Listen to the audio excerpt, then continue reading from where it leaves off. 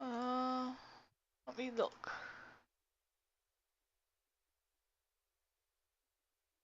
Alright, I am good here. Which means I should be good on the other one.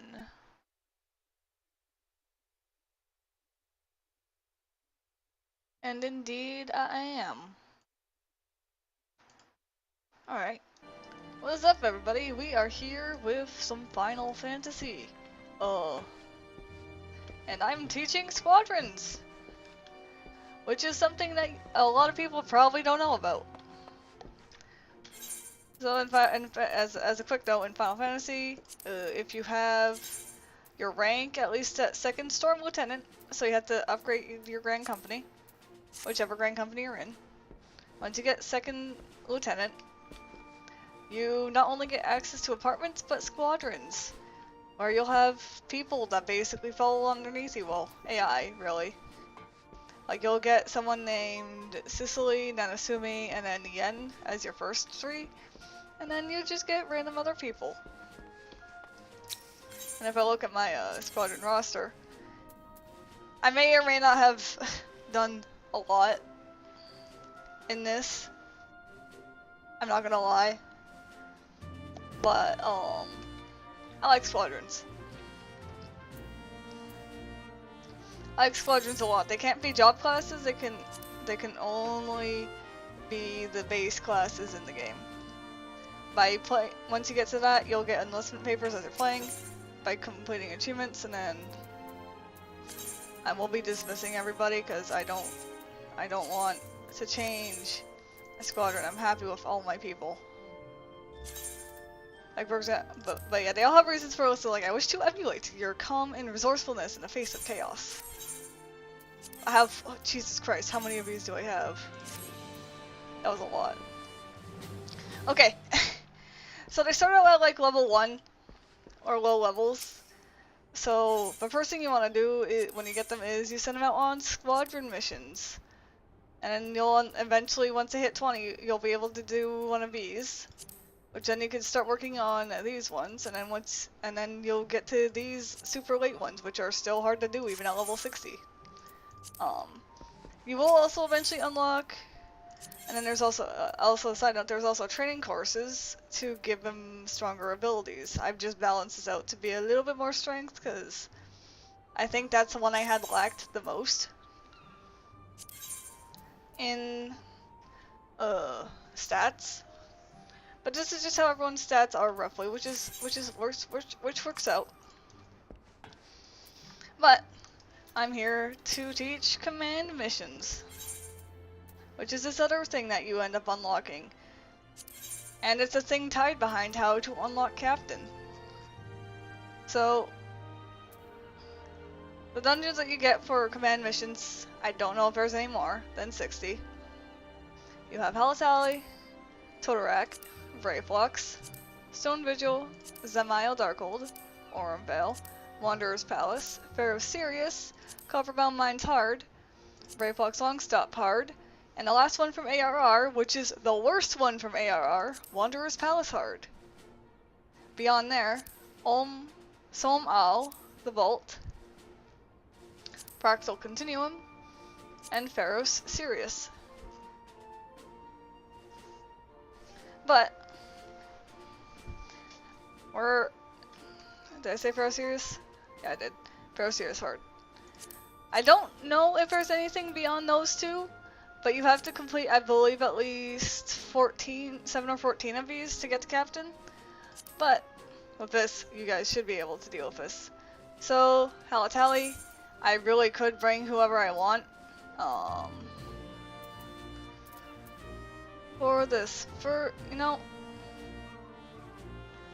It's not gonna necessarily matter for this first mission. I will bring these 3. And I will be the healer.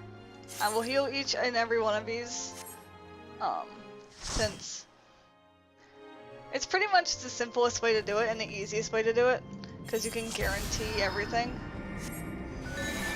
So, why is that here? That should be over here. I don't know why that was moved. So, in squadrons, You have this button called engage. You have to tell them to engage.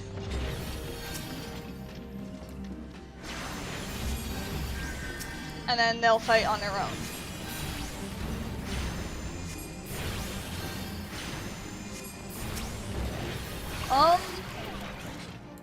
You won't notice it now, but you will definitely notice much later that their stats are a little bit more stronger than they normally should be.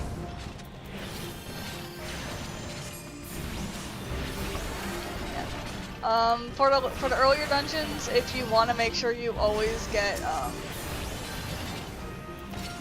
the right amount of tome, a good payout, because you use seals to go into these, but you get free loot each time you go through.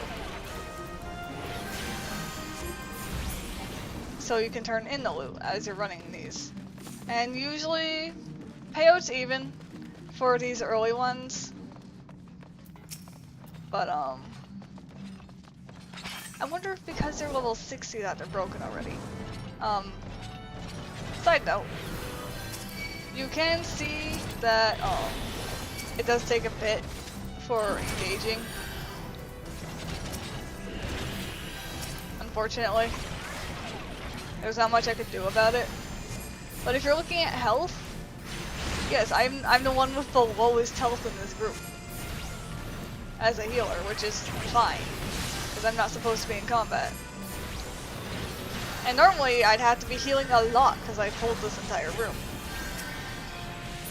Squadrons have not been affected by the stat squish. And I guess this is also the other reason of why I'm also noticing that they're pretty strong right now, because they're level 60. Because I remember running this and this not being as easy as it is currently. But yeah, basically as long as you're monitoring your enemies list when you are healing, you'll be fine.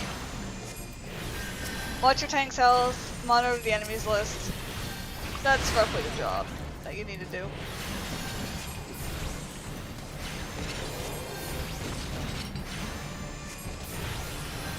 Yeah.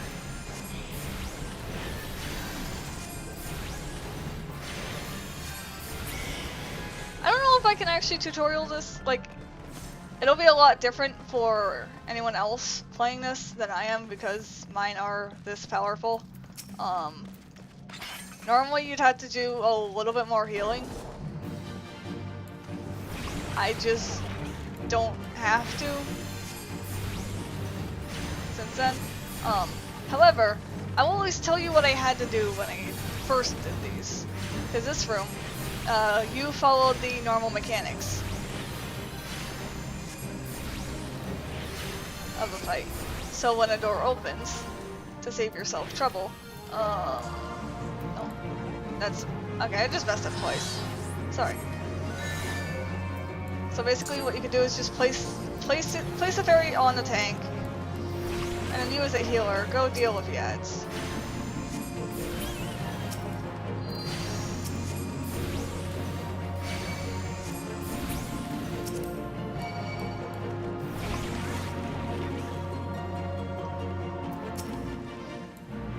And this is basically how you were able to manage things, occasionally throwing a heal on the tank when needed.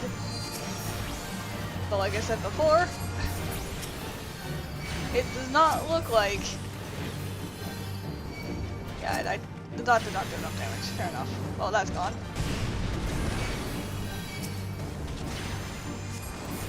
Which is fine.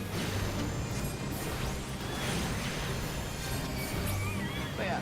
It's basically you just leave everyone on damage. You don't have to really boss them around.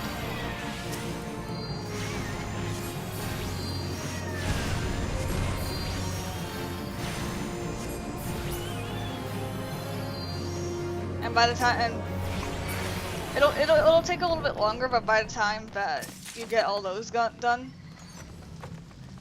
the boss will be close to dead.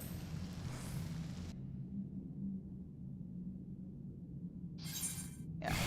I'm trying to figure out if, because they hit their max level, they just have this massive boost in frickin' skills. Because if that's the case, that's gonna be frickin' broken as all hell.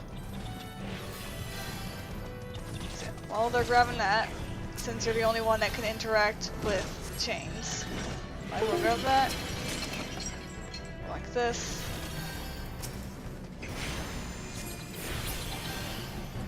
I don't remember telling you to follow again, Eos, but okay. I guess I did, or it reset when we got there. I'm choosing Scholar specifically as my main, because it's my main. And it's also the most reliable class I can do it with. Because, as the title implies, for that you get for clearing some of the Scholar classes. Job quests. I don't know which one it is, but you do get a title which is the Strategist from something behind the Scholar.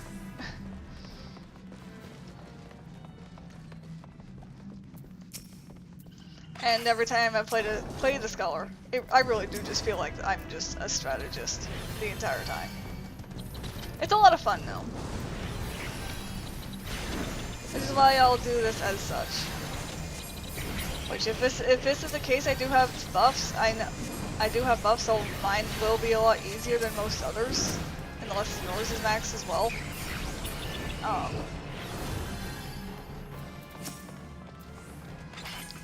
In theory, everything is doable that I'm doing.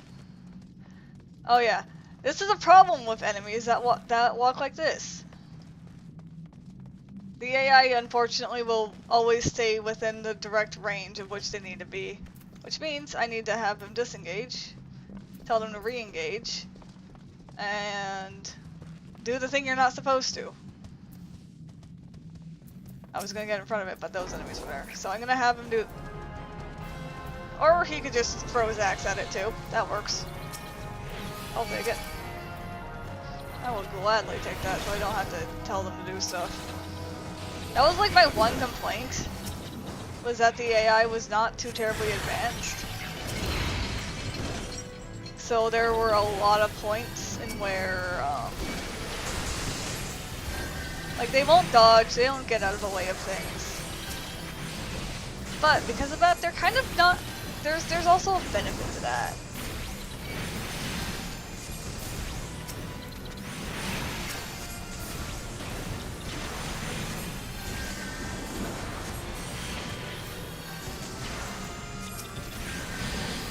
You won't have all dungeons open, but this is actually a pretty quick way of both, like, if you don't want to wait for DPS keys for leveling,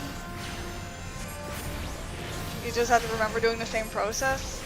However, because I won't be having a healer, I might actually switch to a DPS just so I have an external healer. For Wanderer's Palace Hard, I don't know. It depends on how it goes. Because that one's a weird one. Okay, that's a blocker. We're not going to bother with that.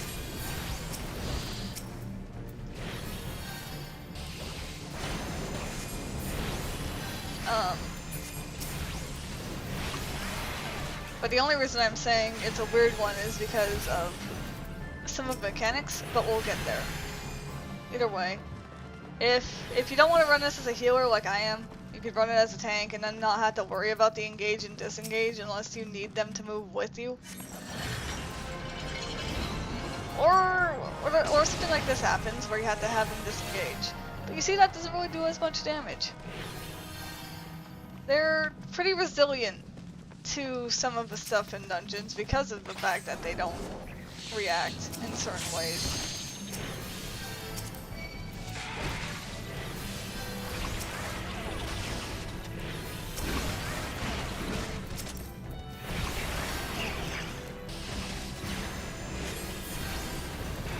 I have a feeling that Coliseum Python's gonna get aggro. Yep. Boop. Engage. Boop. And now I can grab this chain.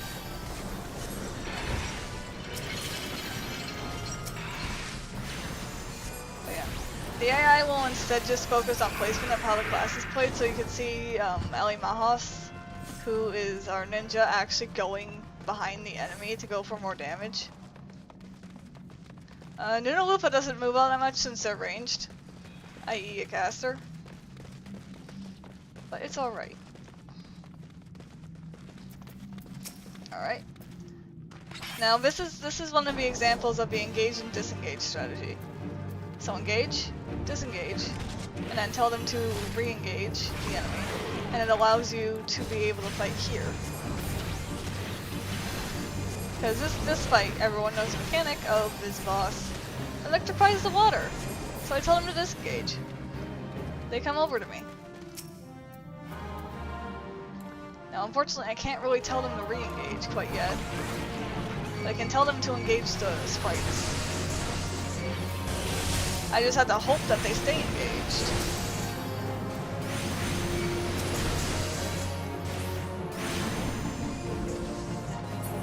Because usually, okay, never mind. I was gonna say, I'm treating this like they take damage to this. They don't take damage to this. This is an example of what I mean. Because the devs knew the AI will not move out of this kind of stuff.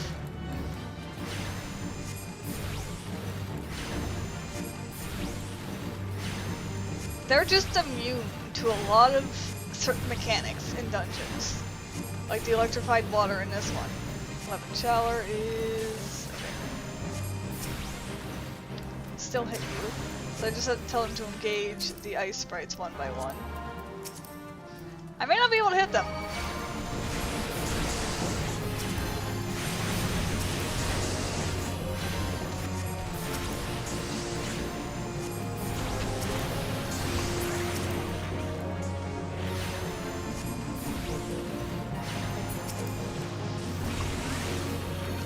Yeah. This boss only goes, oh, it's probably like 3 times, 2 times that voice, and you're fine. But yeah. One other thing. Once you get the squadron high enough, you can actually glamour their stuff. So, after I did a huge, like, grinding the same extreme a couple times over, I just decided to give everyone shiny Shiva weapons. Because I have all the shiny Shiva weapons now, as of today, and that makes me really happy. So here's an example of the engage-disengage idea, as well if you want to do pulls. And then that's how you do it. Let them throw the axe, and let them do their thrown attack. And then they will usually follow it up with an AoE every single time for your tanks.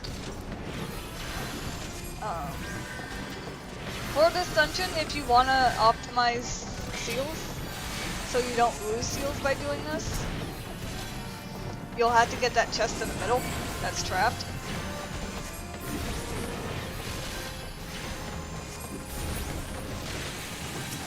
But since I'm not too worried about seals right now with the fact that they have almost max, we're just gonna clear this.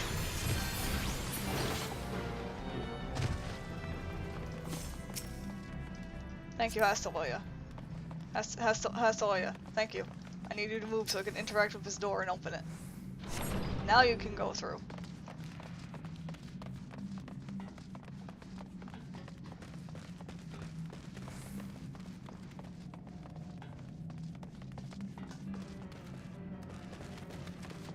So this fight, you'll know that the boss goes immune for things. And the virus sprites to stop that spawn here. And yes, I'm also, technically speaking, going to tutor the dungeons in which I'm in. For sake of brevity, I will place that here and tell them to engage the fire sprite. Which does mean we are going to be moving the fight over here. Because when you tell them to engage, it engages everybody.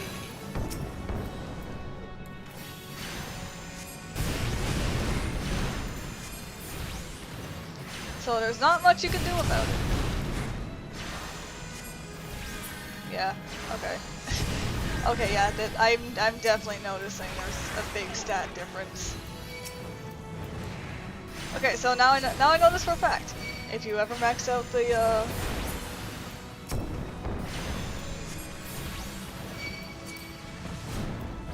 I was just thinking if I could put it on my health bar.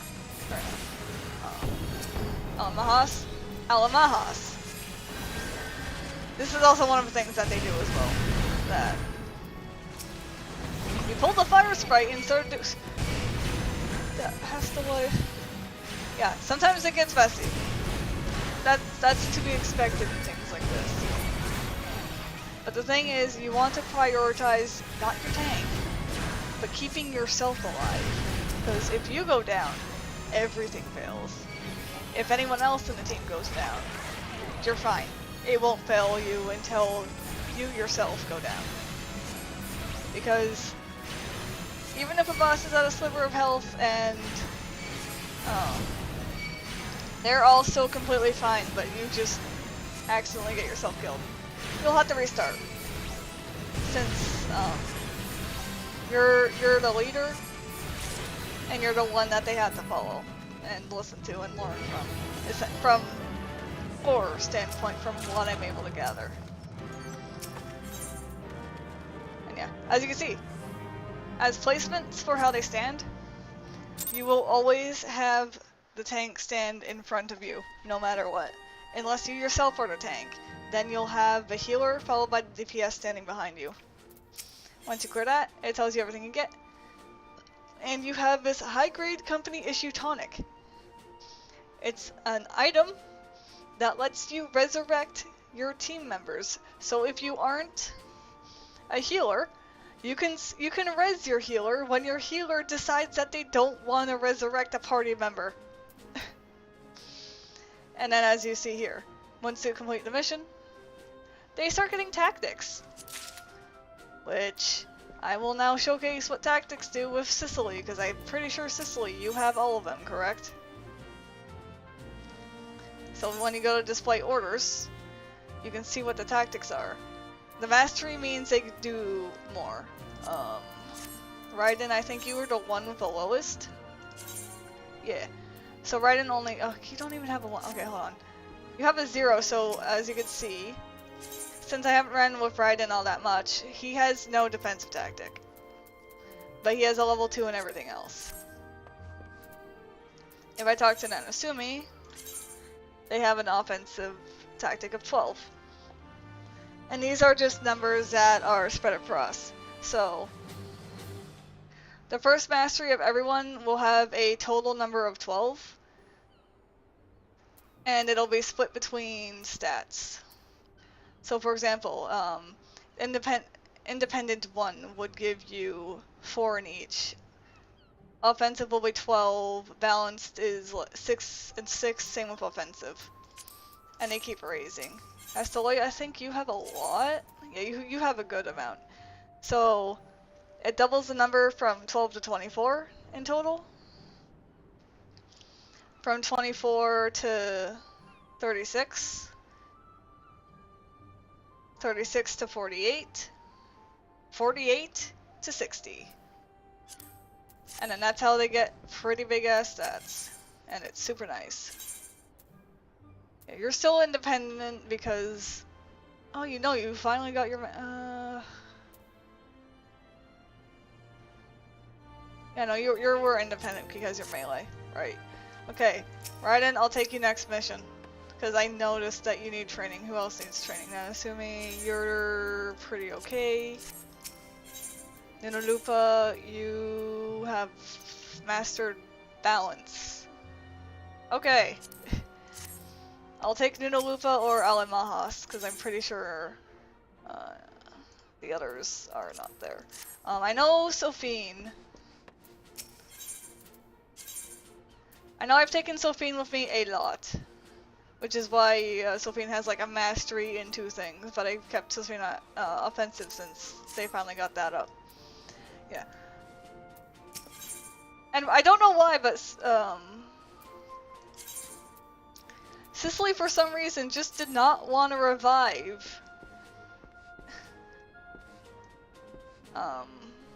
Who's my healer, did not want to revive Yen when she went down in an Aurum Vale run. It was so weird, and it confused me to no end. But we're not there yet. Also, instead of us going to the next one, let us turn in for seals real quick.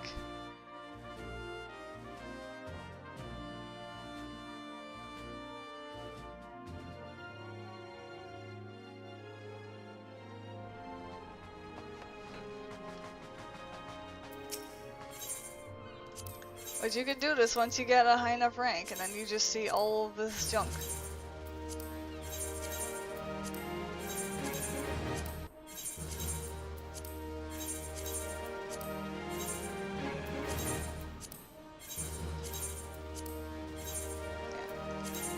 The four things I have at top are not things I'm turning in, just simply due to the fact that my fisher retrieved them for me, and they're actually really good gear. I just have them on me because I didn't know what else to do. I've been doing a lot of gear organization. Alright, that's one. None of these early ones are really that hard. It's when you start getting to the 50s that get hard, and then once you get beyond the 50s, they're not hard anymore. And I wish I was joking. Alright, so Alamajas, I'm gonna switch into Lupa and bring Raiden, because these two need training. And yes, I'm bringing both physicals. You know, yeah, I'm bringing two physical DPS in this.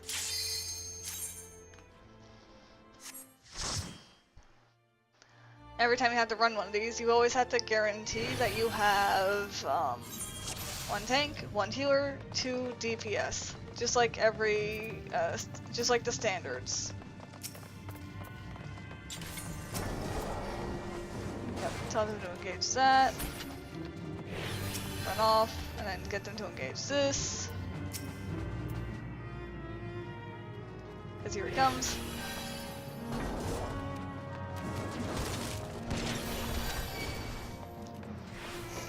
And basically you can treat this like a regular gun. Other than just telling them to engage. I had the wrong one selected.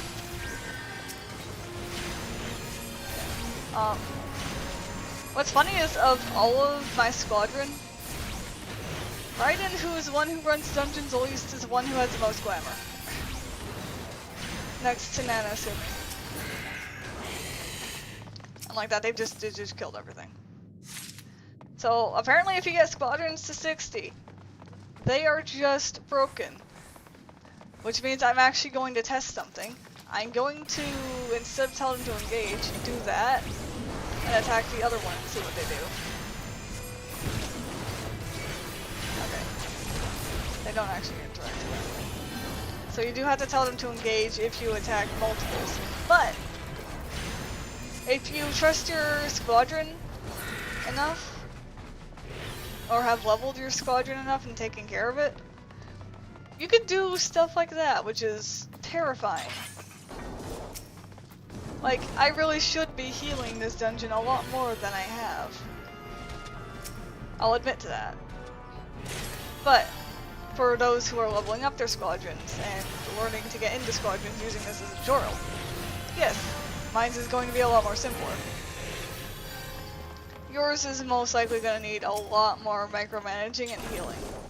But, if you understand the idea of what's going on here, it's not hard.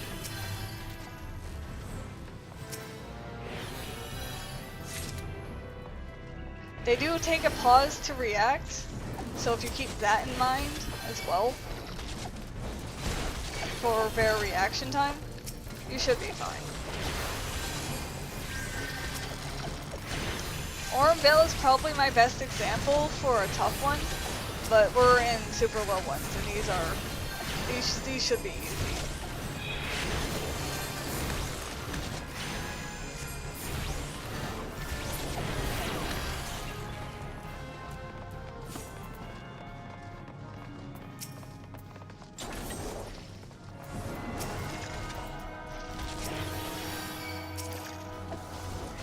if you can't really select them, you can always just use the... Excuse me.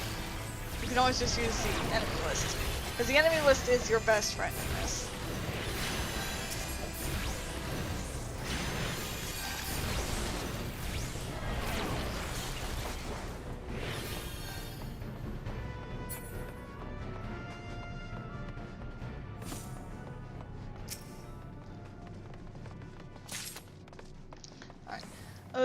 So this one is the interacting with this to make a boss appear, like that, and now I'm immediately going to leave and Asuna myself. Because the thing I learned about this boss, because of a test, if you Asuna poison off of who's ever near them, this curl of Ninetails, the boss immediately will poison them again. Like, even if you assume it. So if I show you here and get rid of it early, it just used it again. But we killed it before the poison actually went off.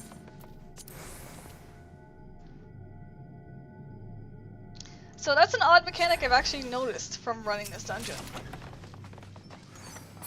And that's not with a squadron, but actually just running this dungeon with some people. Got that. We're gonna keep going, so I'm gonna tell them to disengage real quick, because I know these things drop what we need. I'd much rather not have to run all the way back to pick it up. And we're gonna have them engage these poison puddings.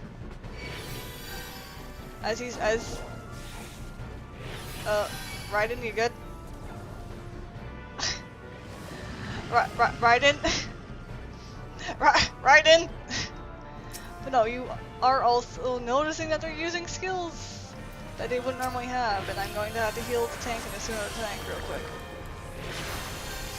There you go. But no, Sophine's actually the best example I have for they don't have skills you'd ever see some of the classes using. Yen is another example, and Yen is actually one of your guaranteed squadron people you'll get, along with Sicilian and Asumi, as I stated previously. But for some reason, there are just skills that this game has gotten rid of, and they've never updated the squadrons with the new changes.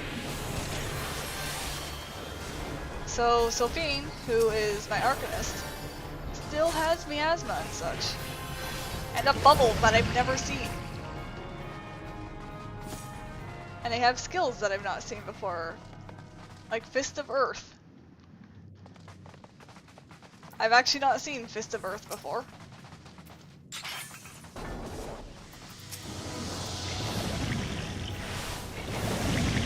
And then if you just sneak your way into here, you'll get a chest unable to obtain because we already have it. Lovely.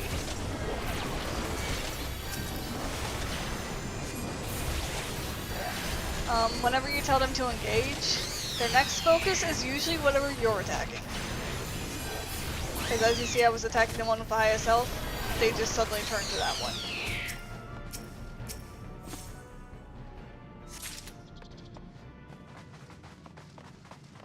And then this one you don't have to worry, because you have to jump, they don't need to jump. Just like the AI don't. They'll auto aggro that. We're gonna tell them to disengage. And then fight these things.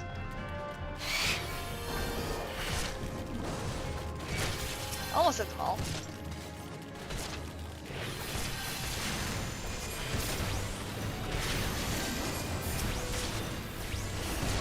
So once I kill that one, because I've been attacking the south lane first, they go after that. Now if I attack the furthest night lane, that's your next target. It's useful. Like if I attack that now, will they do it? Nope. Okay. I was gonna see if the sticky web would actually account for it too, but it doesn't seem that way. Because I've not done like every test with the Squadron. I've just done a lot of Squadron.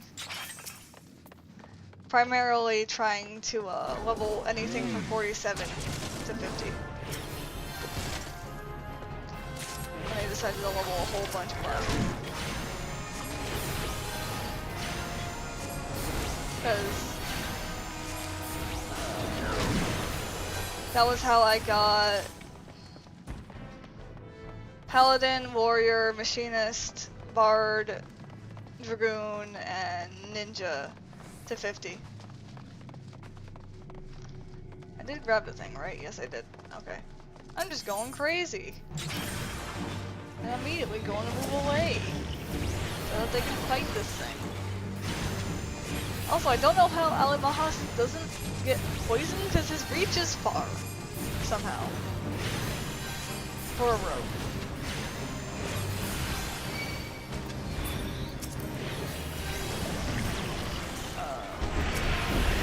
The Warrior Bullets are not really that fun to deal with. You can tell them to engage the two that spawn, and then re-engage the boss, but that's just to pull them off you. Usually. Or the healer, depending on who you have at the time.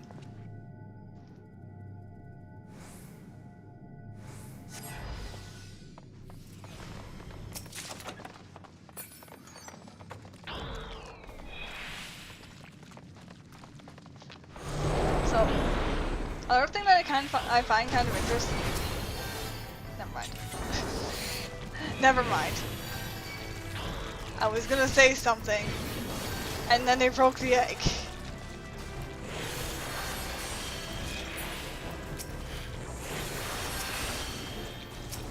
Which I don't even need to use the Asuna on for them.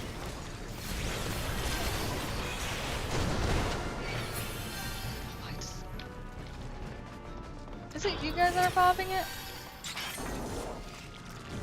Okay, his AoE is gonna hit that anyways.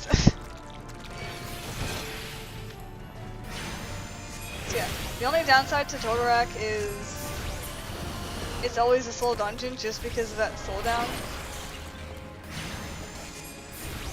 But most of the time, you don't actually have to hit those eggs, the flesh pods, because you can just run past them.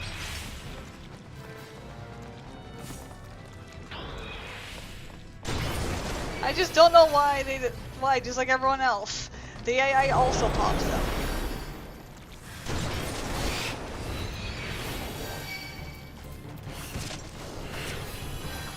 Yeah, like, whatever that thing he just used was like an AoE he has. I've never seen a Marauder have that skill.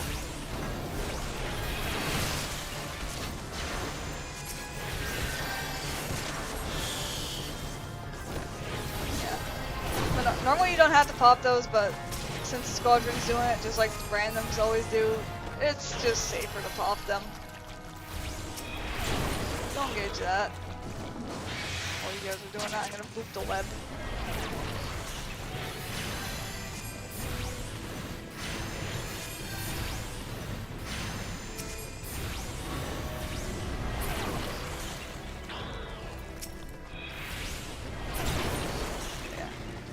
As a caster, you will always have a dot for an insta-cast. So you could just throw your dot on a flesh pod. It doesn't need damage, it just needs to be interacted with.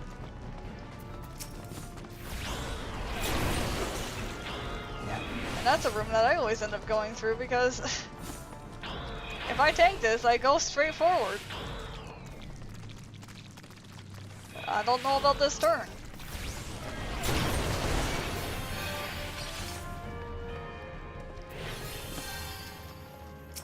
There's this one that a lot of people get hit by.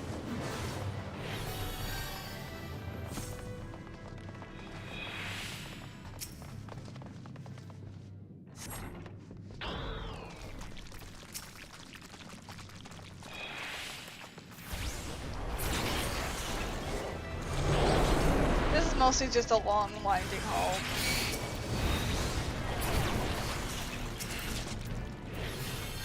Okay, grab that one, and go grab that wind sprite. Yes, that wind sprite, that is not green, but purple. Not lightning sprite.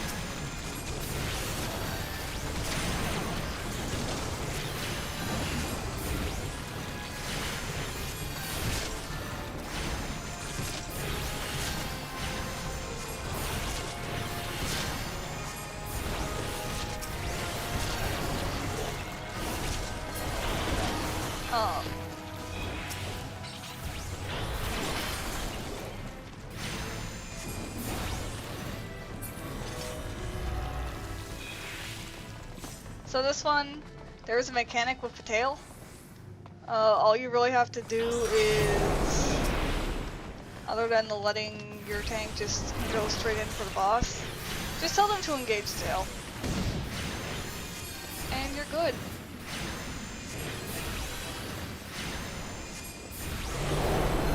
Now, there is a downside, because they won't naturally limit break themselves. I will tell the tank to grab aggro, and then proceed to move, because I don't want to be there right now.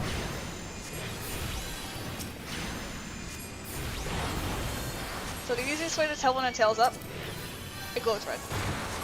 Now, something you can do, the Ungar Max, which is the limit break for the Squadron. You can use it and it gives you a like 15-second damage up. But it takes your entire squadron and everyone being close enough for you to use it. Which for the most case, your squadron will be close enough for you to use it. But you have a choice between your limit break for whatever class you're playing, or that limit break. Yay, Raiden, you're getting your tactics up. Now not only, and other things that you'll get rewarded from this, other than EXP, are these Aetherite tickets that can go straight to your Grand Company. It's only really useful for this one because, Ulda's is right next to the Aetherite crystal. Gridania's is right next to the Aetherite crystal. Limsa's, which is Maelstrom, the one I'm in. You have to teleport to Aft Castle and go to the upper decks instead of being on the lower decks.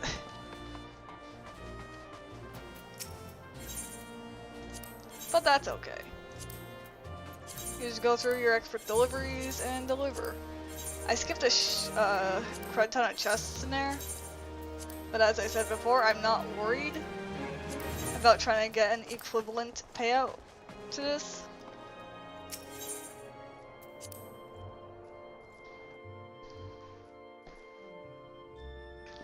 But every time you enter and come back, you'll be able to see things.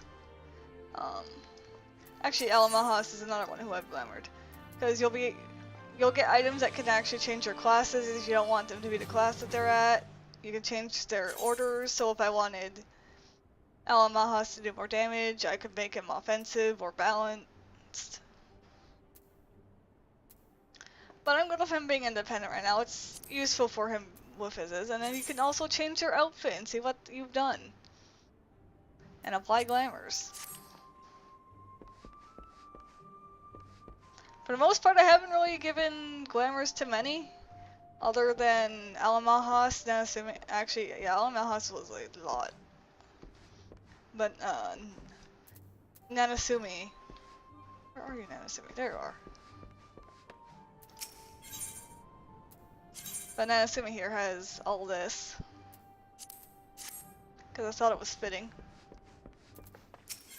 And then I glamored Raiden because I don't know why.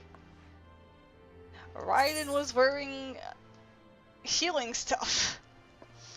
And he was a pugilist when I found him. So I gave him all this stuff. I let him keep his mask though. The mask looks good on him. And he's also the only one that came with a headpiece. Everyone else did not come with a headpiece.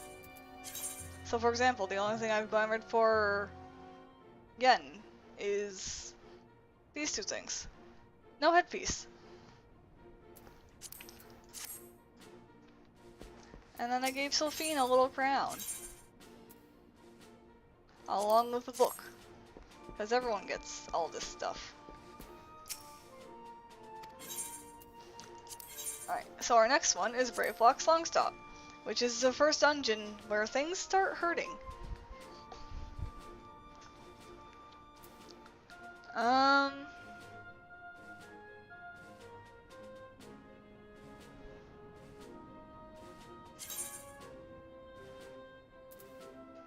I will switch Alimahas for Nunalupa.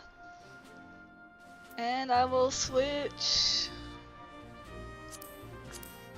I'll switch every once in a while, just so you guys can see the differences of things.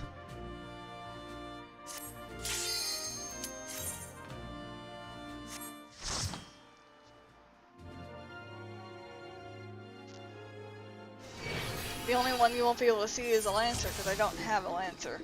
I have every other one. Because... if I remember right... 1, 2, 3, 4, 5, 6, 7, 8, 9. Yes. There's only 9 of those that exist, and you can only have a total of 8. So just like you do in any other place that we had run before, tell them to engage, and then just keep going.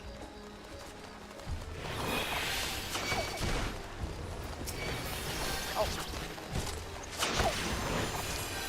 There we go.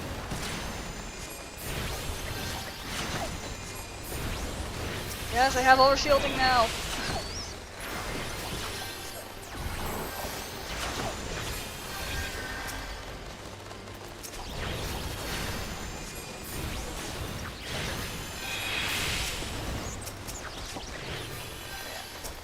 One of my favorite healing types is just overshield, hence why I'm choosing Scholar as, which is my main. But yeah. Even though I've seen Sage and see how that works, Scholar's still my favorite.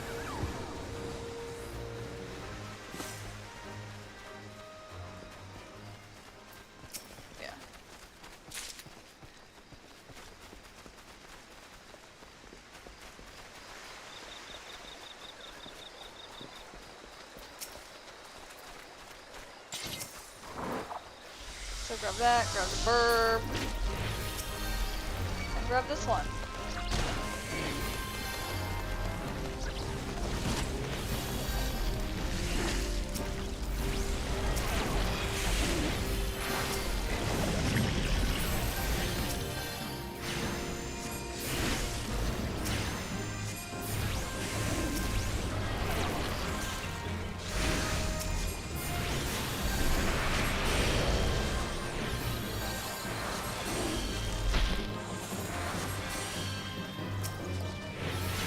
Don't know why I needed to remove silence from Raiden, but I did. Raiden. Not sure how I'm supposed to say that name. Alright, now, oddly enough, I'm gonna actually have Yen engage the back enemy. Because of that. Specific, because I know, when they engage, after they use a throne skill, they will immediately follow it up with an AoE, which hers is a round herself blind skill, and then there's whatever all those skills are.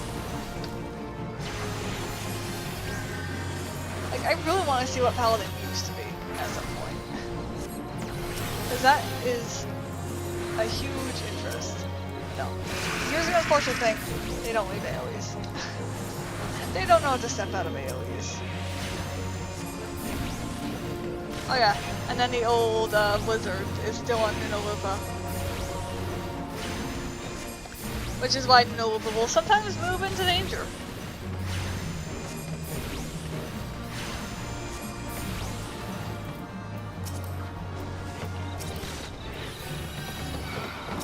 You guys go grab these things real quick.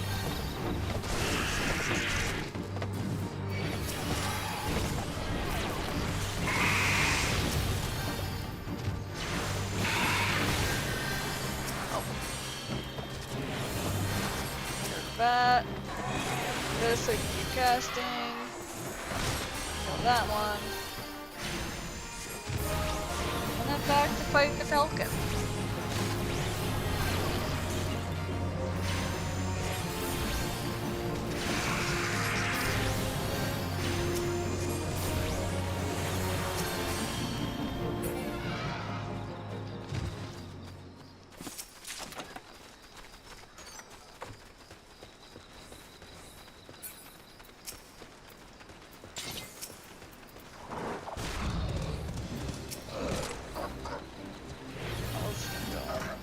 Again. Again. There you go. Nah, I'm not gonna test it.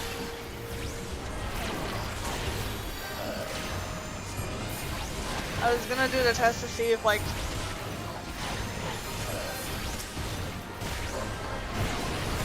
pulling the next route, which I might just pull the next route for now.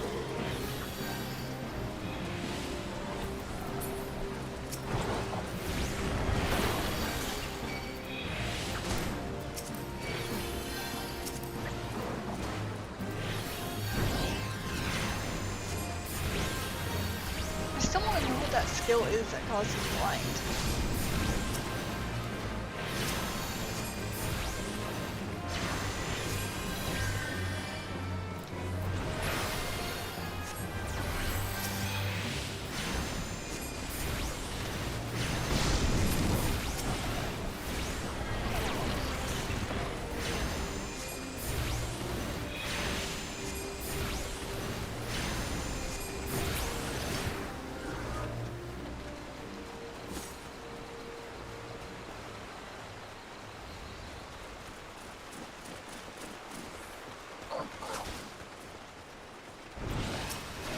And like I said, like I could grab and save all of them as well for more chests, like I saved before, to make these worth it. But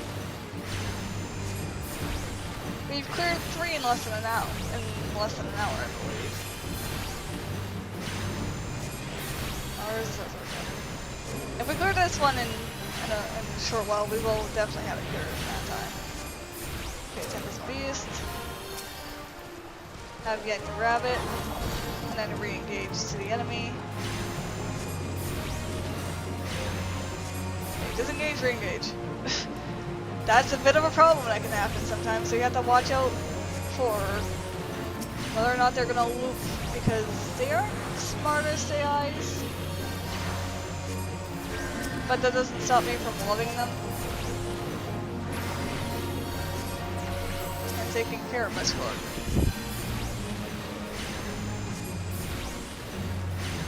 Now, Brayflox, all thoughts, don't make me slap you like I do in most of the times. Brayflox, I will slap you.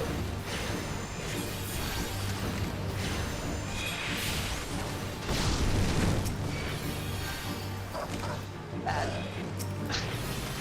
But no, I just did that more as a joke, because Brayflox will almost always run to whoever is the healer whenever he pulls the boss's aggro. And then he'll just do like an attack against it, and the boss's aggro will drop after you get hit with fire. Because why not? It's dumb. It's unfortunately part of why I'm not too terribly happy with Brayflox all talks.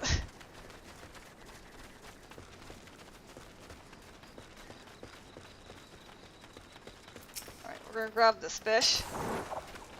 And we're gonna disengage the fish. Oh no. Nope, we're just gonna engage. Right here is fine.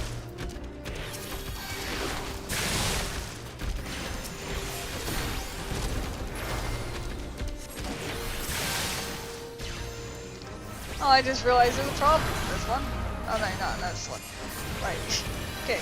My brain went straight to Brayflox Longstop hard, and I was thinking about how to deal with the final boss. I'm like, wait a minute, I don't have an AoE. How am I supposed to deal with this? This is hard. I'll have my AoE for the hard version. And yes, you will want to have an AoE for the hard. Okay, you know what? Fine. Here you go. Yeah, just grab everything.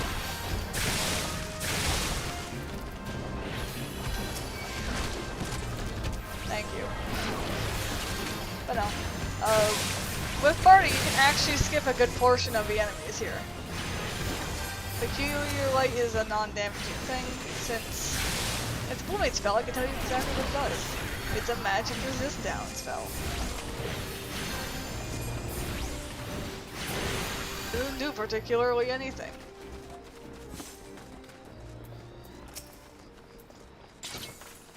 But no, it's these enemies I was trying to go for.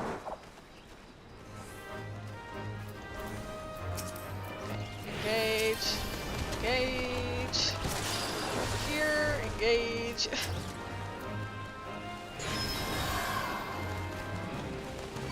A specific fish. And this one.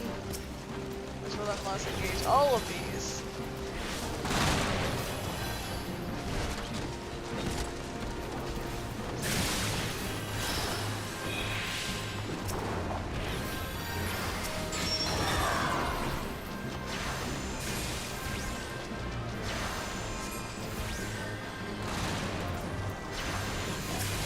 Now this is the really big pull I'm doing.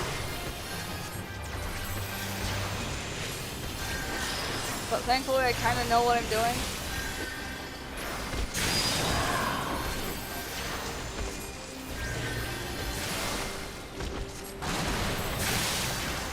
And there's a lot of damage mitigation that this tank has apparently.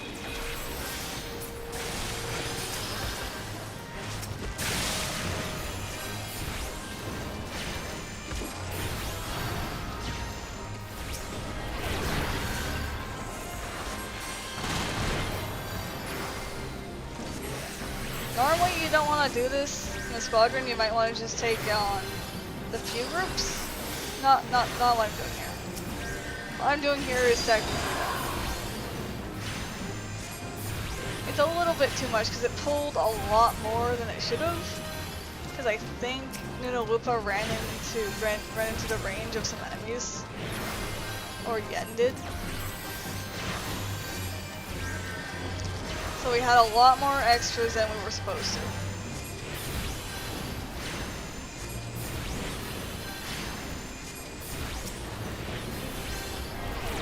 So yeah. For squadrons, you always want to take it slow. I will always say that.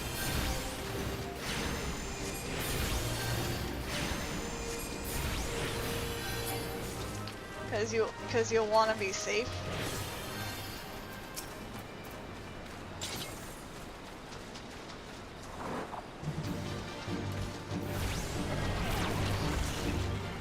Now this one's a bit weird.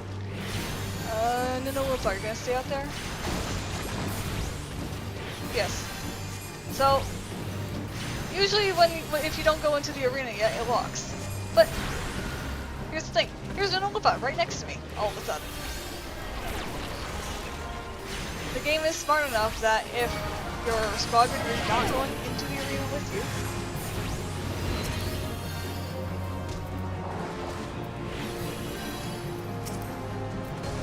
they get teleported into.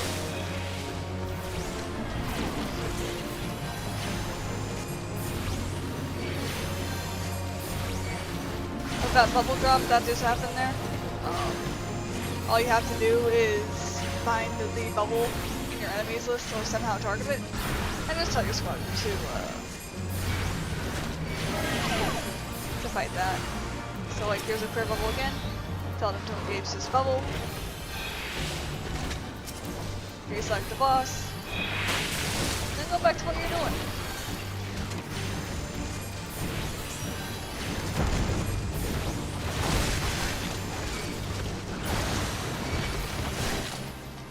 And here's Aegon, who has probably one of the most terrifying poison debuffs in the game. Because that number can stack. That's the only reason it's terrifying. Because it builds. Yeah, they'll keep doing this until they're no longer aggroed. Yeah, guys, you're fine. And they'll very quickly catch up to you. Even when you sprint, they will also sprint with you. What is that? I've not. Okay, that was Bulwark. I barely got a chance to read it, but that said Bulwark. Alright, grab that, that.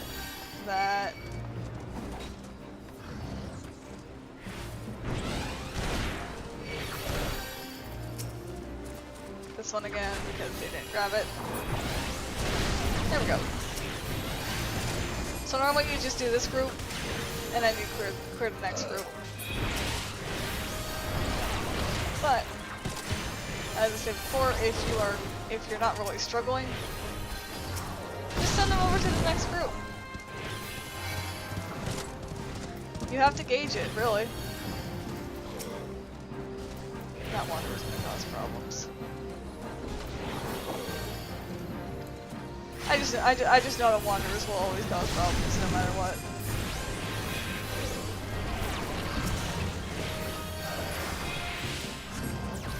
I think Noodle would just have use mana at some point. Huh.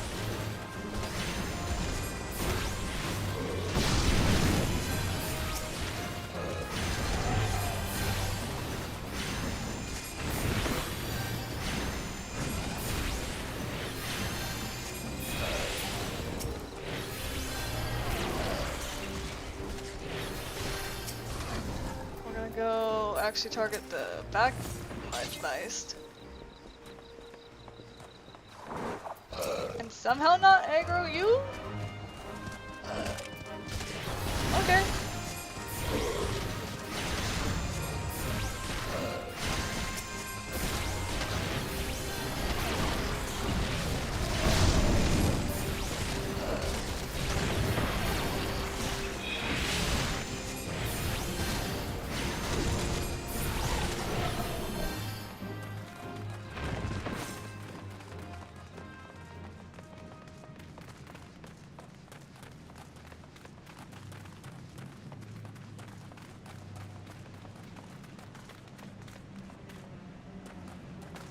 Now we get to fight the big green dragon.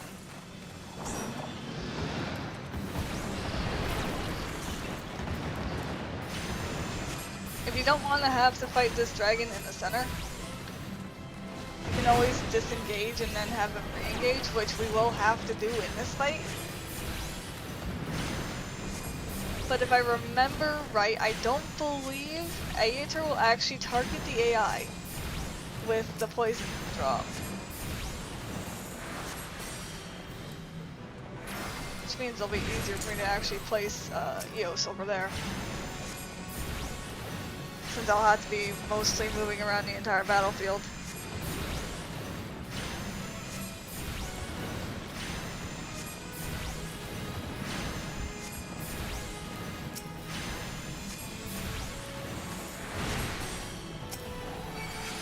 Yeah, there it is. Over here.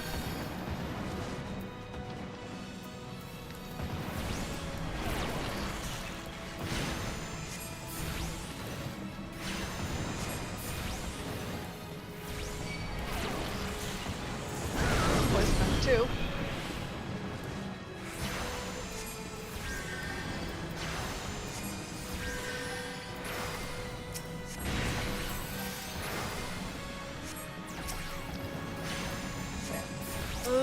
Nah, I'm not going at all. Get that. Now I'm gonna move over here. And we're gonna LP. He does just throw them into the boss. That's probably best positioning. Is he into poison? No, cool. But yeah, you can see what I mean. Boss will not target the AI with the poison. They'll only target you, whether you want to be targeted or not.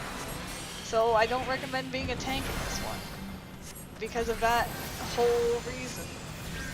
But you can see, the AI themselves are immune to said poison. But we cleared it.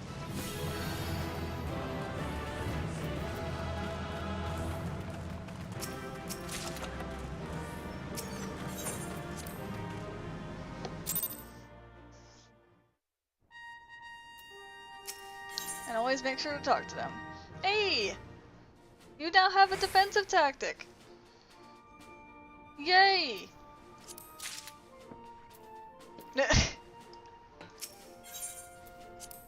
Nice.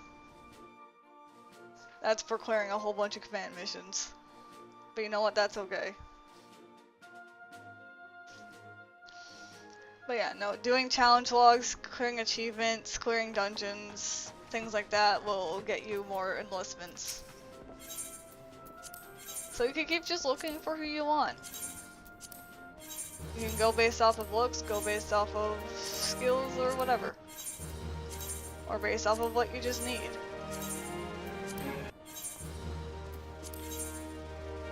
I should probably go spend seals on something real quick just so I don't keep, sure. So I don't cap out on it and waste these. Yep. Eggplant? I don't have you. Cool. Free minion. What's your description? House Eggplant has faithfully served the loyal line of Tomato Kings for 18 generations, never once betraying the throne. Until, that is, the night of a 19th generation laid eyes on fair Magdrador Queen. If you eat too many of this vegetable, you'll turn into me. The common wives' tale. Okay, cool. I keep forgetting I have these. I don't need these. I'll turn them in. Hold on.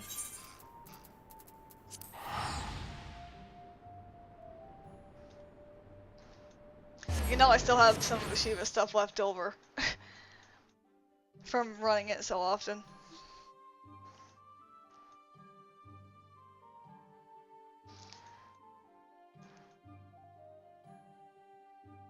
Well, like I said, I am mostly going to be teaching these as healers, also I get long load. Yay!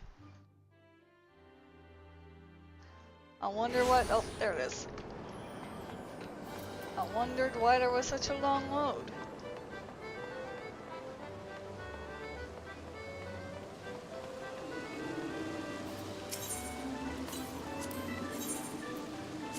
Sell all of these. Alright. And now I'll actually take advantage of one of these.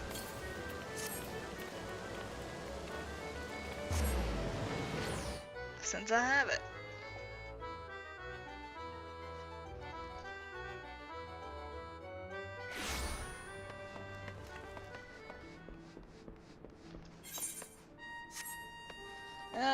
Since we're here, we'll quickly repair.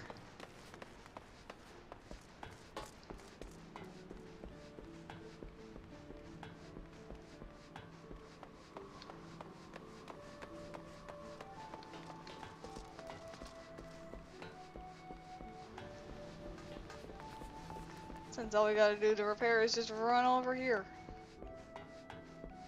And talk to Leofrun.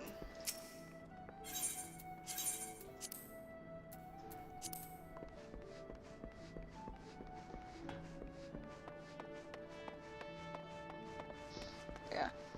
Currently we've not been gaining the seals as well, although I did see I had more than I thought.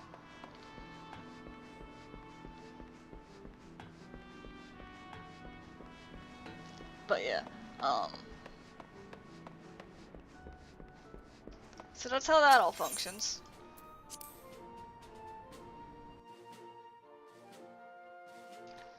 If you're running this as a DPS, you basically just need another, right, command missions. What's our next one? Stone Vigil. So, because I said I'd be doing a test, or not a test, showcase, I'm gonna switch to my lower tank. And we're going to do the Stone Vigil, but as a tank. So we're taking Sicily with us. Sicily and Sophine. Yes, Raiden's gonna still stick with us because Raiden does still need training. Well, more runs to get the tactics. The more you have that, that person run with you for squadrons, the more you have for things. So this is a very much not fun for me to tank. So they can heal you. They heal you very well, but they always will heal you like their check for need healing. Yes, no, half health. Usually. And here's this bubble I'm talking about that Sophine has. What is this bubble? I've never seen it, but it looks so good. Like a good skill to have.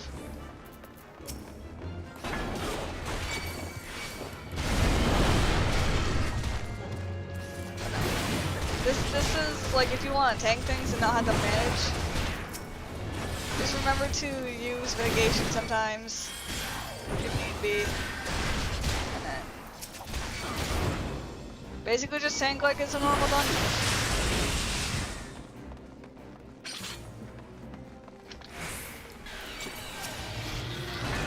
Like this room right here is gonna suck.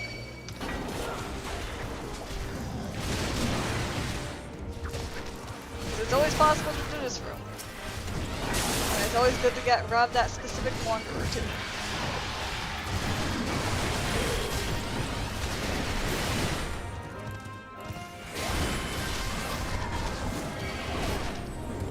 Even though I know Sophine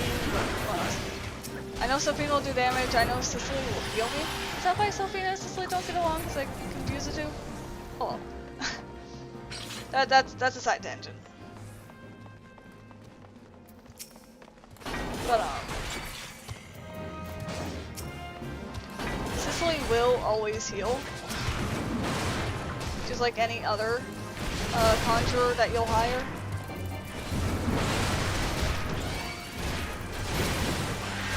It's just very not comforting for myself, for what my friends and I usually do, like Ray, Wild, Vids. We're usually there to make sure that your health is just never below half, ever. And then the AI strategy is heal if you're below half. So it's a little jarring, for me at least. But if you're used to people like as long as you're alive, it doesn't matter. Then this is fine.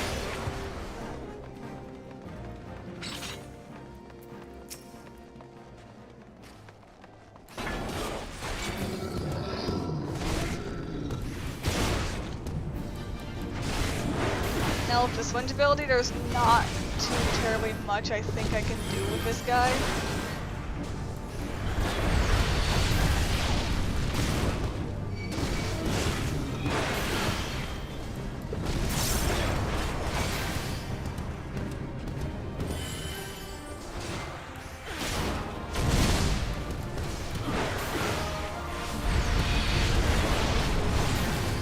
I cannot tell if... No, they were just standing in the not. Also, as a side comment to myself, I am very happy I did glamour all of my peeps' weapons to this, because it's actually really cool just like being able to look at our team and seeing like all of this shiny ice stuff. I love how they look. Oh, there's Swinge. Right there. Oh. There's Swinge again. And it's it.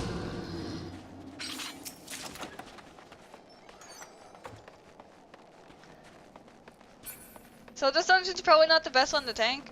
Also, I just realized I'm gonna hit level 53 from this. Oops. I mean, this one's not level 60 yet, so that's fine.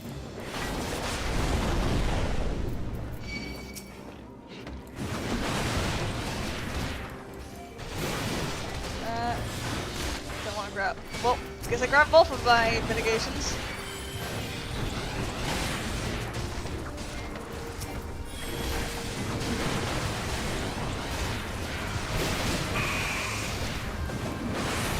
Now these can sometimes get really messy.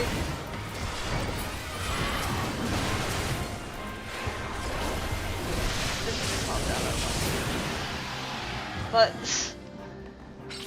because I don't know what it is with that Arcanist skill, but Sophine does so much AoE, like so much AoE damage. It's a little ridiculous.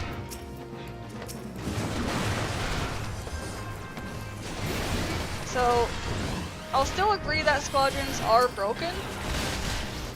Well, they are broken, because they aren't affected by a stat switch. As you can kind of tell, if you look at Sophine's health, it's very close to my health. If you look at Cicely's health, it's just barely below my health, and then Raiden has above my health. Or Raiden. I don't know which one it needs to be pronounced. I'll probably end up saying both. I think I end up saying, like, I think it is actually Raiden, but I default saying Raiden because it's my own character's last name. And I always find it extremely jarring whenever I see characters use it for some reason.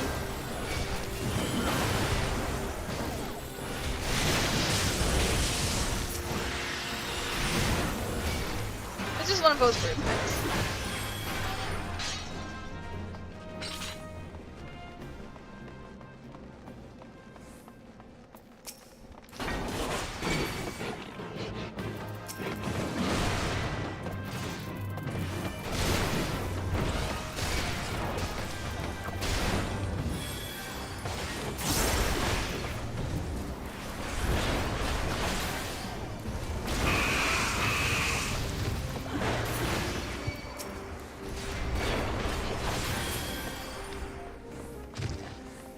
The one thing that is risky about being the tank is that you know you will always have the aggro.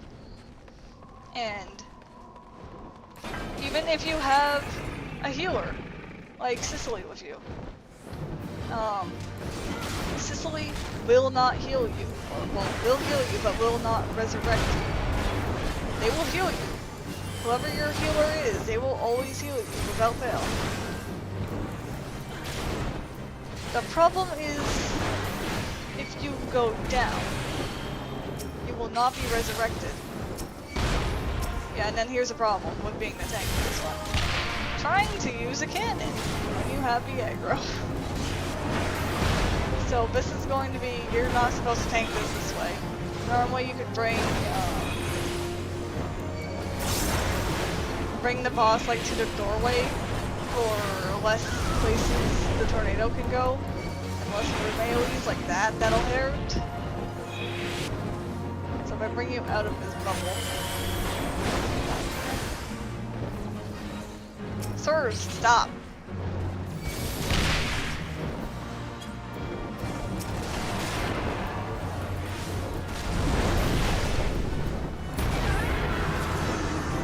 But if you don't like the disengage and re-engage order, or like always ordering to engage, you can just run it as a tank. There are just some risks involved.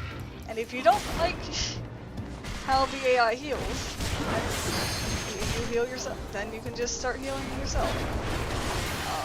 I will also show an example of doing DPS, so I'm going to be DPS in Dzemael, which will be interesting.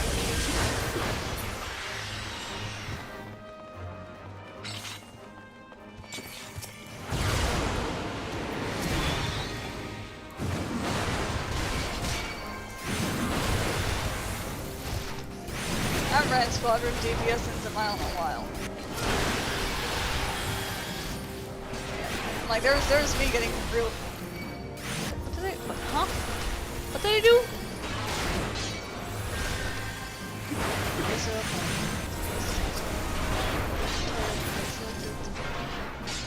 Oh, okay, that has a secondary effect. Okay. I just profusely confused myself. Don't worry about it. I totally play this class often enough to know what that does. I really do not tank enough in this game. As you can tell.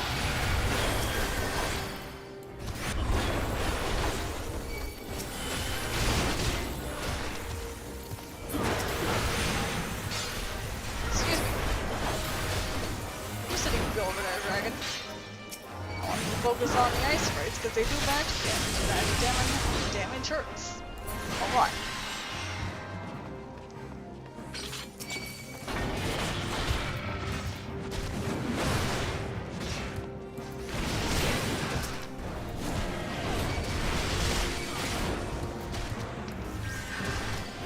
Can't do that because my health is getting way too low. Sizzly, help! Thank you.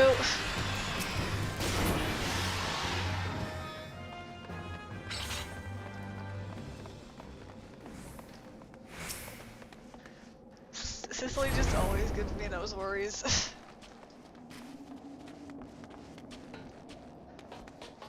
And now suddenly, the ground has become purple.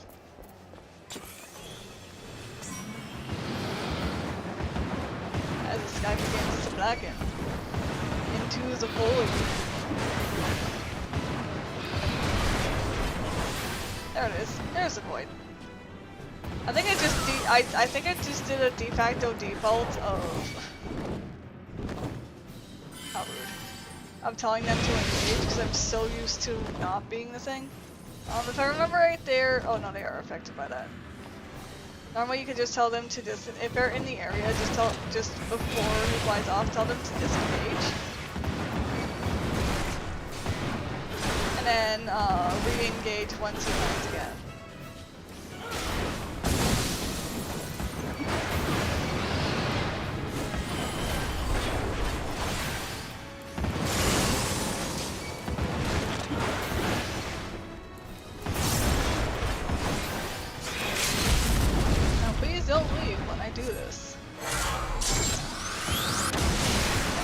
That's also another thing you have to keep watch of. It will freeze you in place, and you can't really break out of it, unfortunately.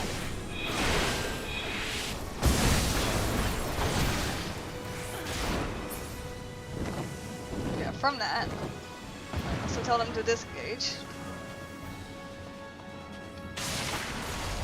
Oh, that's interesting. They will only target me with it. So if I stand still, Cicely will start using sooner, right? We have to move them, so I'll tell them to re-engage so that they stay there. There we go. So that's one way to deal with that if they are just taking way too much damage from that attack. Just stay on the move, don't stand still, and just keep on having them follow you out of that. If you need practice for following mechanics, have a friend follow you around and try and move them out of AoEs while you're fighting like some small things. If you want to test that. Cool, he's card to seal.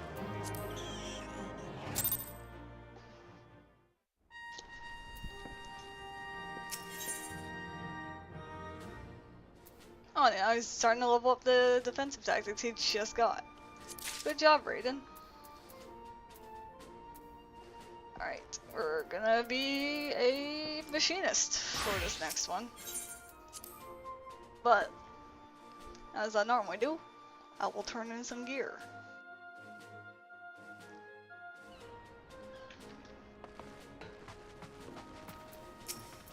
Yeah, Dzemael Darkhold would have been a better one to showcase tanking.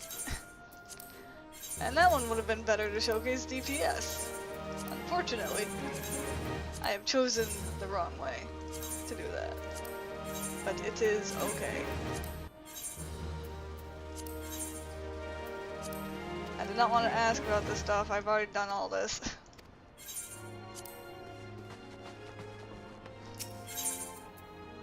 I believe that is chest 2. No, that's food.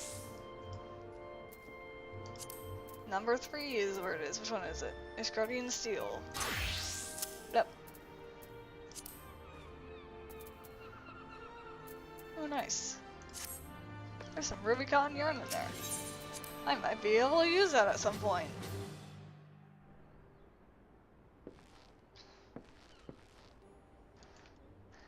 Hello, Shadow Cow. Welcome to the stream.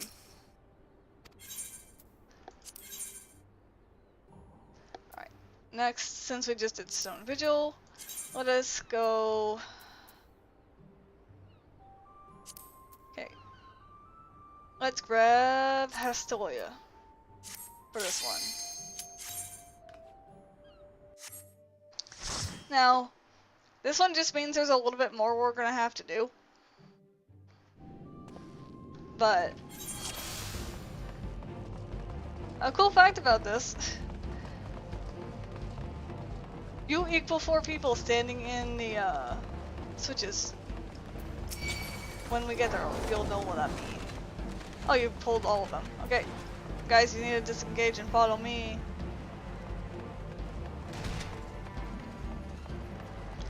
Because the mechanic in this dungeon is you need to fight in the purple areas to be safe.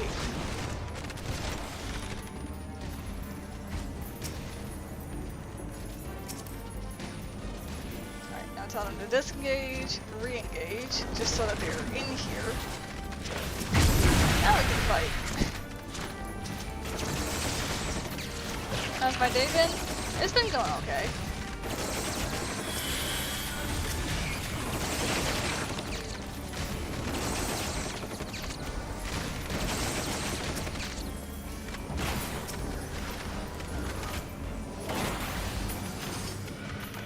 I'm just doing a tutorial for how command missions work. And we've already done all the basic ones. And we've already almost finished all the basic ones. Yeah. Engage, because I know the all-seeing eye is gonna hurt. Disengage. Come here, guys. Re-engage. We're gonna get rid of that guys, that one specifically because it is not in the purple area. The safe purple area.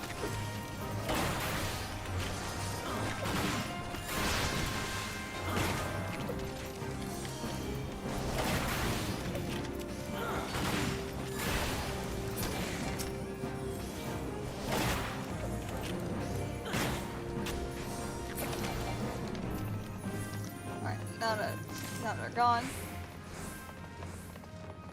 Here's an example of how fast these will go. Because they won't necessarily stand in there. But it goes really fast. Because here's the thing coming in for damage. But if I just do it this way, yoink.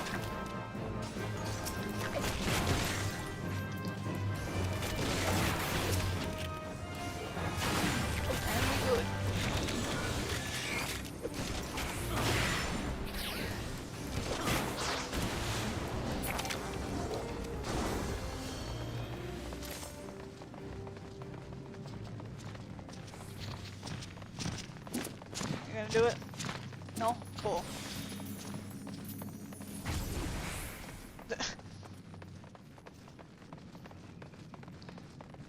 So here's the fun room. This is a room you can usually get a lot of trouble into.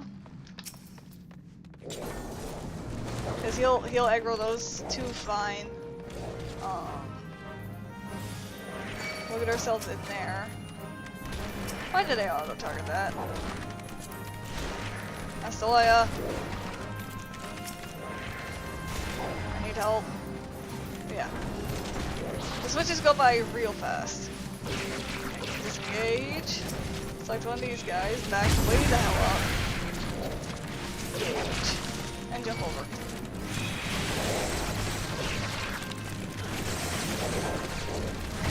This is just... Oh, he's dead. Lovely. So... Here's an issue that we'll see. This does usually happen sometimes. Unfortunately.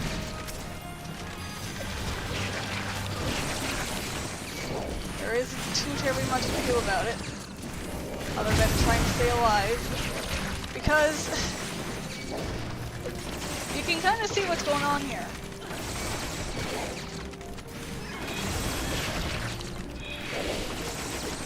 Sicily is prioritizing to keep myself alive, not reviving the tank.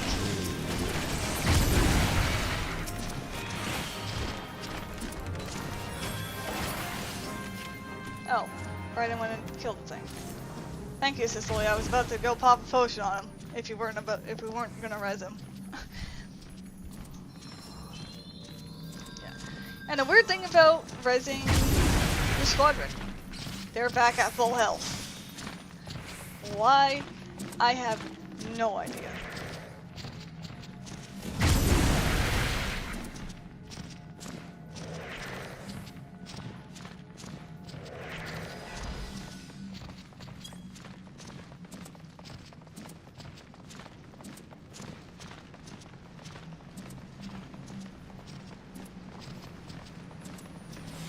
Now we get to wait here.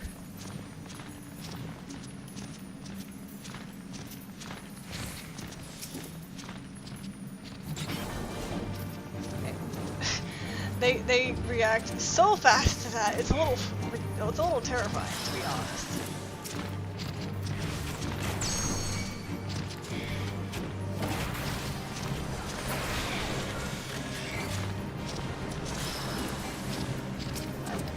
Not heavy slips? Oh, good.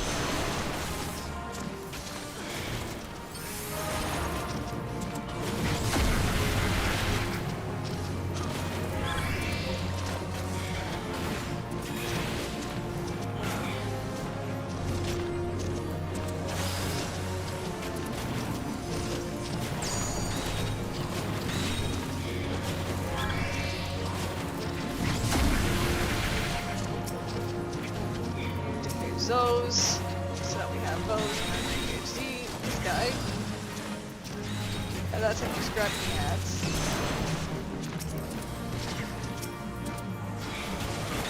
We do not want to have these ads be on Sicily, who's standing outside of the purple stuff. Which again, as I said before, it's not the end of the world if the AI does that.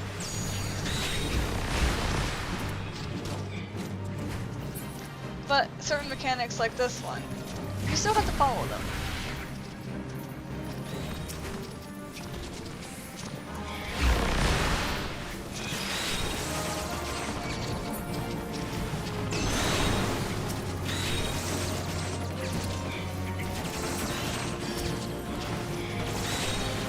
And actually get rid of the ads.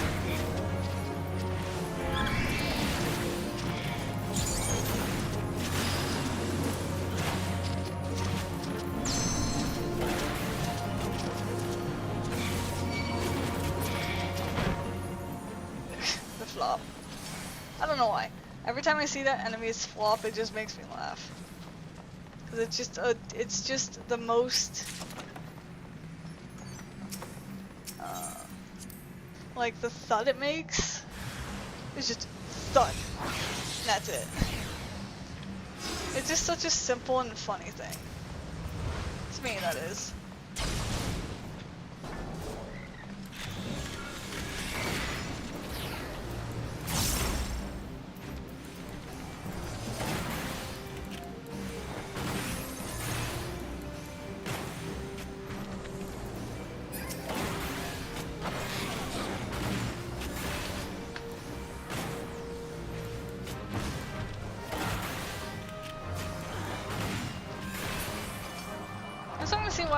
I'm starting to remember why I don't bring Raiden much into these.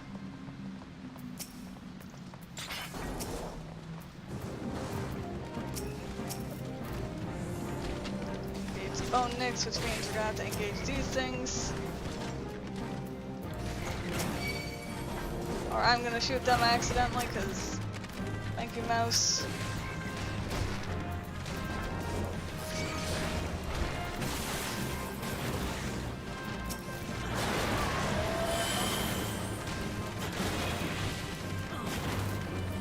Disengage, get out of that, re-engage. Here we go. Okay, Froggo is gone. Unfortunately, I'm playing a class that can't support with healing. But there's only really so much I can do.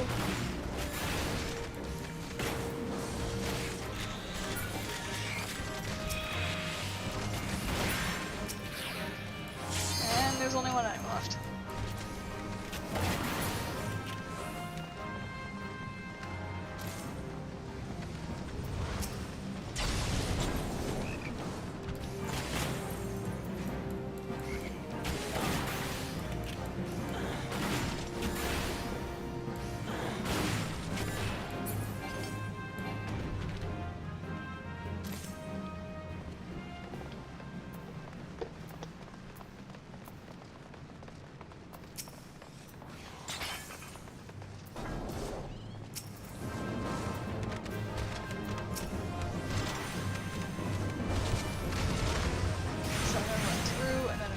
Engage them to move them all the way up here.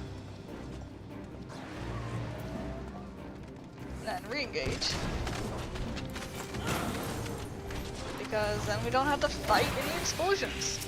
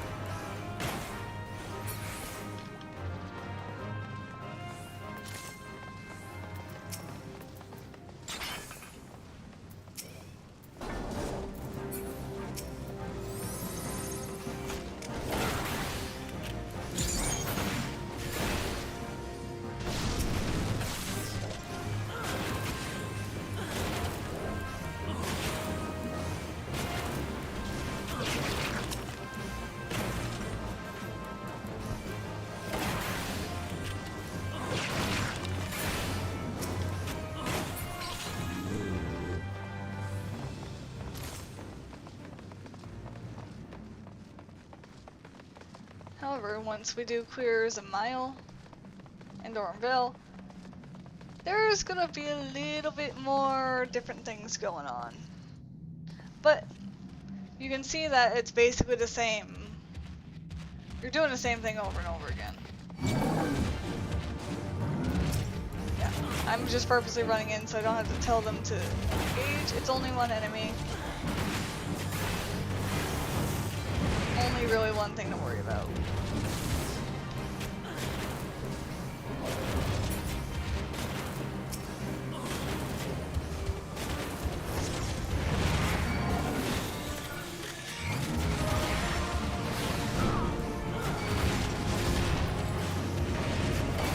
And just hit all the wrong ones there. Oops.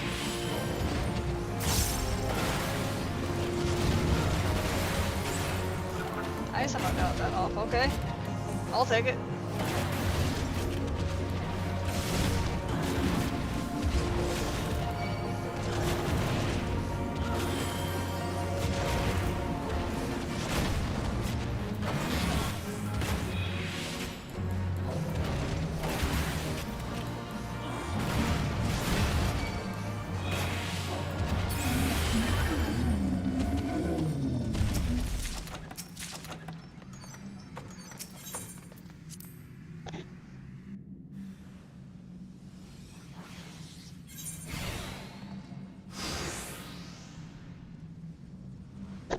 Alrighty. Now, time to deal with these things. Engage, disengage, engage, engage.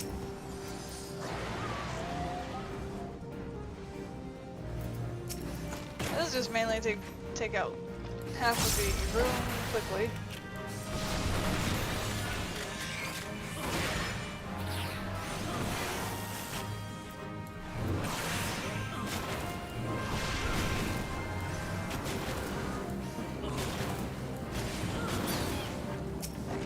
not a problem.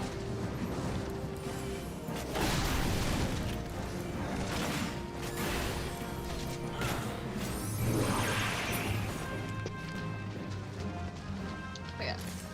Fortunately, the more you use your squadrons, the better buffs you get, which is those tactics. Like, you go from having a no buff, 12% buff, 24% buff, 36% buff, 48% buff, and then a 60% buff. It's like, they're really good buffs. Like, they really are. Thanks for using Cure 2. You know, that's one thing I don't know if Sicily uses Cure 1 though.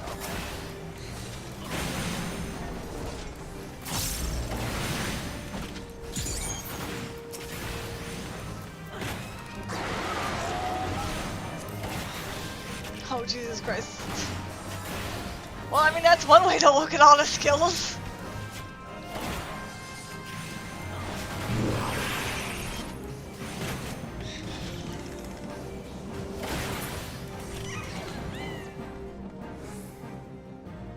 Jesus.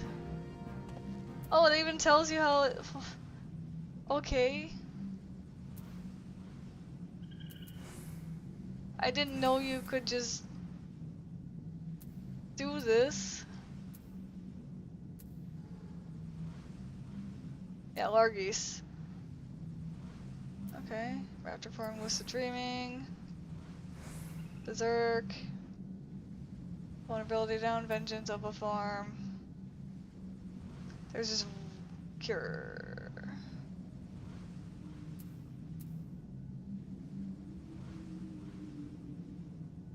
That's the way I recover. Okay, that's from Fractal Battle. Oh, recovered. Sleekcast Cure 2. Okay. Good to know.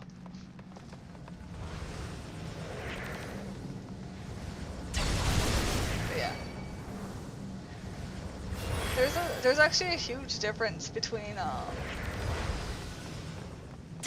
having one person to having 4 people on that when you're actually with players.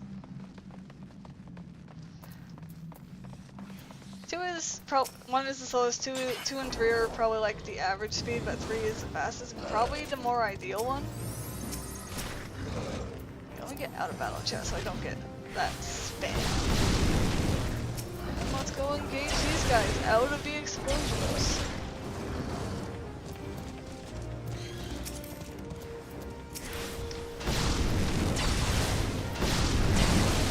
Now I can get through, disengage. Engage.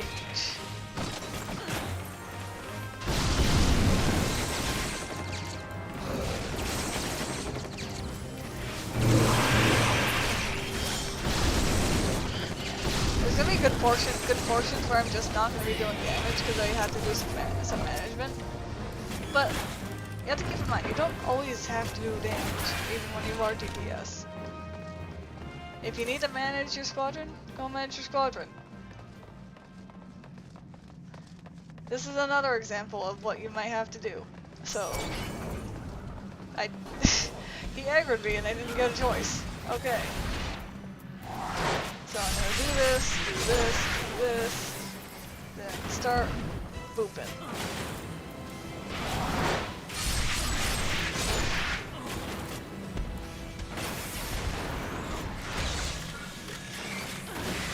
That won't matter. So, we do have to tell them to engage this, but fortunately, you can just keep in mind that you're only going to ever be the person targeted.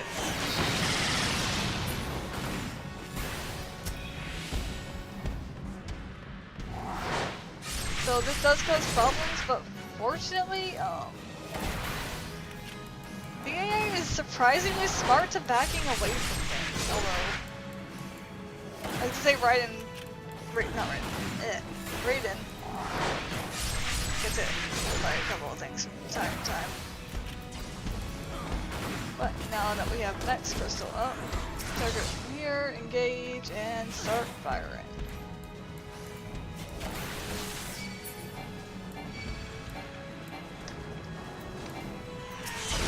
I didn't. Not let me target you. Okay. What a waste.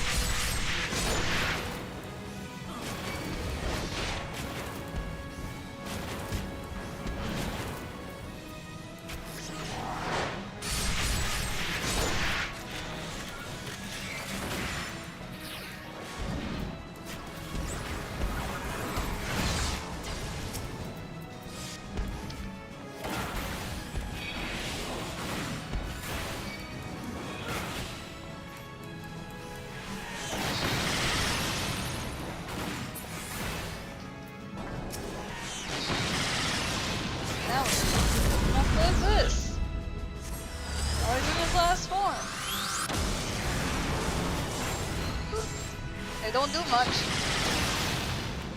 but they're pretty good.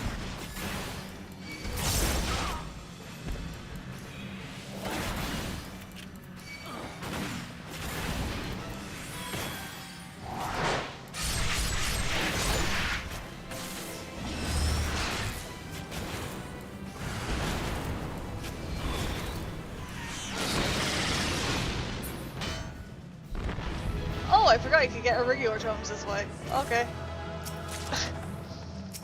Oh, there you go.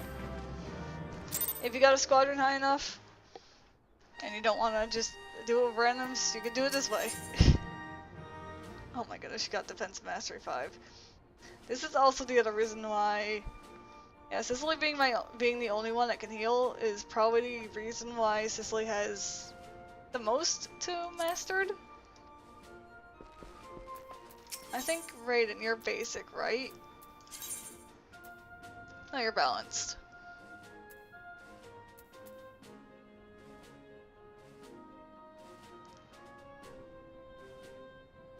Fair enough. I think you could probably change, there you are, Almas. I think you could change you to balanced, depending on what you have there. 18 versus 16 and minus, and no, you'll stay there.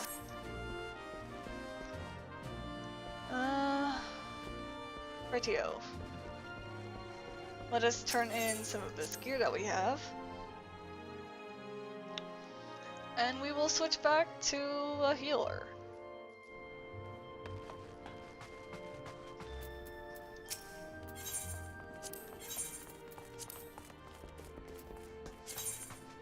As we turn in all of this gear.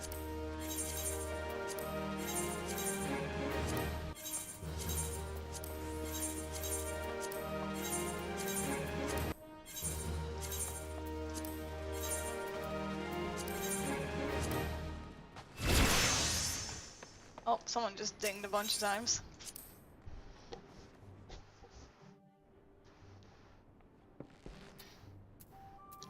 Alright.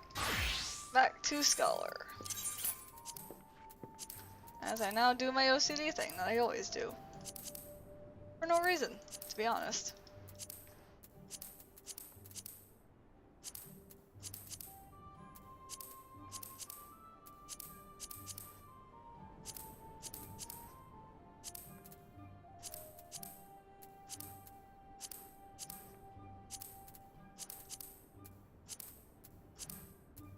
That's just something I randomly do.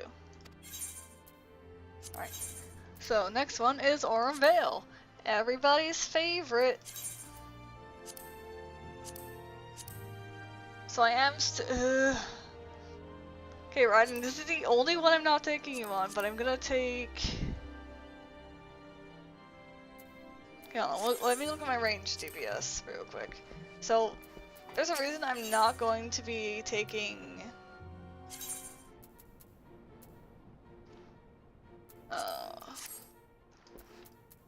physical melee DPS, and specifically range, so you do need leveling. What about you? Oh wow, you have... You've managed to get everything but offensive, so I guess I'll take the two, I'll take Natsumi and Narupa with me. And let me check you guys. Yeah, you almost have maxed out everything. What about you, Hastolia? No, sure.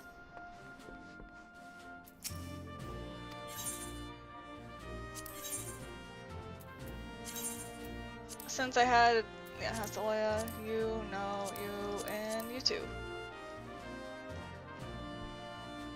I've had Yen with me a lot, which is why Yen probably has a lot of the skills. Because I don't think I did really bother too much with changing things, but I'll have Almahas and Raiden join for the next couple. As they need to start getting tactics. While I'm doing these tutorials of how to run each one. So, Aurum Vale. This is a dungeon I teach. And teach all classes on, basically. Because it's a good, hard learn. So first thing you do is check the placement of that nether nix. Next thing you do is grab these two F stools. I need to summon my fairy, because I need my fairy. Because the fairy is very useful.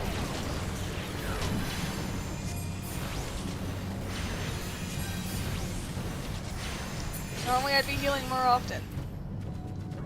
But if I don't have to, I don't have to. The placement of the nixes is very important. So he's gonna grab these guys, like most tanks do, get yoinked by the frog. And tell him to disengage. Re-engage the frog. Okay, engage the frog. I said re-engage. So yeah. Now you can see the damage.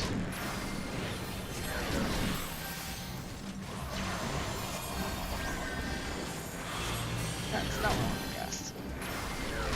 Yeah. I do sometimes randomly accidentally cast Asuna. So, the reason why I say you have to check placement of that nether nix specifically is because it can pull you into some trouble. Depending on how far back it is, you can technically ignore it. Next one actually is to grab the Veil Wasp here.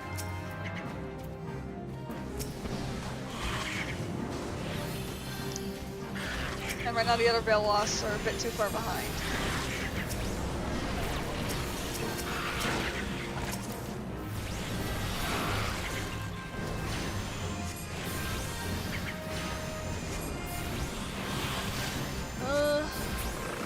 Because if you check the pathing of them,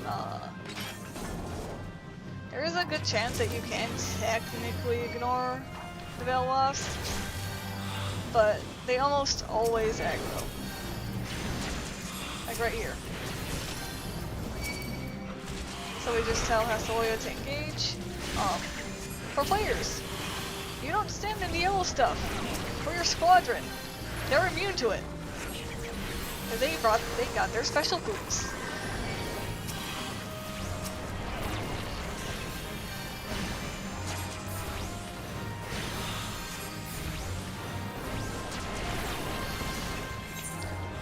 I'm also gonna bring up this menu real quick for a showcase.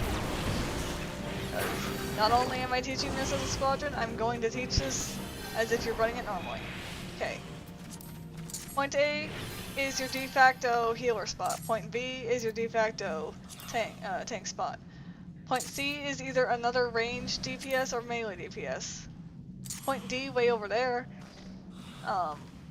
is the fourth DPS, i.e. the unlucky one that has to go deal with that. So, those points are usually where the fruits are. Why we need fruits specific? Why I'm referring to fruits right now? This enemy has a room-wide damage over time buff that stacks. It's like that. It's like Aeater's poison, but worse. Cold one. So, I'm the only one affected by it, as you see. Otherwise, most other players are affected by it. As a healer, I would normally just you run into the middle, you sucker so that everyone's affected by it. But as you can see, one, they're not really affected by it because both of the Wallows are just in the gold pile.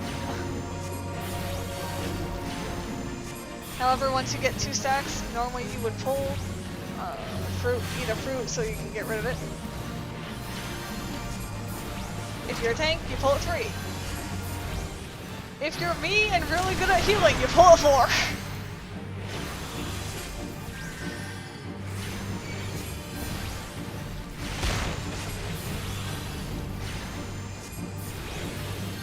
I would normally actually pull it. I would normally have a fruit at 3 in a regular dungeon, but whenever I'm running this as a squadron, because the only one I have to worry about is my own health, is I pull at 4.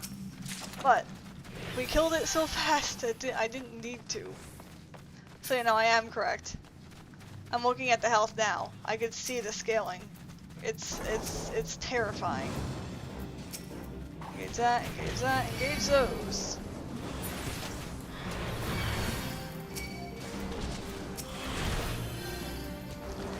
The other thing I would normally do is actually place the berry in there, but yeah. If you want to know how nutty this is not optimal of how you're supposed to run this, and you're seeing how little I have to heal.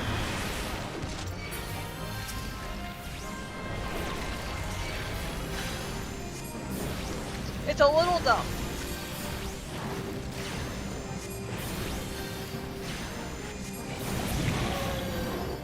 Because the Black Mage, who is usually the squishiest of all parties, has more health than the healer.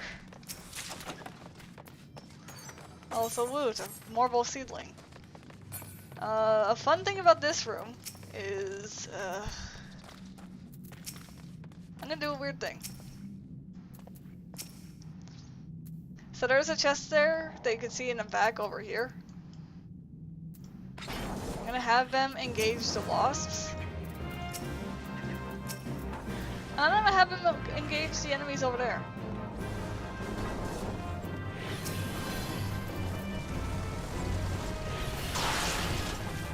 And I myself am going over there.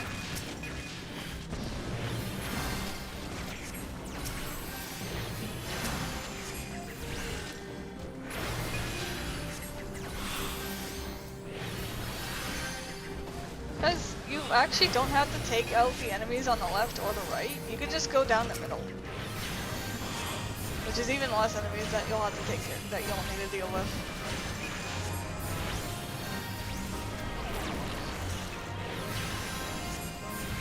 Sometimes you could actually skip the Veil Wasps, but their wandering can cause issues. And now here's the reason why you don't bring melee DPS. Coin counter.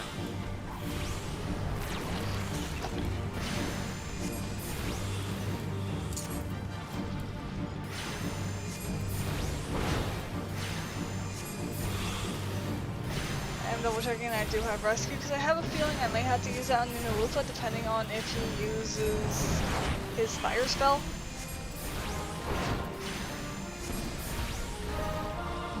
Well, we're moving out of the way, which means we go to 3, 5, 4, 5, move out of the way, 5 again. Oh, it was only assuming that I hit by that somehow.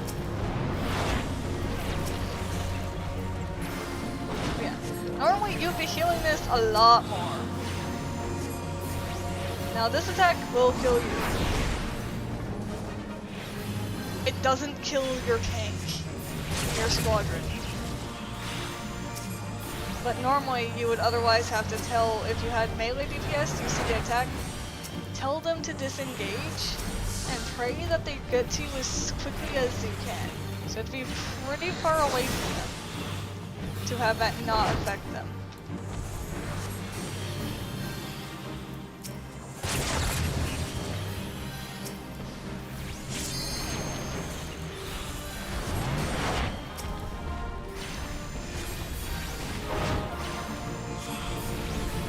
But yeah. it's actually kind of nutty when once you max them out that they're just broken once you max them out. I think that's what's going on. So I did skip one chest. There's another chest over there that you can grab, but depending on how these guys are passed, you could technically skip this entire room. I've seen it once. It's not frequent that it happens, but I've seen it once. I'm gonna do that to myself. Resummon the fairy because I forgot to have it come back to me. But despite the fact that they are kind of broken,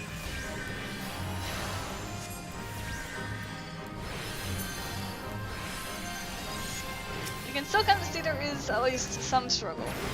Like, you do have to do shiz. But for the most part, once you get them to full, they're just, like, you could do anything with them.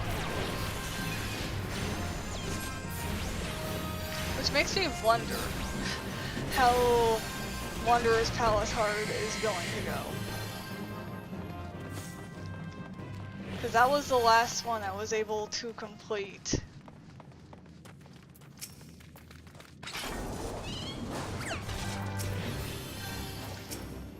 Of all the level 50s.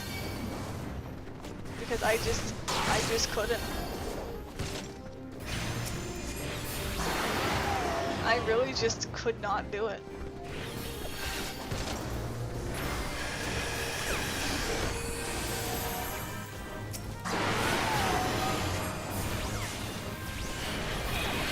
I had bashed my head at it for a very long time. Hey Jayhawk, how are you doing?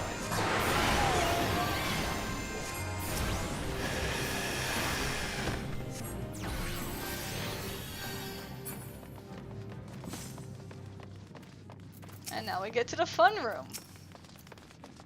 Go for it, Halatali. Have a ball game. So unfortunately, he does not pull all of them. He'll pull those ones, which gives me a chance to go in here and punch the ground a little bit. How the fuck? Okay, I was gonna say. Okay, now that I've procced these ones. Now Halatali grab that, and I'm just gonna punch the ground.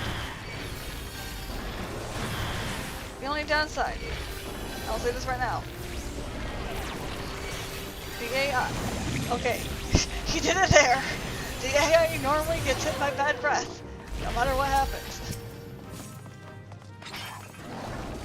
You can't stop it.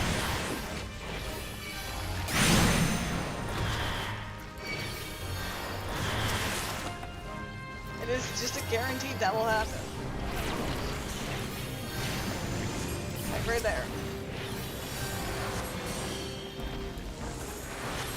So I'm just gonna stand here for a little bit. Until Halatali feels better. There. You can deal with the poison, sir. The fairy will heal you.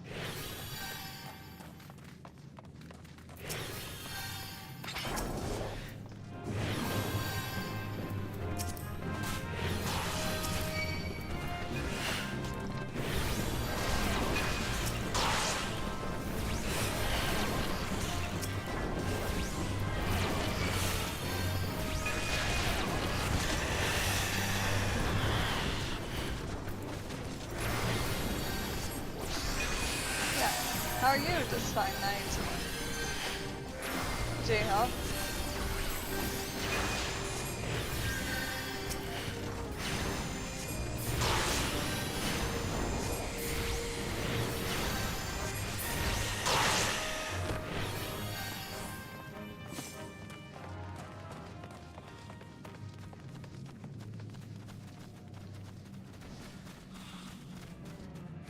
Alright. Gonna reopen these. Get rid of all this. So, just like I did before, point A. There's really only 3 points in this fight. Point B and point C. Point A is where your healer plus ranged usually stand. It's the easiest way to deal with this dungeon. Point B and C are where the boss will be, so that's interchangeable for melee DPS and tank. Alright, charging that going. Boys. Boys? Boys.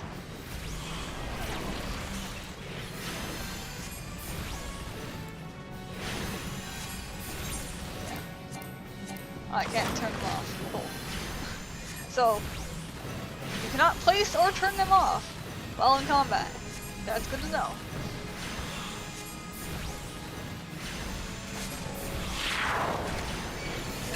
So burrs, they're the same with marble, but not as strong. So you basically want to grab at 3 normally, and then tank, grab at 4.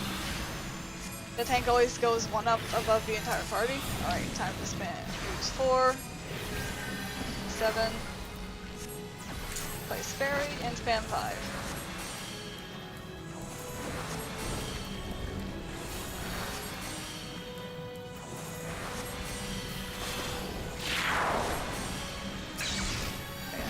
Right now, because once again the AI is immune to this, we don't have to worry about it.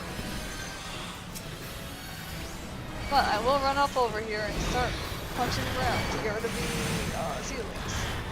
Because if I remember right, these seedlings also have a horrible debuff. Oh yeah, you have to heal both of them.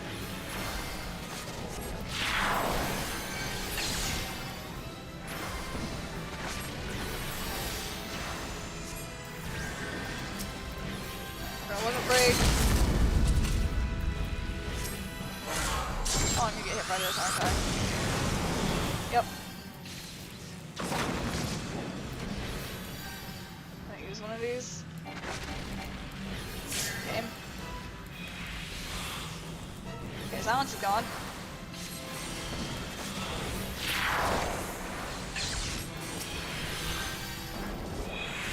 Yeah, this could have ended horribly.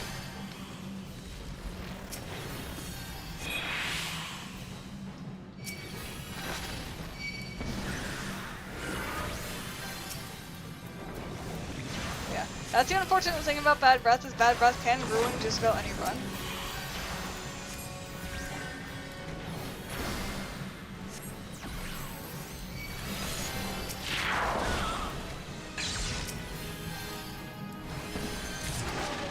But we're good.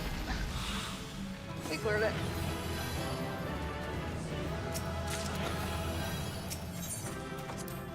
Because for that specific mess up is I locked myself in an attack while I was too close to the boss, and basically got myself Bad Breath, which it just did not let me use the echo drops that I have on me, so I couldn't get rid of a silence to try and Asuna some of the stuff off me and fix all of the health. But no, Bad Breath is probably the worst thing to get hit by. Next to a Tank Buster.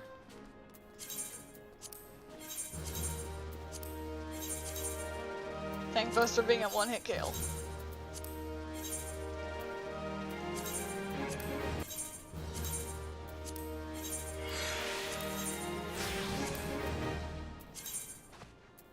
And no, undo sort, undo sort. Discard. Yes.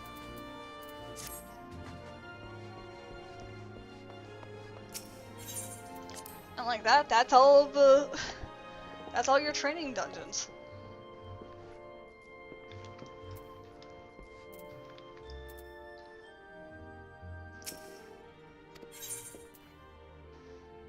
The next one's fun, although not for some people. So we're gonna switch to these two now.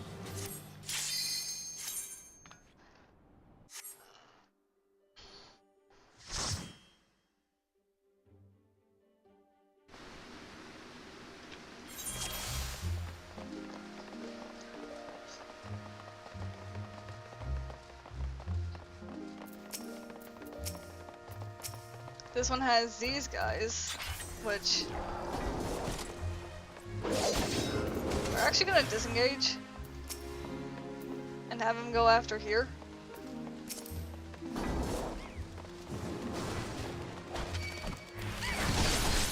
engage these Thunders.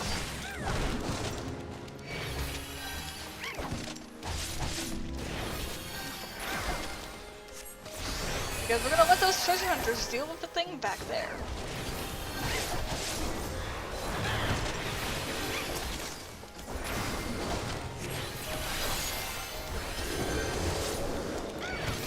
And unfortunately, right now it's good to leave those guys alone because...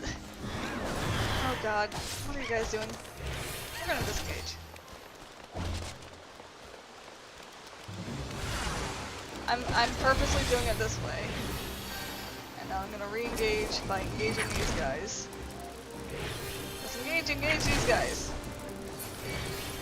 Thank you. Because right now I'm pretty sure they are actually trying to go after the treasure hunters. Stop. Engage these guys.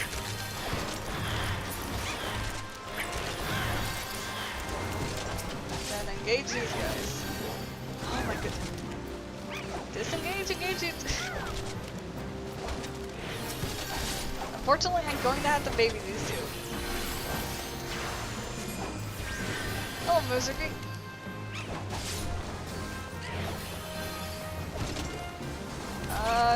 What did I get?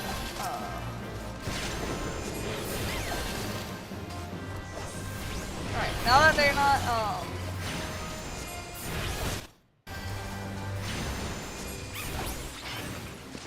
now they're not trying to fight something that is basically dead, let's continue the dungeon, shall we?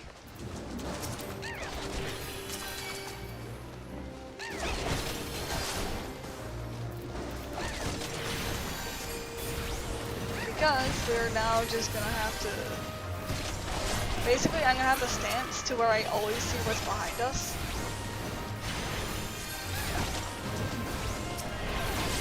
While also managing health and all that. There is definitely a lot of managing, or like micromanaging that you have to do.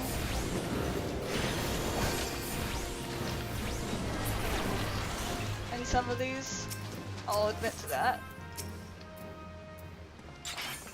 But it isn't too bad. Okay, I see where he is.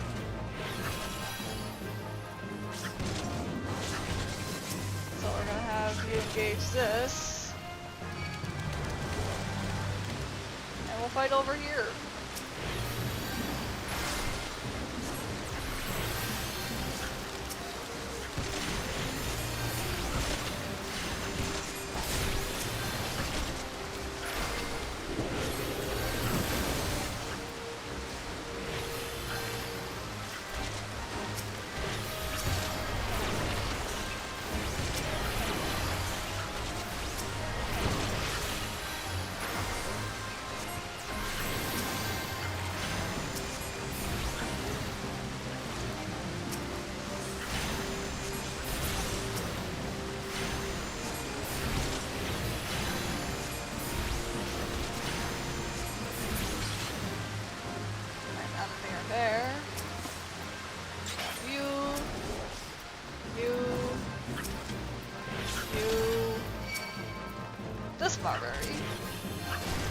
All the things over here. Somehow you missed something. Here we go. Everything's grabbed.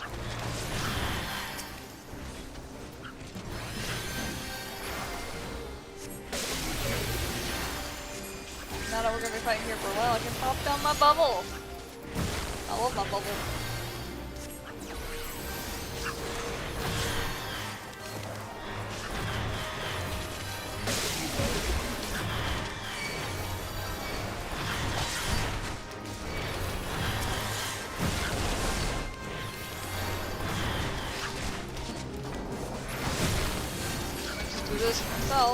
Real quick. I just pulled a bunch of aggro. That's also another thing you do have to look out for a little bit. There are times where you can pull them from your tank if you're doing some damage.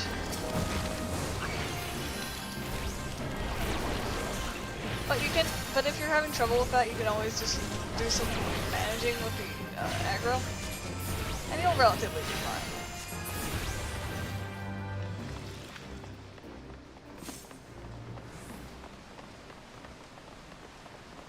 Tomberry Stalker gives up and has chase. Okay. Breathe, because this is not the hard version.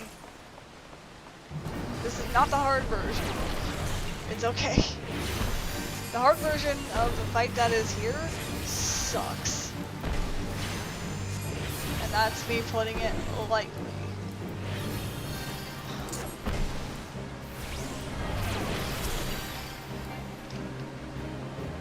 This one's not bad, it's just a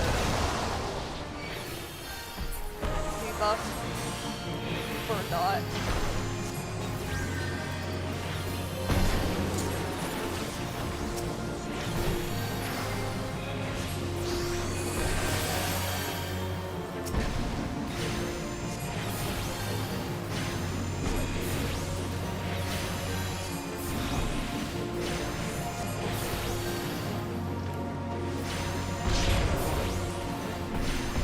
It's also really interesting seeing both of the melee DPS trying to stay behind the enemy, and it just unintentionally lets them dodge an attack melee. So it looks like they're trying. It's great.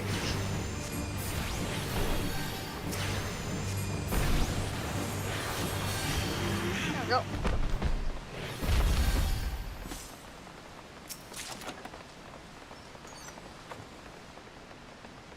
We're gonna head out to bed. Alright. You have a wonderful night, Jayhawk.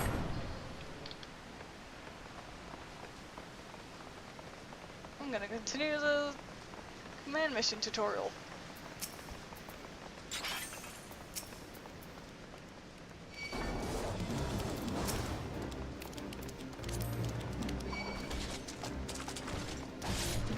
As just what I would like to do.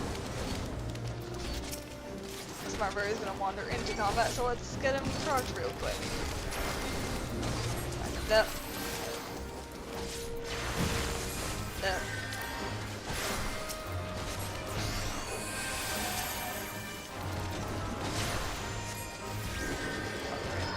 Resummoning Eos because I keep on forgetting to tell her to come back to me after placing her. And there we go.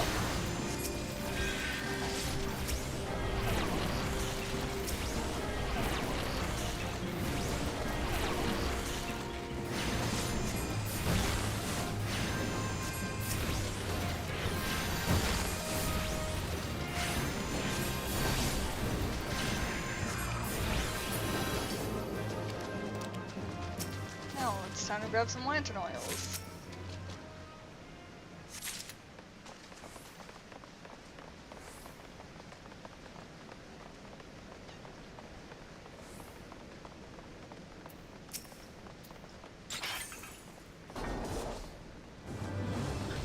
We got them.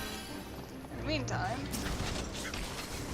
I will throw a shield on him, and then I'm gonna get these open.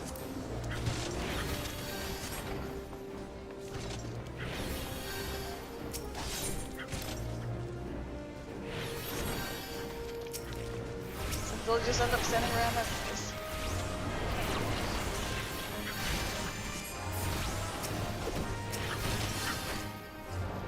Got this.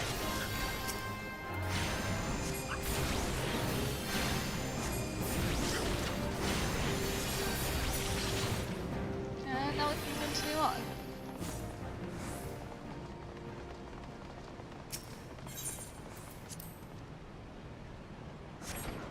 Just like the previous area, this area will also have stalkers. But they are not a worry for me.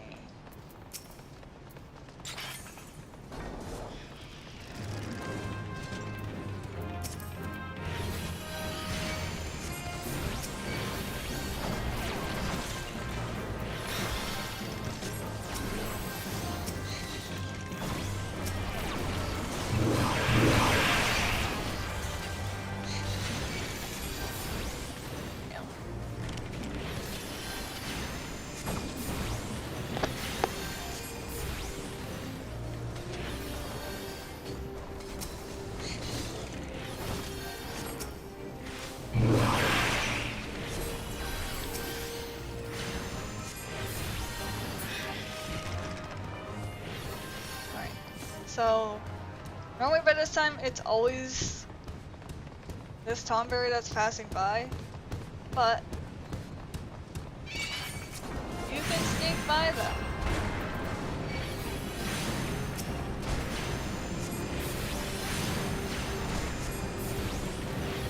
And not have to worry about it. I think I actually just stuck by it. Like the right timing, like oh my goodness. That's all a little bit of patience does for you. Okay, not you.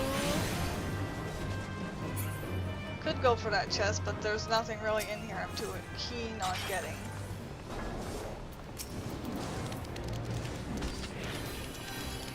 I see where you are, but I don't think... I think you turn around.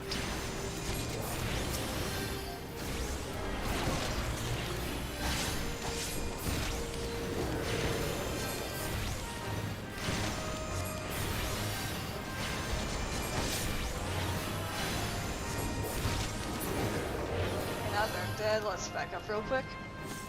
Yeah, you turn around. Makes it easier for me to know.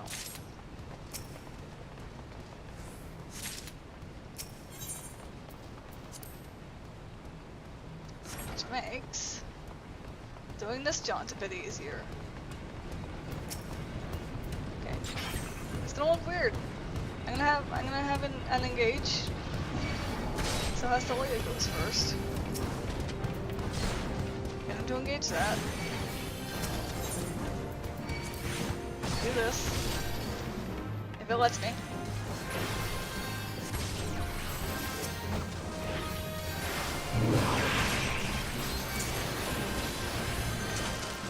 That was gonna suck.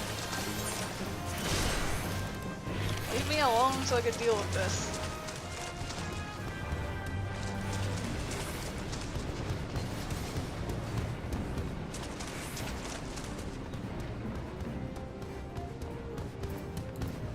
Because I can't get it to leave me alone, so I'm gonna have to do this a very different way. There we go. And we're good. You just have to basically lure it.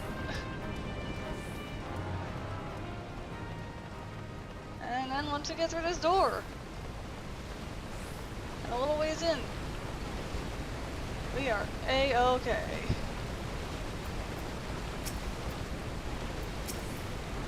Alright, let's go.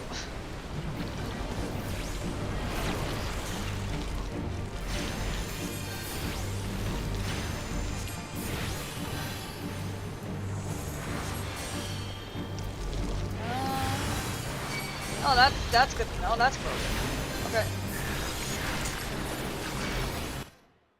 Sorry, that's gonna be a little weird, but I'm gonna have to do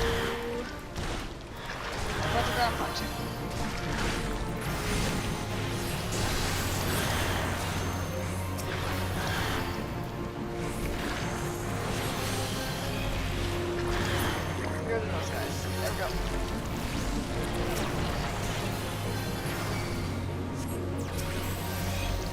I know this will always target you.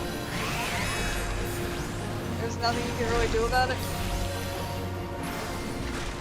Which is why I usually recommend being a healer, so you can fix it. Either through regen or damage mitigation.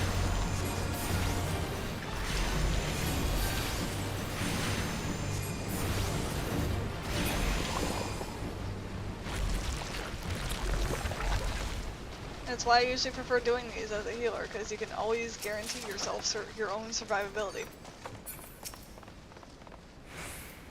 Or if you have a form of healing on whatever DPS class or tank class you want to play. Those work.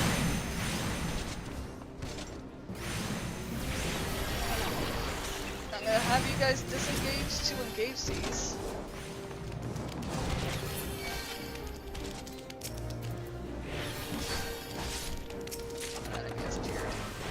Nice flooding. You just teleported to me, sir. I did not appreciate that.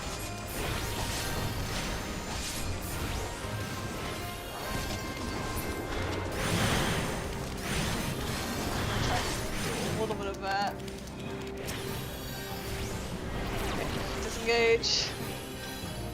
Up these stairs, guys. Re-engage. Okay, engage this one. Disengage.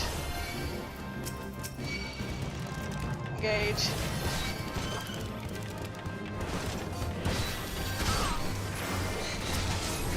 Why is it here? Why are you here already? Frick.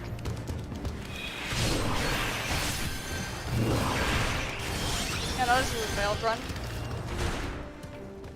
The fact that that already aggroed is what caused the issue. So what I'm gonna do, it's gonna look weird.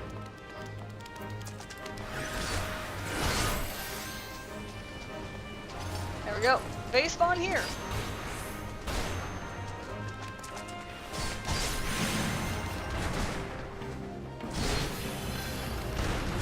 Except for the problem is I'm not gonna be able to stay alive.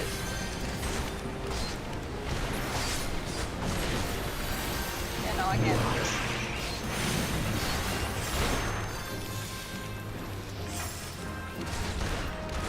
Nope. Here we go. Well, at least you guys get to see what happens when you fail it. That was just really bad timing with the Tonberry follower. Okay, it's fixed. Cool. I just had to reboot a program because it broke.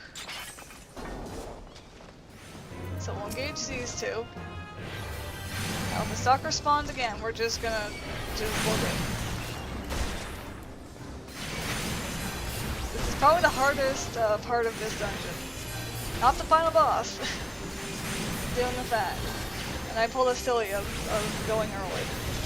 And like I said, you do want to go these slow.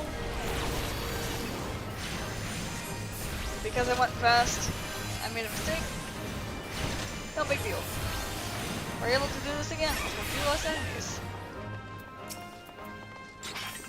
Because the moment you get up here is when he starts following. An enemy has appeared.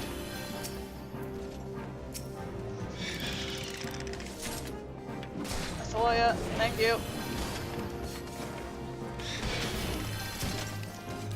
That's one of them.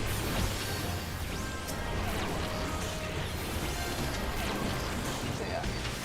Because of the stalker doing that much damage, it just causes so many problems, unfortunately.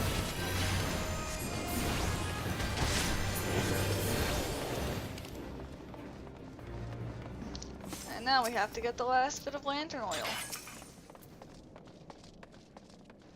So throw your axe, engage the other one. In the meantime, I'm gonna get one of these open right now. Because I remember how close it was when the Tonberry stalker followed me through. It was terrifying. Absolutely terrifying. I think I was either the tank or another DPS at the time. And I was like, why did the healer die? Turn around and there's a stalker right there.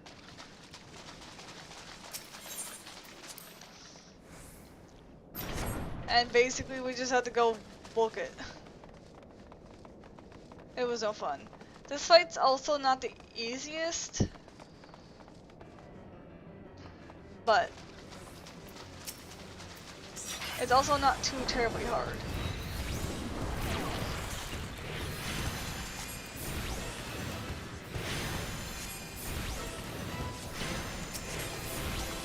Now I am going to be waiting a little bit.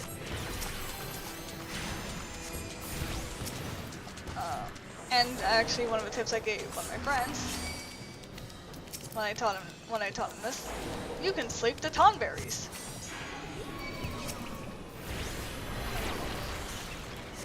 Which delays an inevitable long enough to actually clear this with little problem.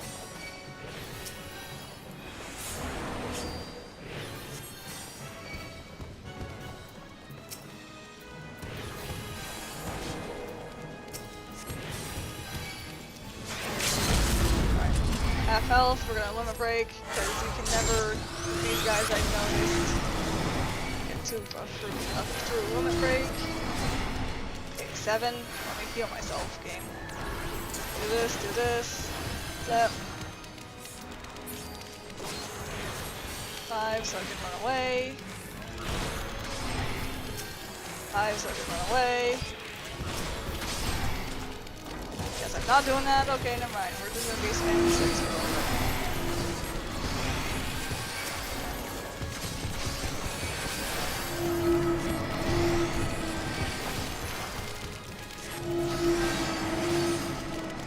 It's because a whole bunch of them just died.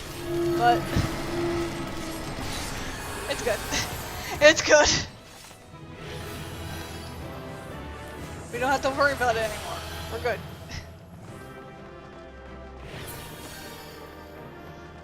Now that fight can get messy very fast. I didn't necessarily need to spam all that healing, but that fight can get messy very fast. If you know what you're doing, it's not too bad. And we're getting the more masteries. Woo! I think you are balanced at the moment. So how are your things? Hey, there you go. Now you're up there. What about you, Almahas? You too, nice. So who's behind then? Okay, you're fine because you have all that. So I think it doesn't really matter anymore who we can bring.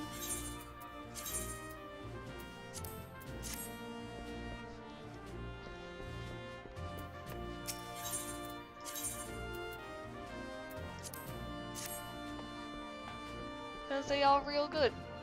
Let's turn in some gear. And we'll run the next dungeon.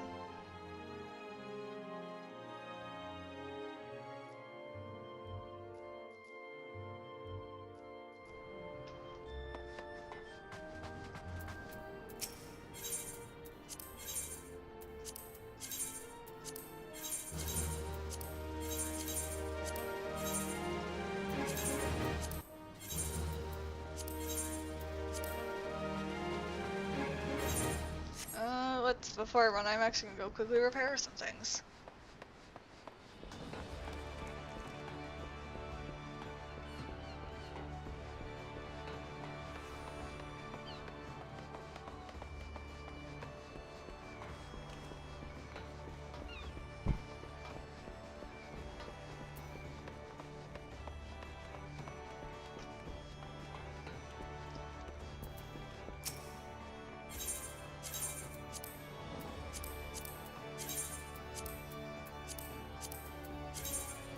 It's not much to repair, I just... OCD says I need to make sure everything's repaired.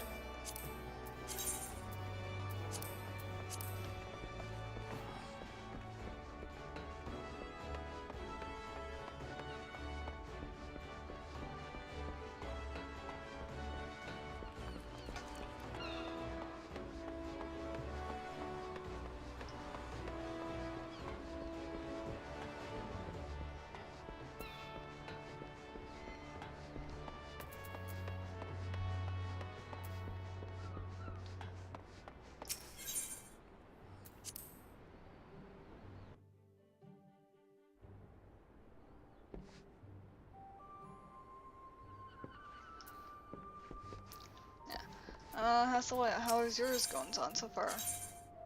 3s and 4s. Nice! Ooh. I believe Yen... How are you again? Fair enough.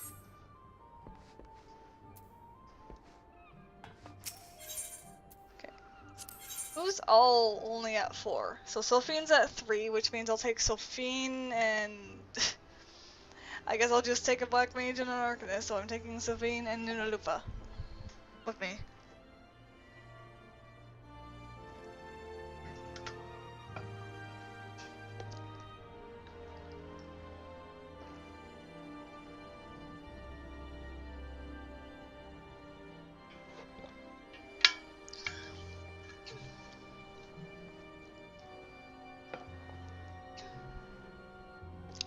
I guess that could be how I figure out who comes with. Which means it'll be Yen, Sophine, and Anupa.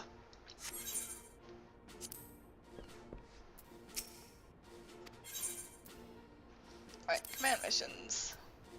Next is Pharos Sirius.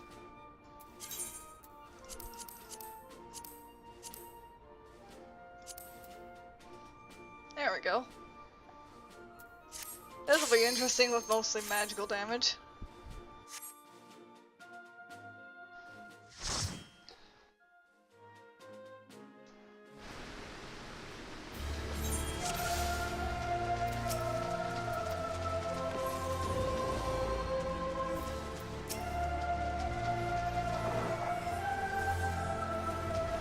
Okay, so grab them.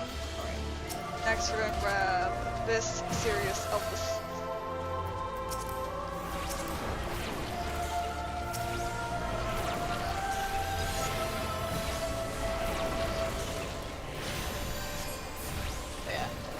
see, like, they lose health so fast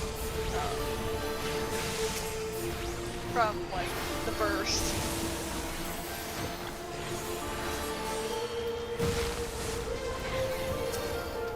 Because right now I have 2 burst casters.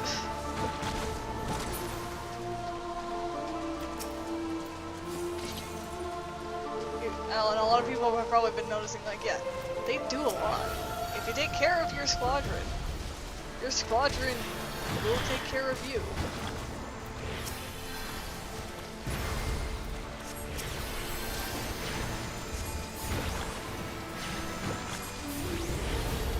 Because, once you get them to this point,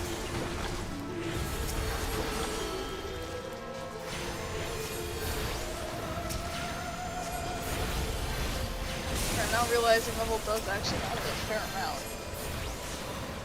Because when I was helping a friend with this, they were struggling with these. And yeah, my tutorial is showing them all at level 60, which, yeah, a little broken, but you see how little is actually going, like, how little healing I've been doing. For example, these take a little bit.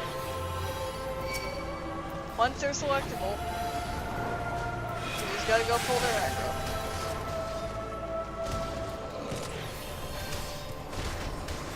I need to hit 3, not 4. But they made me this strong for like all the regular enemies, yes, for sure. And it does help with their survivability for some of the other mechanics in this dungeon. But this hard dungeon is, well, it's not hard. This level 50 dungeon is very mechanic heavy. So there will be a fair amount of things you will have to be doing.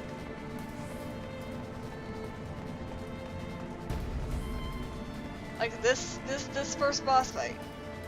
This first boss fight is a very hard train for it. Again.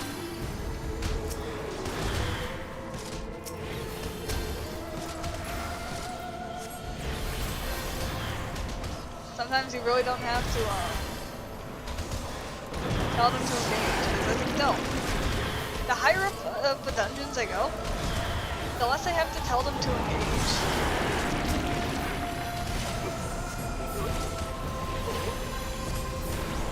Yeah, as you can see, there was both Bio and Miasma right there. So you know Sophine is definitely one of the older ones. Now this one, there is a lot of micromanaging. So what we'll recommend is placing your fairy like smack dab in the middle, where it'll be able to hit everything. The moment those dogs spawn, engage. Like don't care, just engage.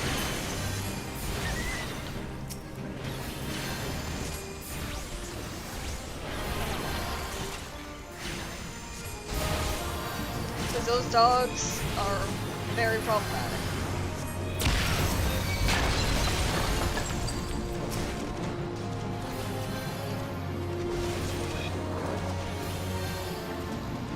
And I am very thankful that they're immune to that corruption.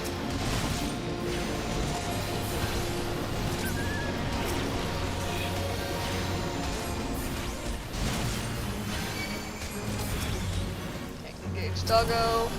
Engage doggo. Dot. Dot.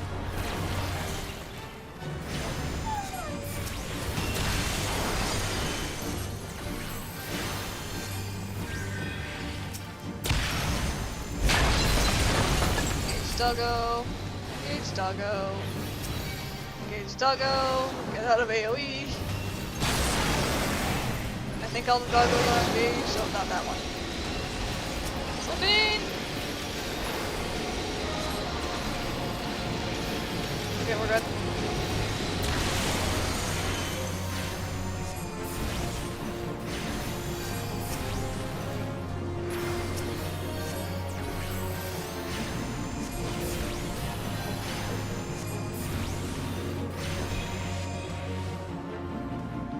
So I don't have to knock back.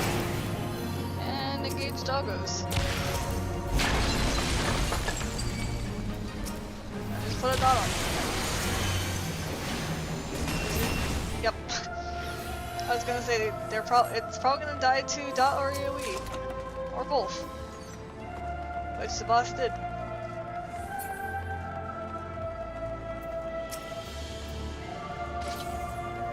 So what we're gonna do here is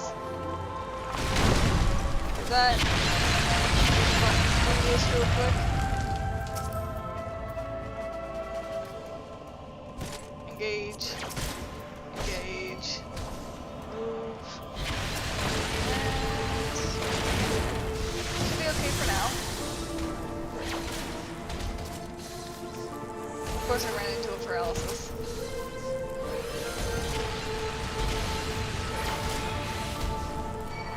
Get out of here, paralysis.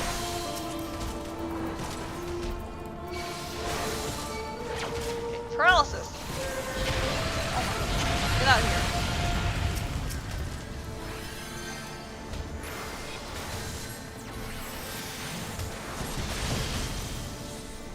Thank you, Catalyst.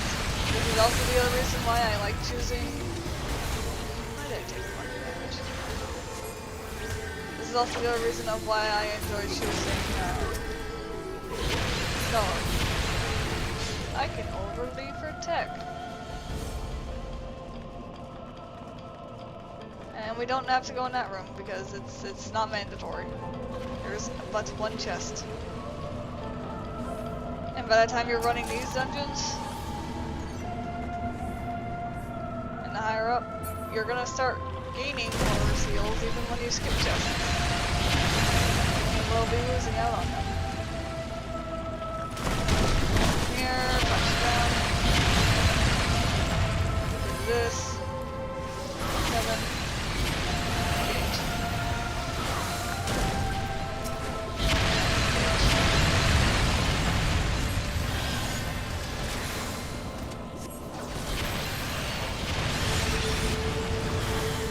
There's 2 corpse left.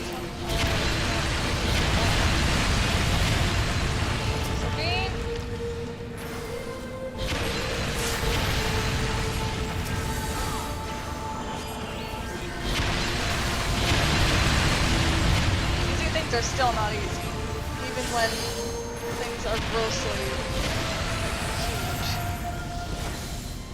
For stats and such. For little bitty dungeons, the higher up you go, the harder they do get. But then they easier to get. Right now.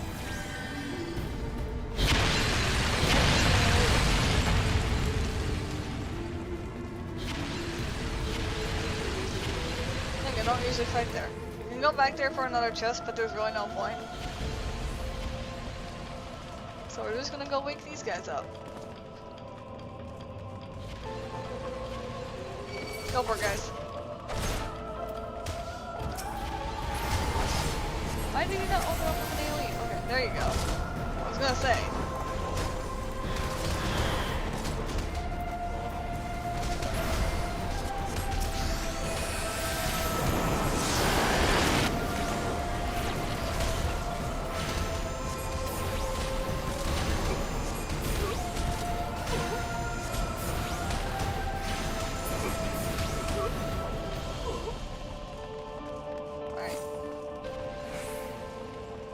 first hard challenge is done, which was that fight. The first boss fight. The next one is the bird.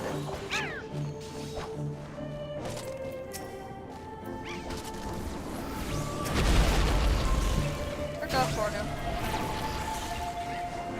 Even though your name is actually Zoo.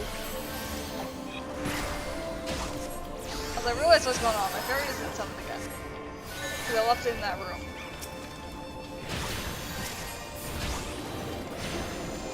No.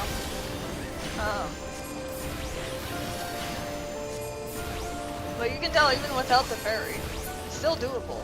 Because you don't necessarily need the extra fairy, it's helpful. It really is helpful. Alright, Zoo, go engage. We're gonna place the fairy in the middle.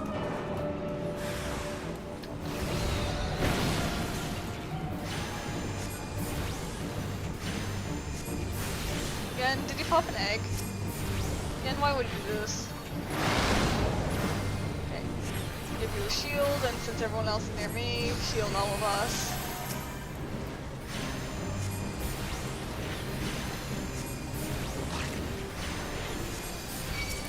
Engage. Engage. Put dots on them. Engage you.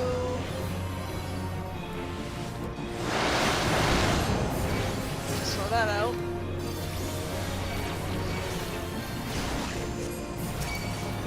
Engage. Put a dot on you. Engage.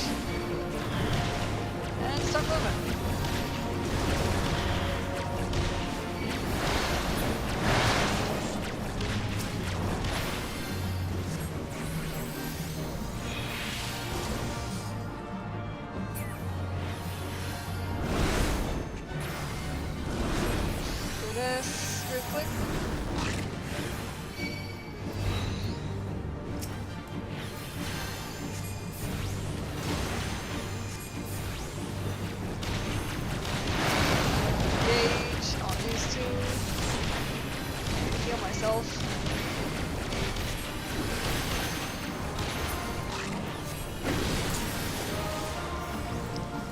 Catalyst myself there, nice.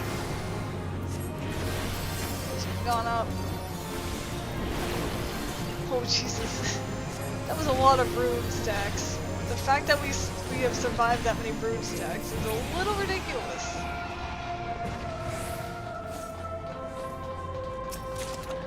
I don't know if that's killing the babies or killing the eggs, but regardless, we survived it.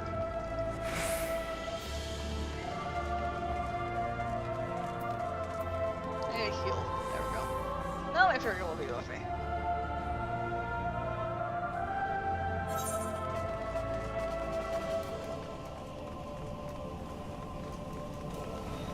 So let the Aether. Well, we gotta close these valves.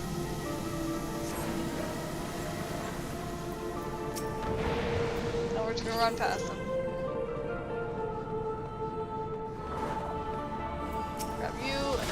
You. And then we'll grab you as a tertiary. In the meantime, the shield.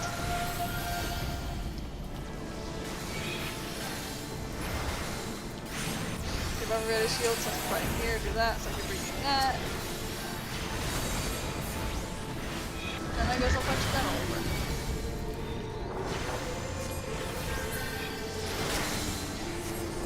Why is that not?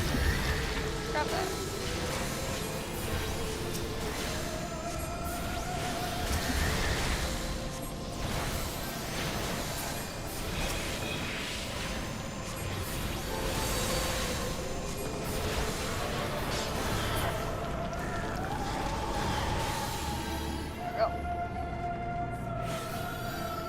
Now I just am going to tell them to engage the pudding. So that I can close this Aether valve.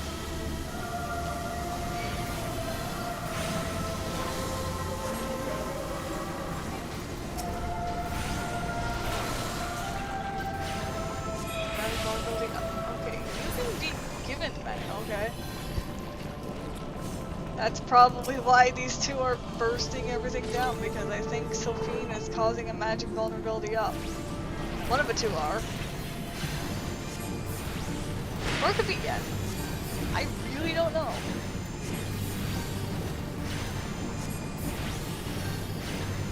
This one's simple, which is just burst.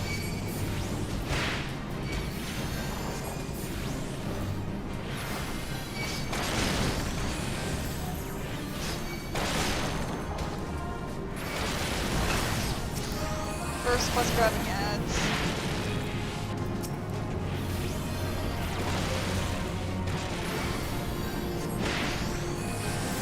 And also getting rid of this debuff.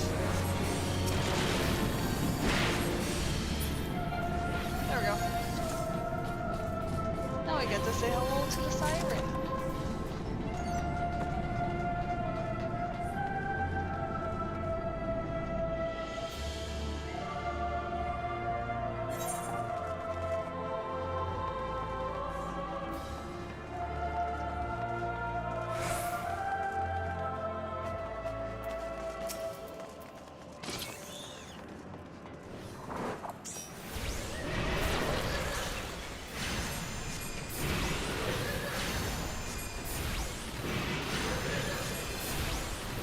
Fight's basically straightforward and simple.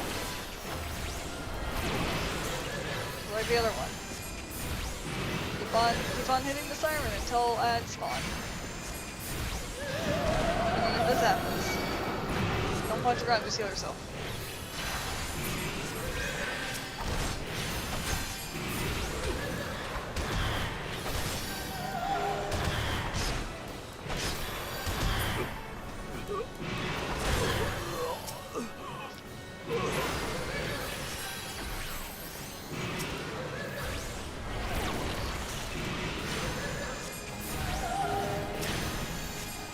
That bleed effect sucks.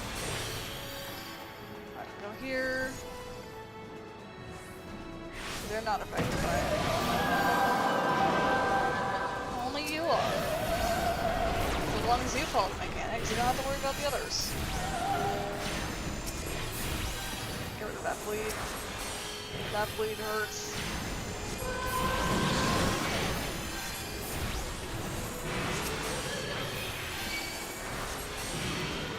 I have to start punching around, aren't I? Yup.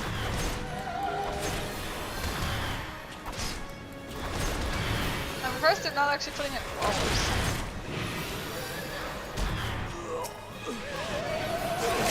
Use this. Oh. Nice.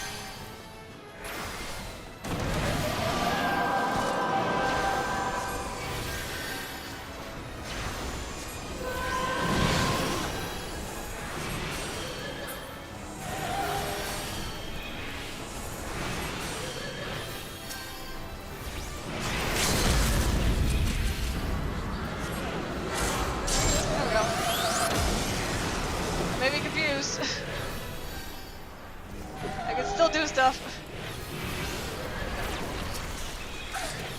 There we go.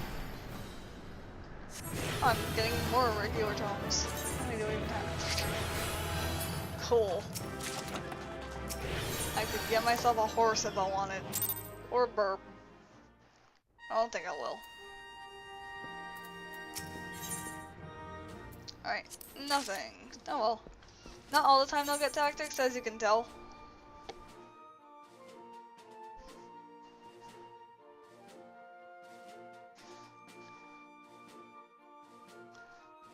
But the higher the tactics you get them, the better they'll be at that.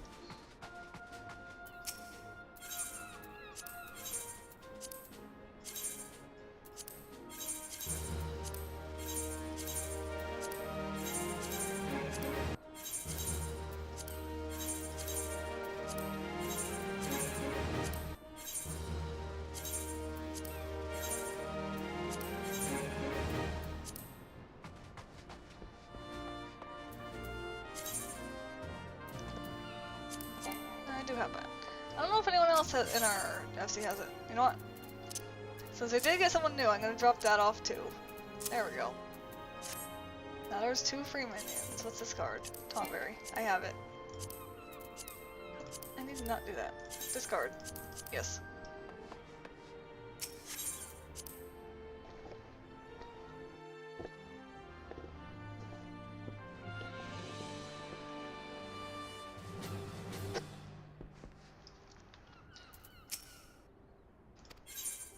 Alright.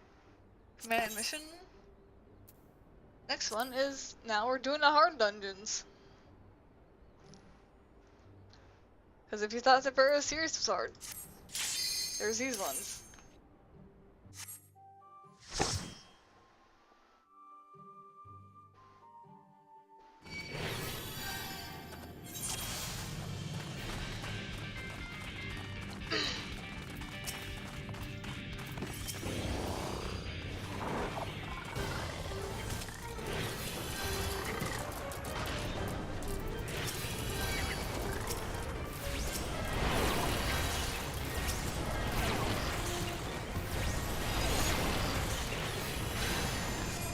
This one does have a bit of a mess. If not a bit of a mess, a big mess to deal with one of the first bosses.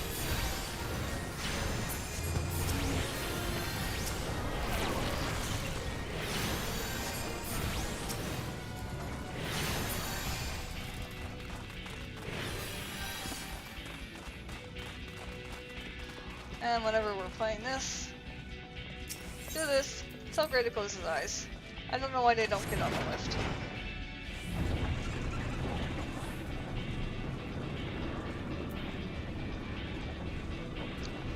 And once you're down at the bottom, there he can open his eyes. And like that, they're with us. Sophie, what happened to your carbuncle? Now what I'm doing here is I'm doing a weird thing that I found out that you could do. You can actually run past these enemies. Why that's a thing, I don't know. I'm gonna have them engage these guys, but I'm actually not gonna run past them because it's probably not smart to just skip these ones specifically for a reason. Because there is a very good chance that you can go down.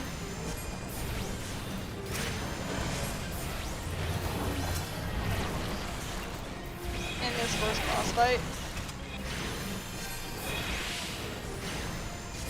So it is better to do it this way.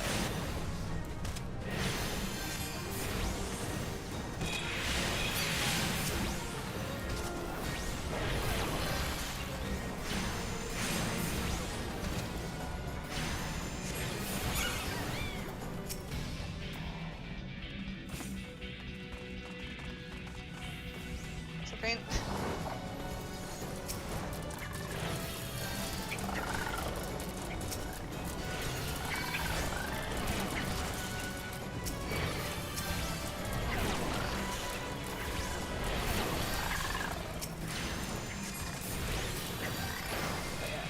Oh.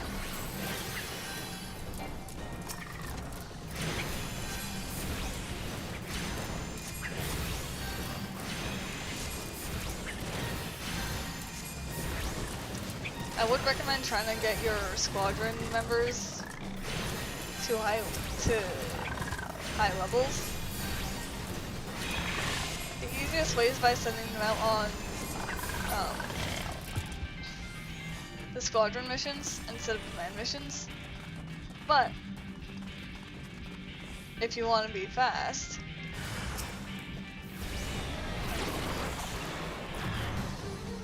about it. And by fast, I mean,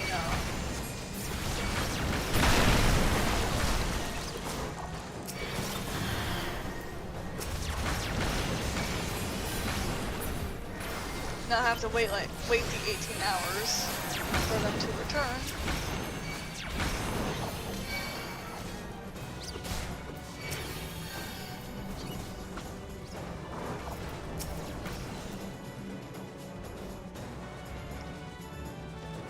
You can't always just keep running the lowest dungeon to level them all up. Oh, Jesus. I'm just gonna put a dot on the rock and see what happens.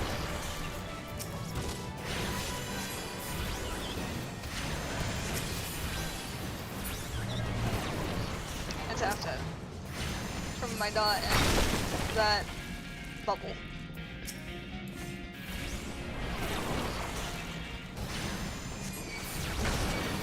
That is impressive.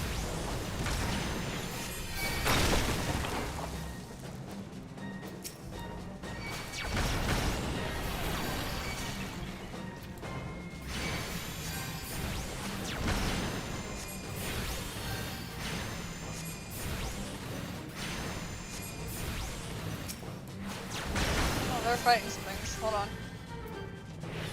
You guys doing good?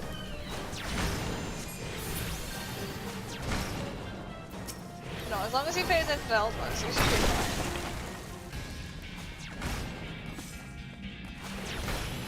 fine. The way has now been cleared.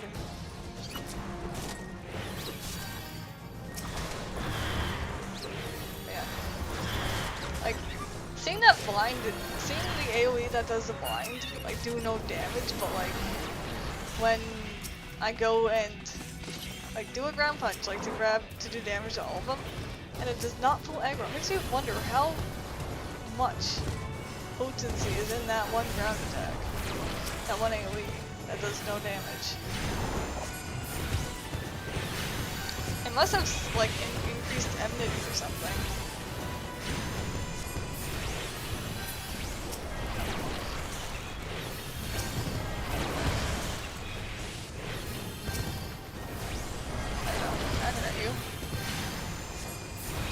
Okay. I think I'm starting to notice something.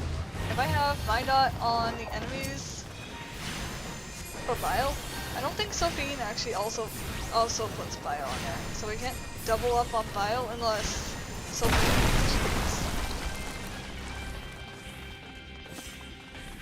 Scholar specific thing now. I would say Scholar Summoner. Oh hi Slime Puddle. More minions, I take it. But no. This fight right here, if you can't micromanage, it's hell. So I'm gonna do a weird thing and engage that.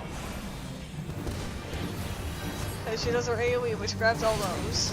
And then we're gonna engage all these. In the meantime, I'm gonna punch the ground.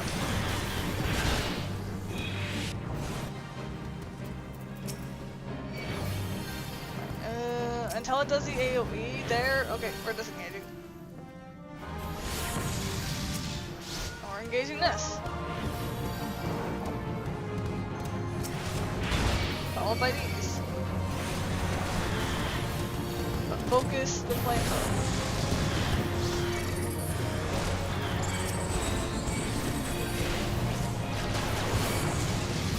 I might be dead here.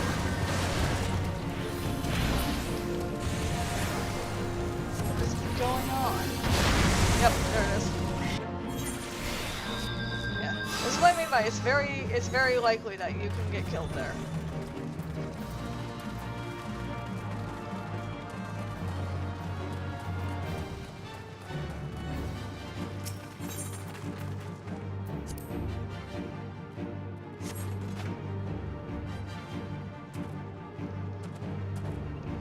I'm gonna try something.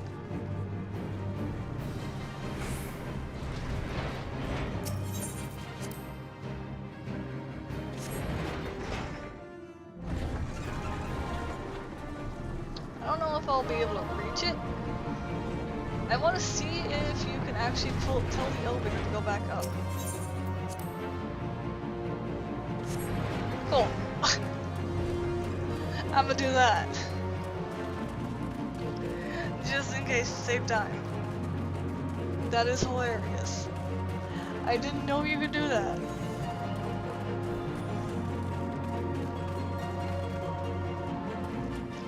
Which means there probably has to be a lever down there at somewhere at the bottom. I just didn't pay attention.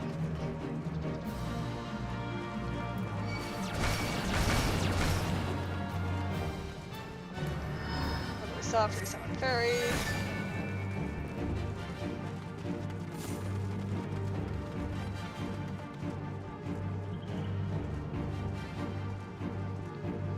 I'm pretty sure Squadron had engaged the wrong enemy, which is unfortunate, but we can fix it.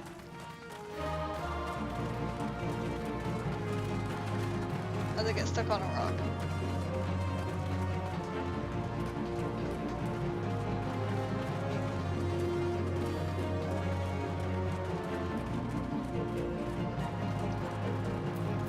As before, engage with that. I guess you wanted to engage the others. Stop. Engage that.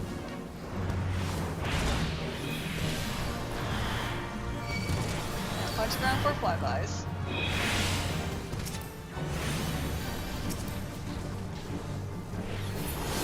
With those two. Now engage there. Sabine.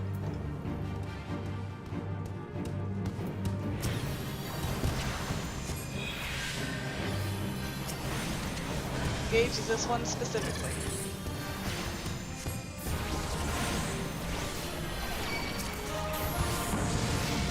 Now engage that. Engage this. Sever myself. Do this, do this, do this, do this. Engage this hard.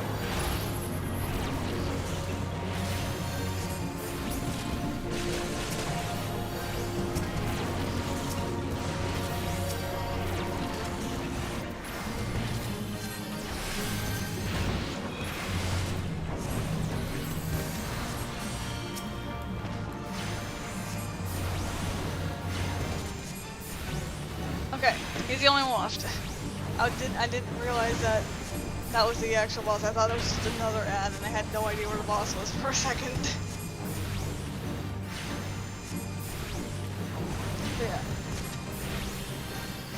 As long as you have your berries in this fight, it's not too bad.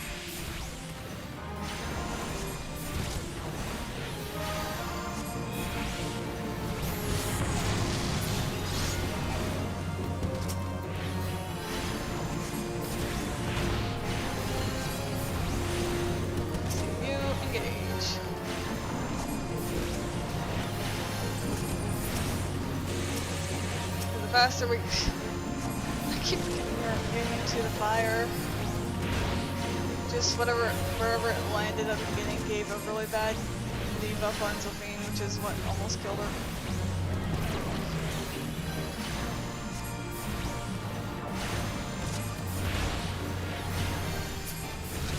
There we go.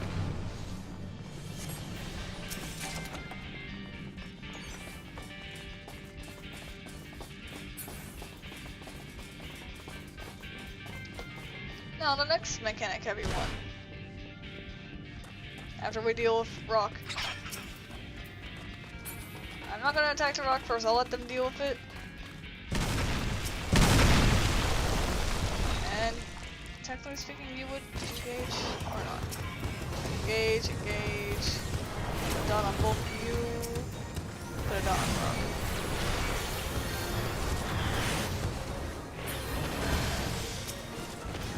Our job is technically to nuke ads and do a little bit of damage to rock.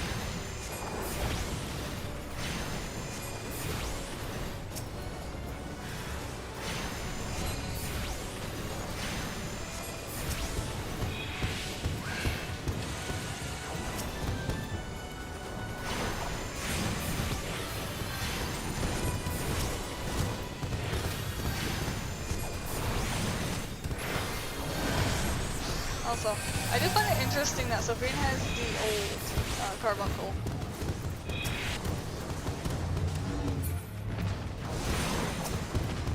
Which just means that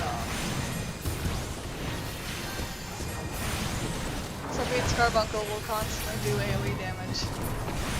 Since it's always the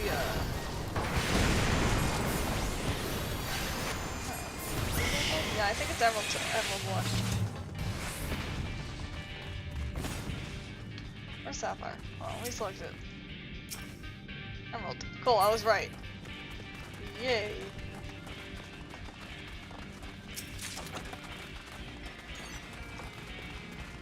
So This one sucks. That's all I can tell you.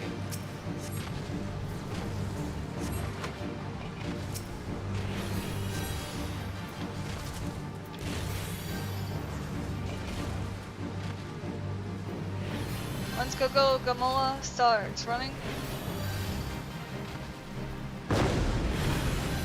Disengage. Lone Spirit, engage. And then you go back to doing the mechanic fight.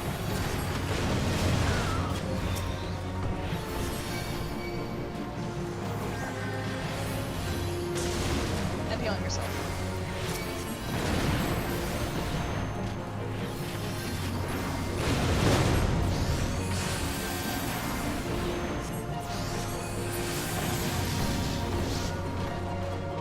Can't do much about the fact that this guy will target you at any given point.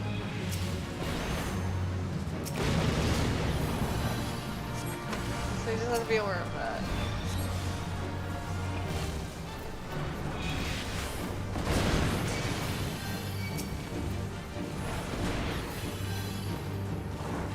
I'm literally just trying to guess where the thing will be, because I have to do very quick preemptives.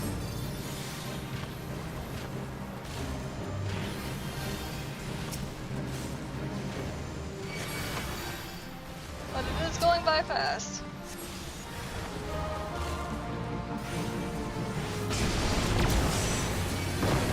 Put that down. Self. Select the kindling spirit. Select the other kindling spirit. Yeah, your focus is more of live.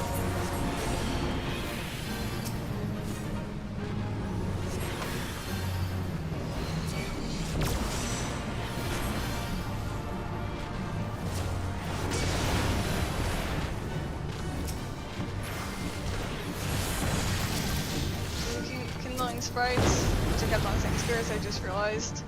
Yeah, I'm gonna engage them.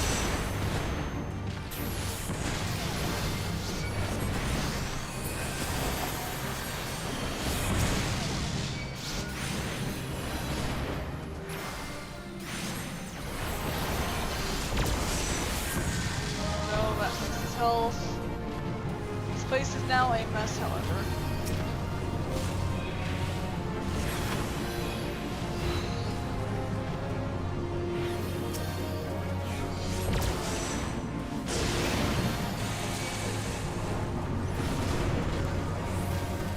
There. 4, 7. 7. Okay, guess I'll do 6 because I got interrupted.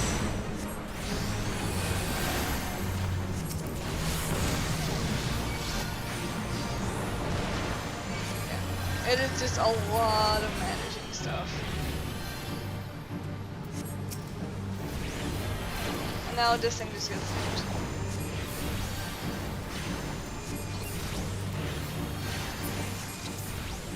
And we're good.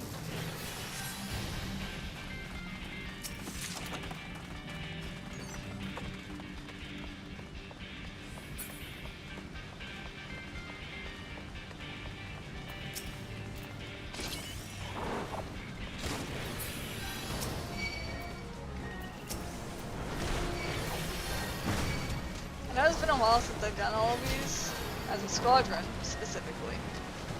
Sophine! Sophine, I can't see you! I can somehow see you from here, have a shield.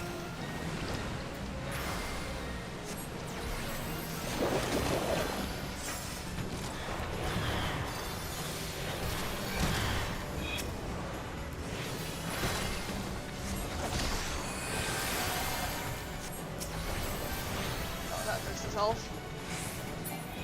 I think this is the only enemy. Yep. Goodbye, Froggo. Oh, other Froggo.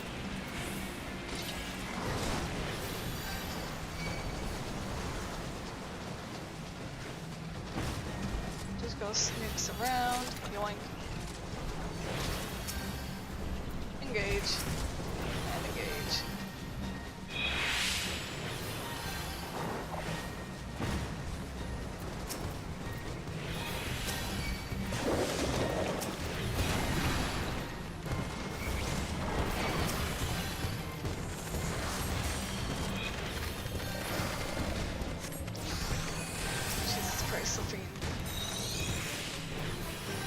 I can't rescue you. Okay, good to know. Rescue does not work on them.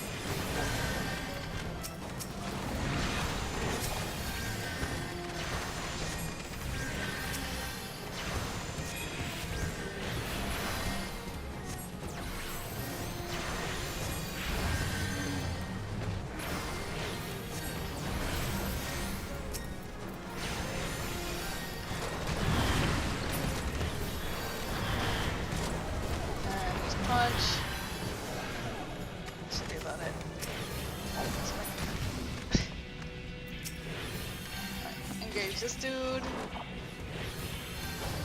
should be the last guy to fight.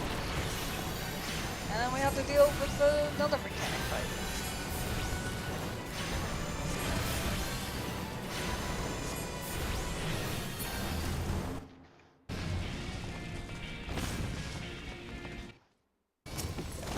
Of course, everything gets faulty.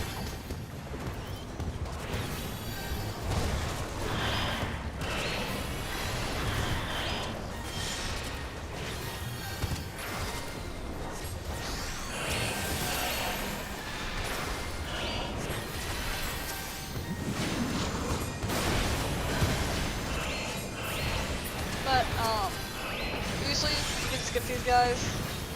You just have to hug the wall a little bit.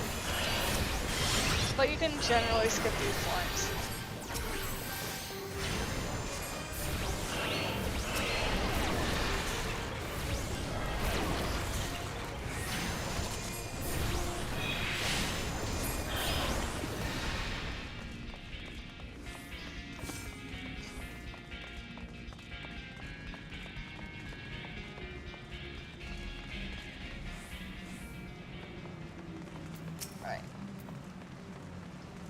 Engage. Wherever you guys are going to engage is where I'll put the ferry, which is right here.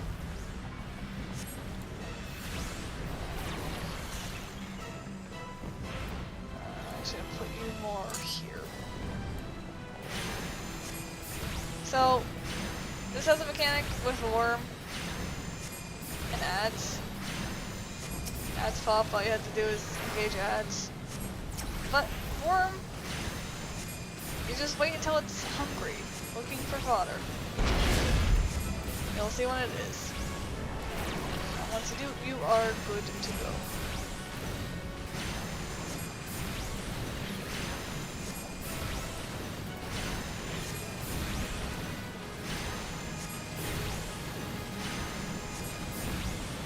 An enemy approaches.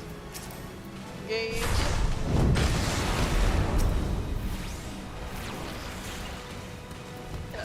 The enemy approaches, they go down very quickly, which is nice.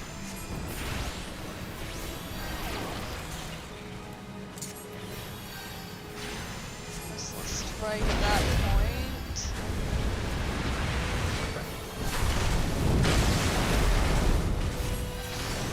Knock that one up.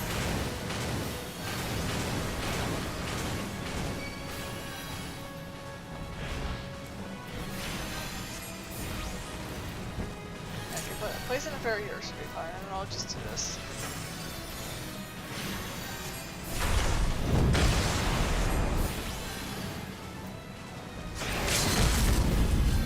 Okay, I'll be going, because these fights, they can never fail. Okay, switching for fodder, that's what I'm looking for. It gets covered by the enemy approaching. Cool. Got this, place it, done.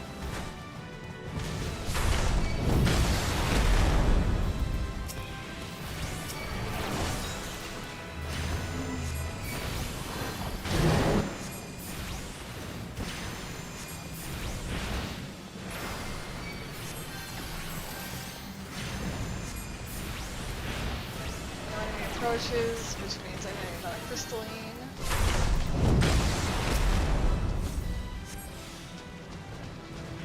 Over here. Nope. Engage. Engage. 6. Do that to myself.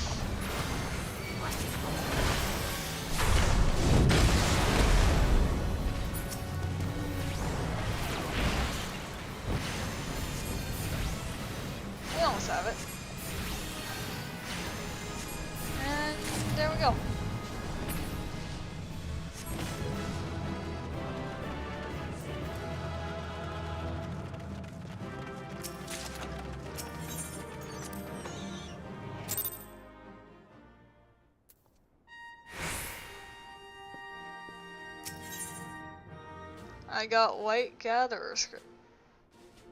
Well, I mean, we got offensive mastery 4 for Nunu, so we could switch up to DPS a little bit.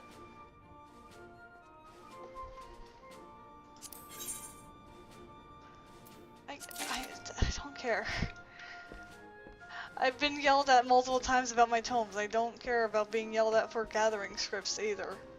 There's nothing I can use them to get that for things that I want.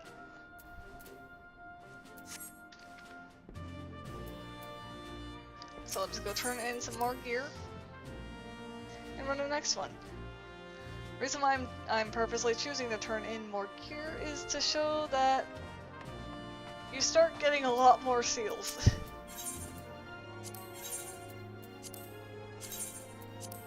Like, it doesn't seem like much now. And we are using about 3k per run.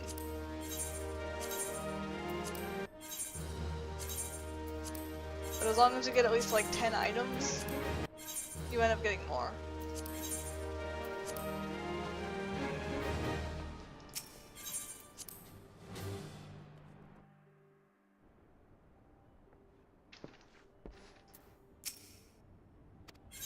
Alright. Oh yeah. So the lower the dungeon you can see, the less it costs. And then the higher up you go, the more it costs. This is the one I was thinking of when we were running Brayflox normal. And this is the one I'm not looking forward to. The rest are cakewalks. You'll see what I mean.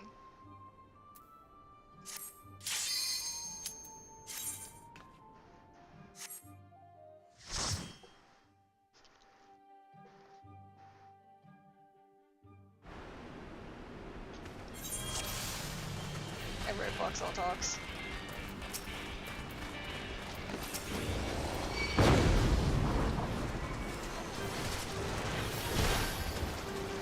Grab you. Get over here. Get the Illuminati. And get the kitten cat.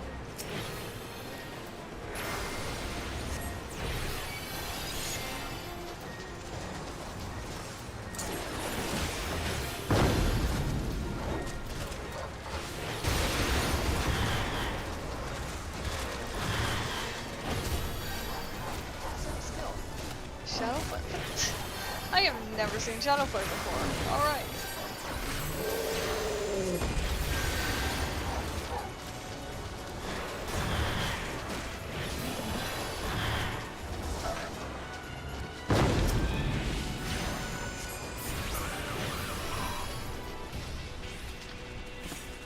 There we go. First group done. Engage. Here are shield rogue. Engage.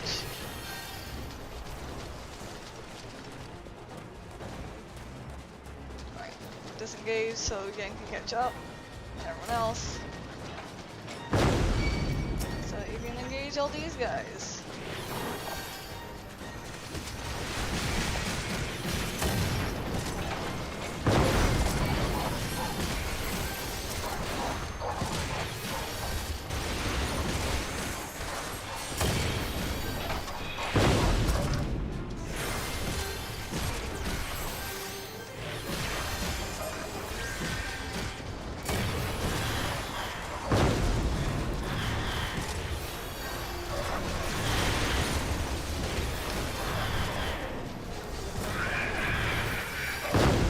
If you are struggling to take groups, as I said before, gauge how your first group goes.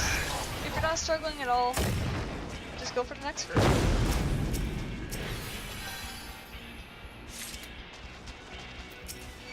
But if you're struggling, I would not recommend engaging the next group. It's all about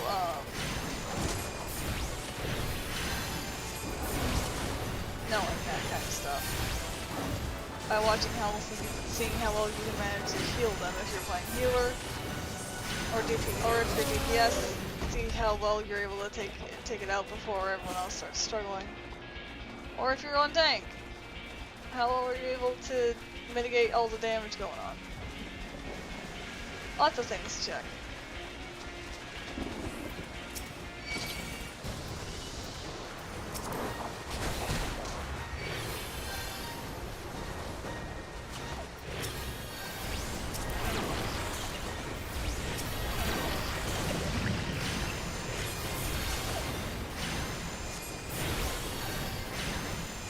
No, I forgot to switch up DPS. It's okay. We're just going all magic again.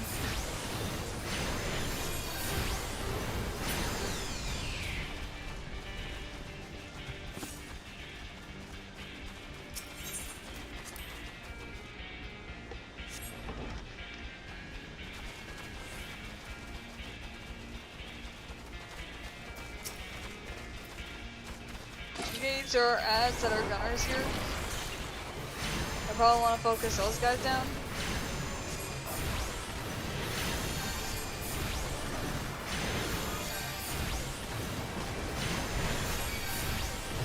These snipers do hurt a little bit. Just a little bit though.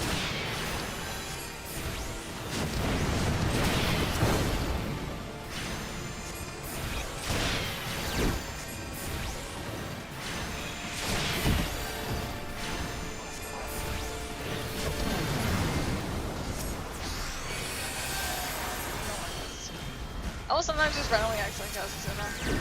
I just remember this quick. On my keyboard.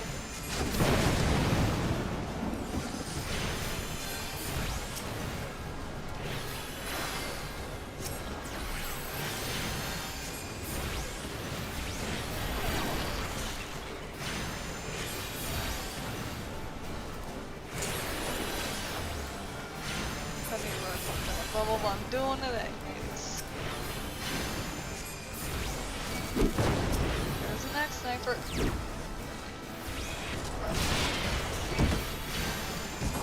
Oh, I'll take advantage of my bubble.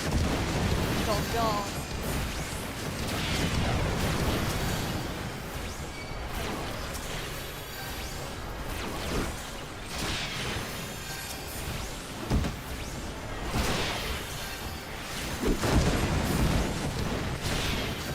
The health the boss goes, the more ridiculous we get, but once boss is gone, it's fine.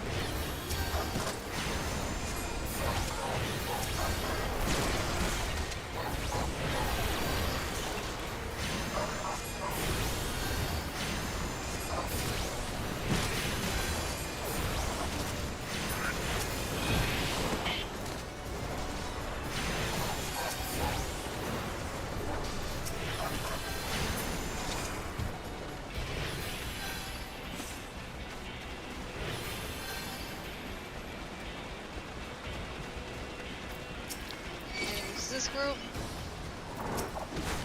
and this group that we just pulled.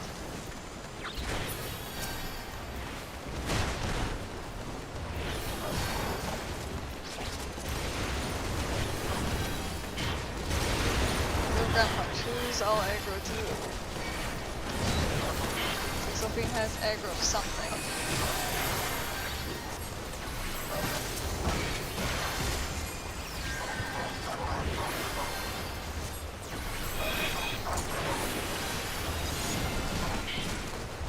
That's top out, and I'll just go yoink this chest. But I can't.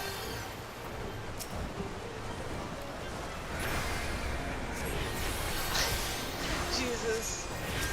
I was not expecting a catalyst.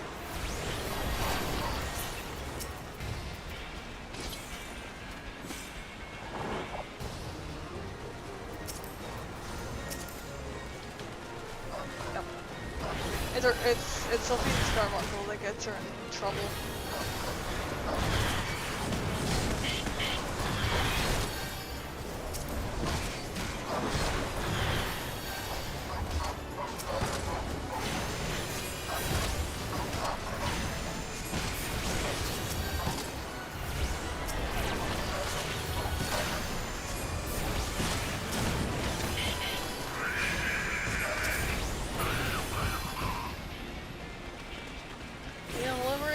goblins, so now they can blow up this rock. And we can fight another boss.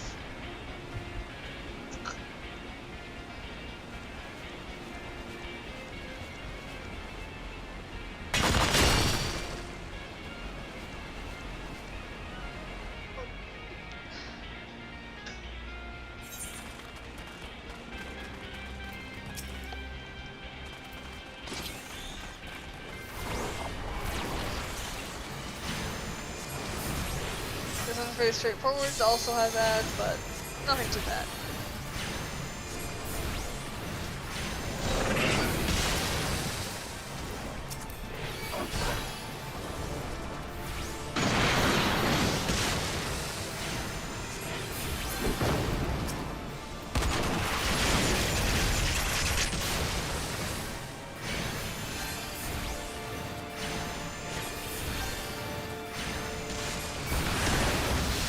Hello, sir.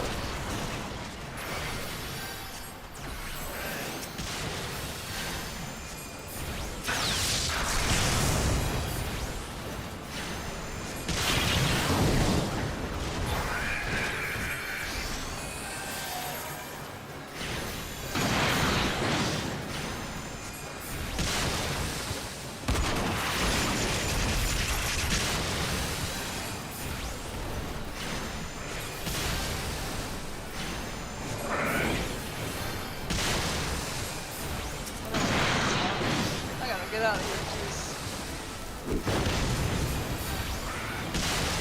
Stop throwing your paint everywhere.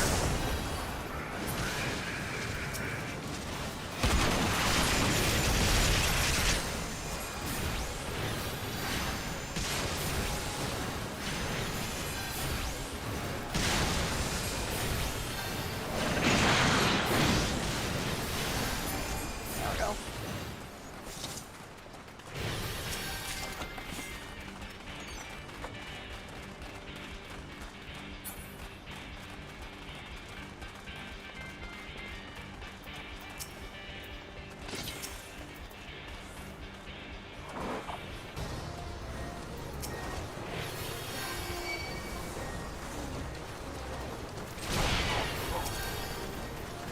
That one? No, you didn't. There you go. Let's fix that.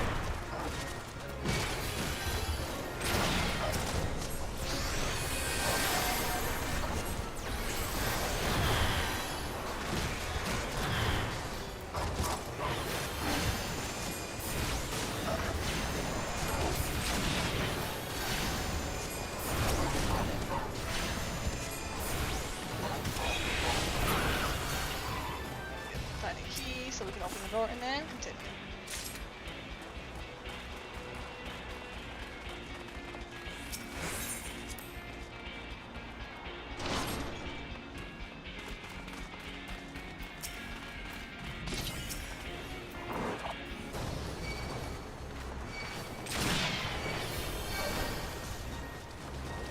I know that cat, this cat down here will cause problems, so I'm gonna do... Okay. Regarding this, apparently. I don't know why you came over. Alright. Now let's get this cat over here. There we go.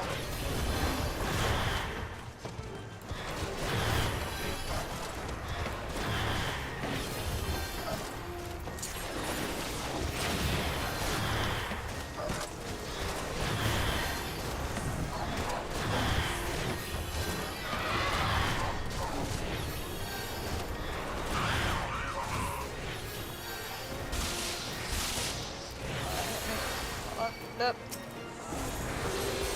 Lep. Lep. Now go fight that thing.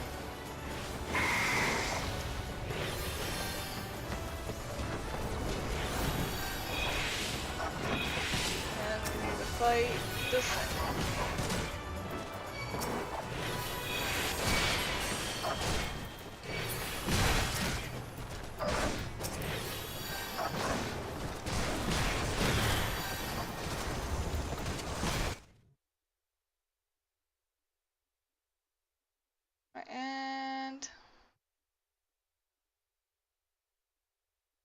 Gonna do this for a second.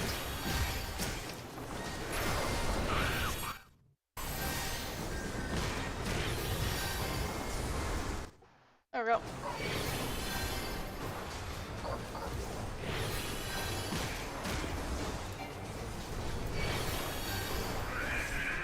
I thought I had to stand there for a little bit to fix the thing. But it's okay.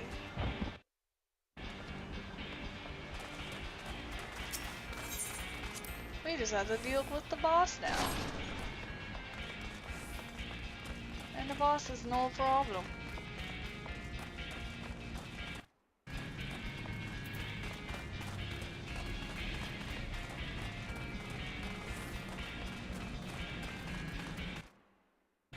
Bit of a pain, but no problem.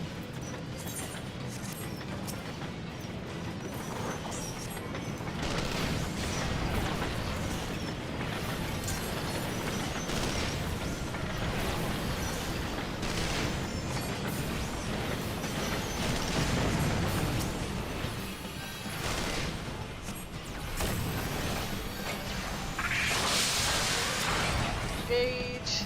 Nope.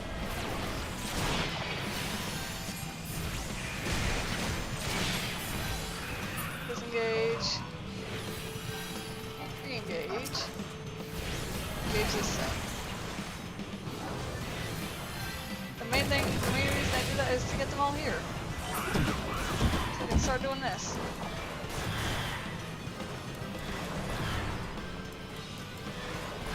Unfortunately, these guys will only focus one bomb.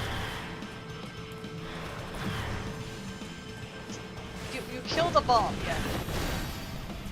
Almost died. That was close. We got mana.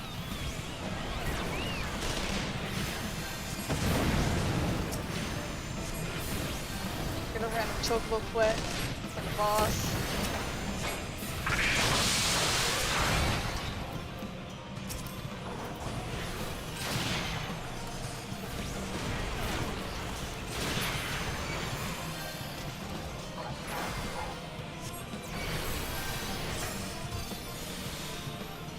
Have that for preempts. Pick up, do more ground punches.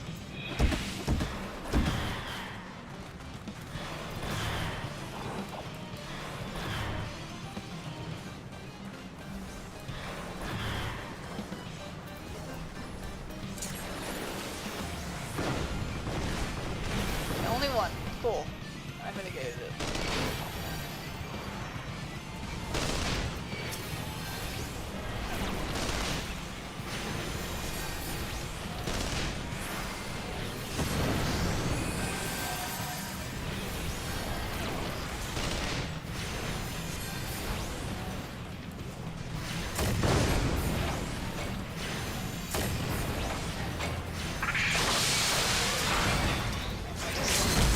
Didn't want to look break that, so yeah, you can move at least.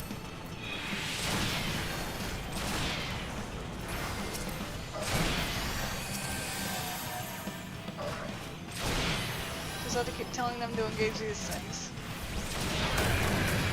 Disengage or re-engage.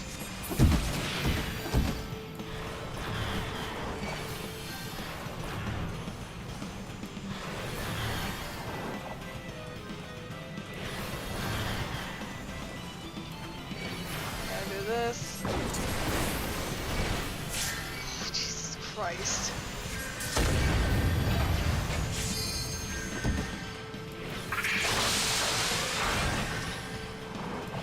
Out of the way. And defeat the bomb.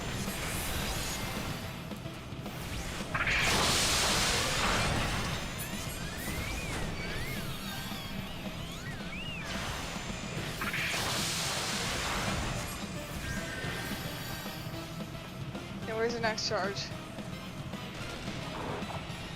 Not yet? Okay. I'll just do it normal fate. We don't need that long a break. I will take your wheel, sir. Goodbye.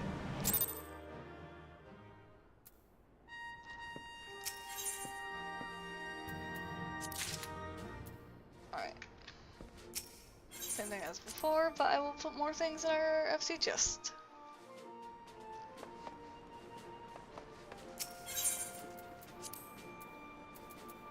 Like this. So now we got even more minions.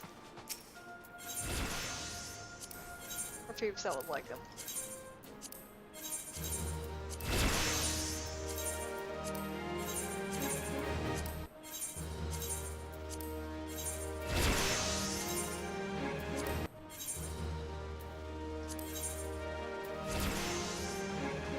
There's all the levels. Right.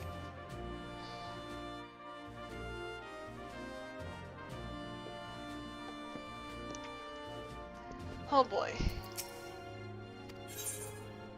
Now let's do the hardest one. Get this out of the way. Since you got Offensive Mastery 4, let's bring Maws with us.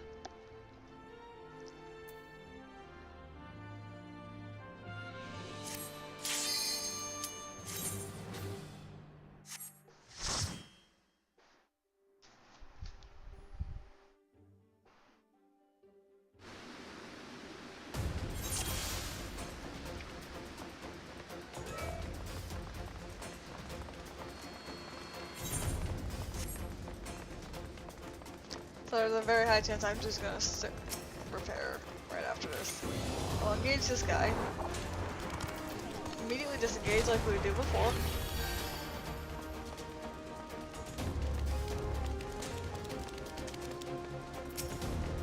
And engage these guys.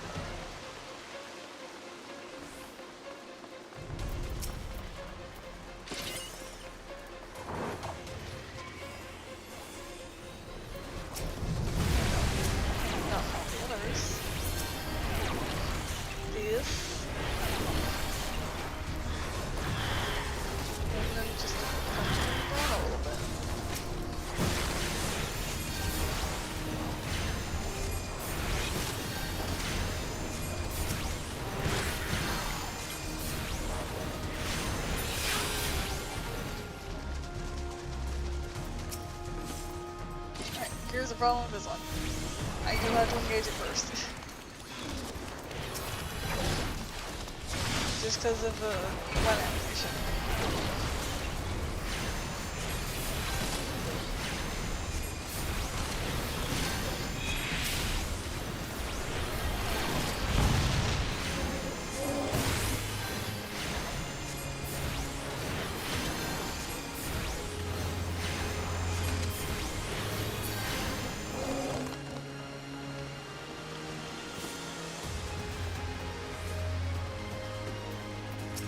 Fight beyond this door is the first really hard part of this dungeon.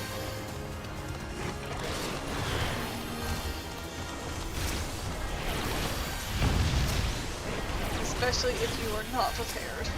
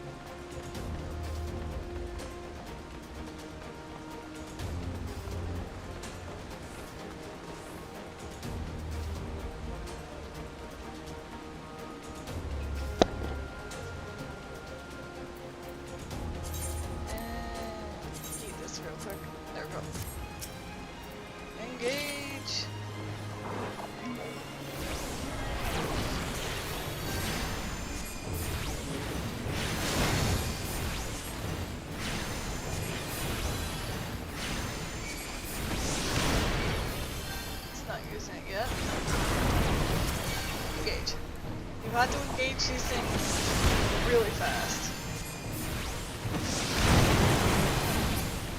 And make sure you just always have like healing on yourself in some way, shape, or form. So yeah, make sure you always have healing on yourself, and kill spheres the moment they spawn.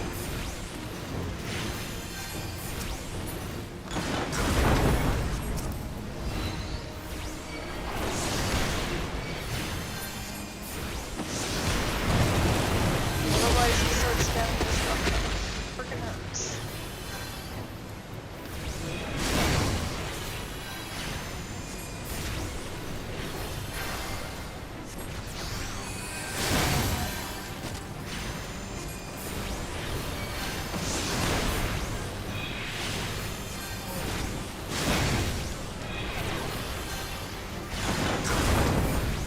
Sphere.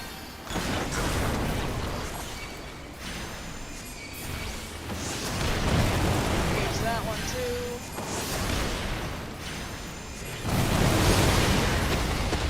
Self-heal. Don't you dare interrupt me, sir. Okay, they're both gone. Engage that one.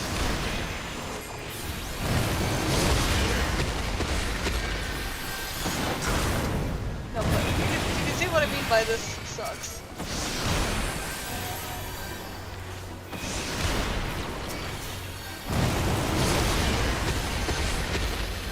Stop charging me, and I know you're engaged.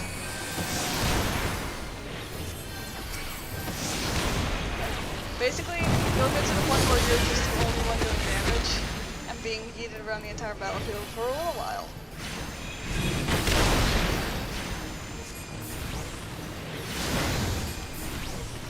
Once you finally forget to stop throwing spheres, you get breathing room.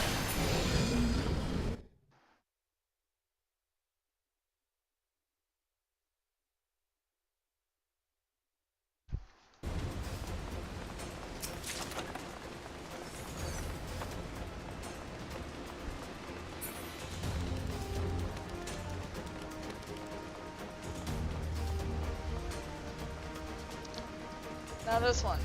This one's interesting. So we're gonna engage, immediately disengage. Re-engage.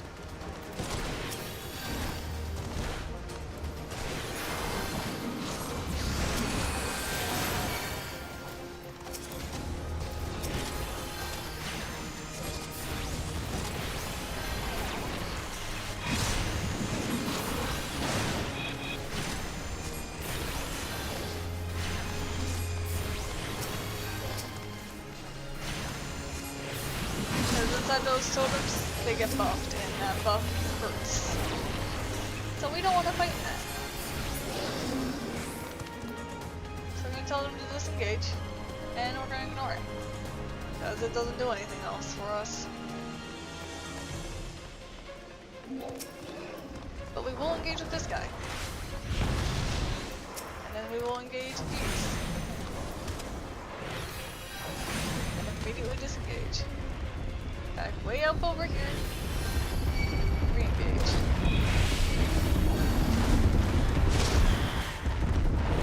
I can see the proper aggro lines.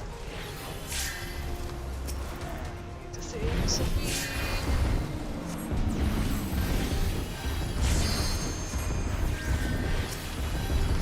I feel like I need to change one of Sophie's things to a different one because Sophie is very fragile the way I have him set up.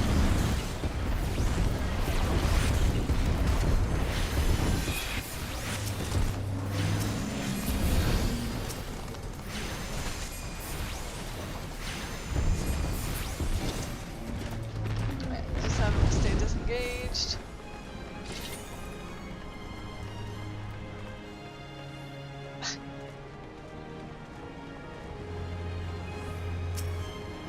You can see what they're targeting, which is kind of hilarious. I need you to engage these guys. Yeah, we need to disengage because we're pulling them out. Now re-engage.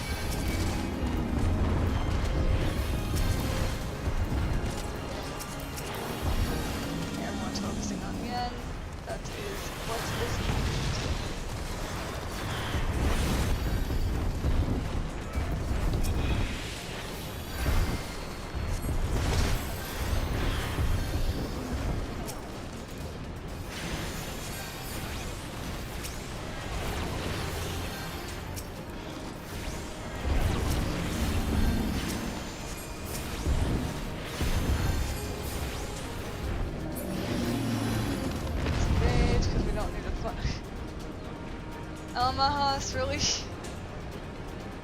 He ran all the way over there to attack it.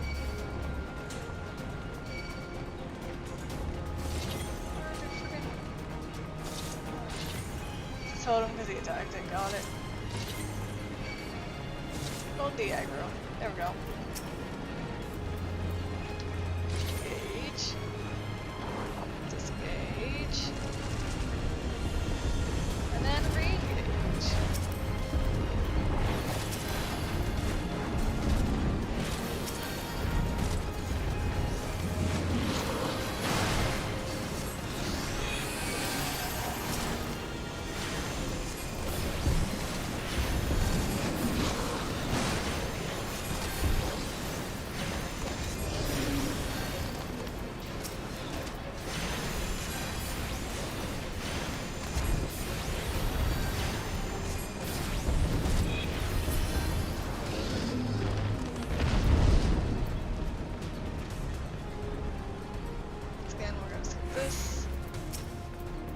Engage this guy.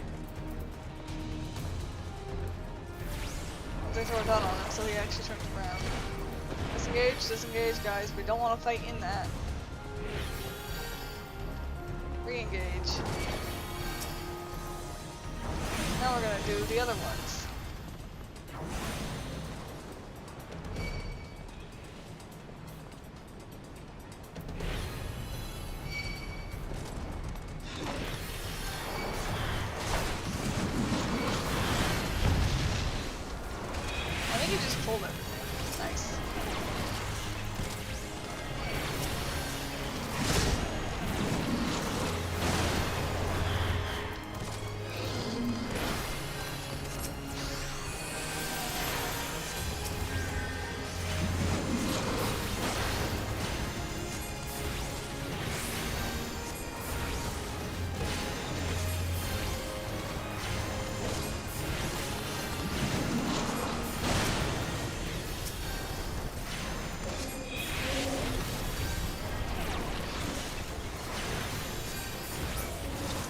Disengage, now that we're done.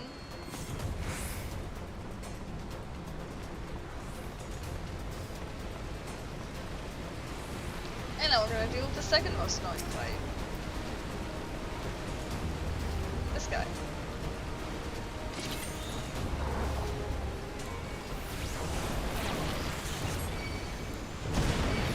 This guy right here.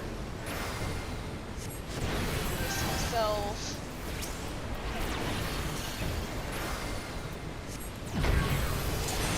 That, and now, are you like, damage up, okay.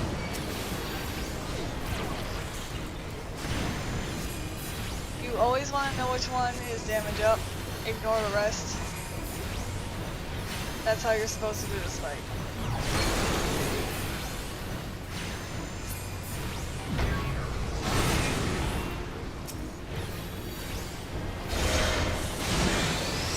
Only one that can interact with these.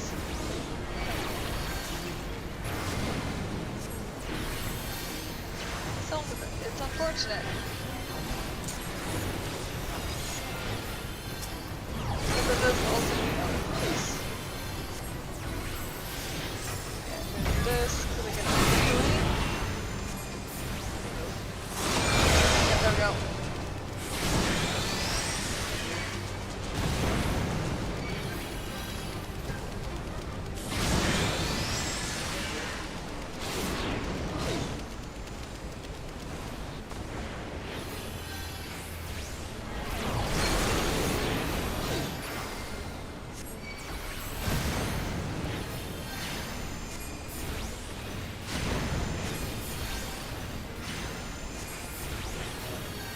Standard, alright.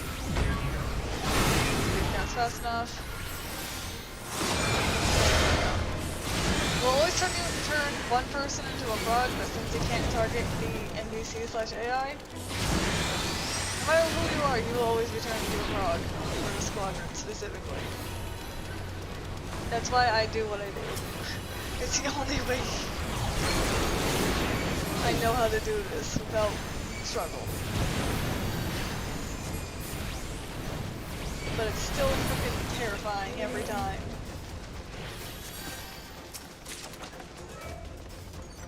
Alright. No, the rest of this isn't that bad.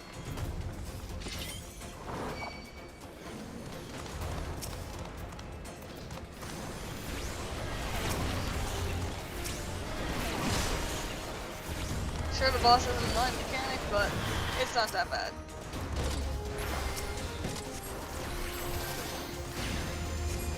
But this is definitely a lot easier with the stat squishing. Hitting everyone but them. Because I had to run this before the stat squish. It was not fun.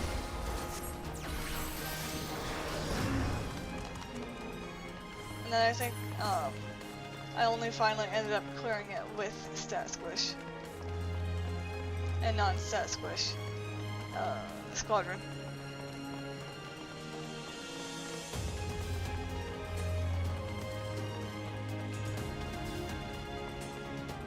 It's either they are affected by stat squish or that's just how powerful their tactics are.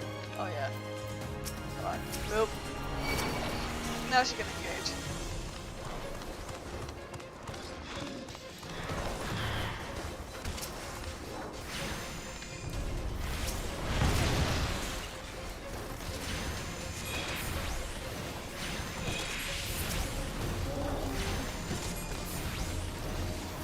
Let me go grab this.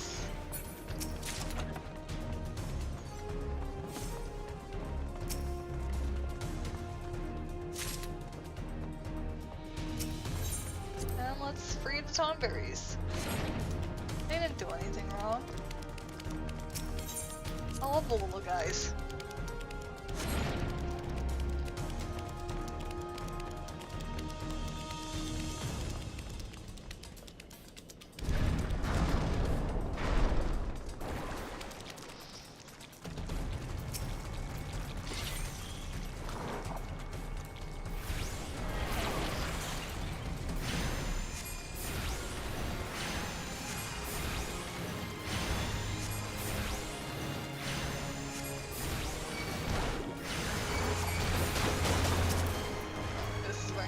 Six while I'm dealing with all of the rapid things.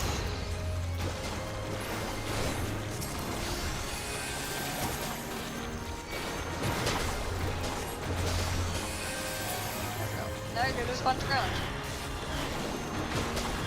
Tell that would be amount of blue pumps around.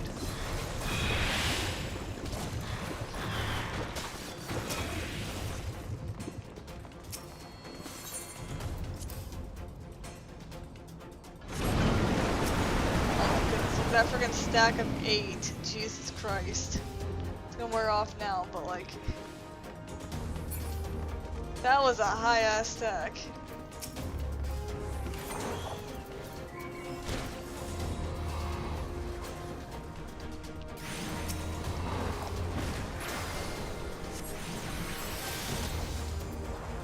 Oh my goodness, that... No, I just noticed something, I think... Get a Magitech book. A book of things. I think because of the changes they've actually broken.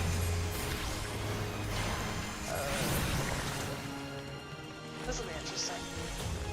I might have to change the Fiend to a Lancer because yeah, lots of damage, but to a point.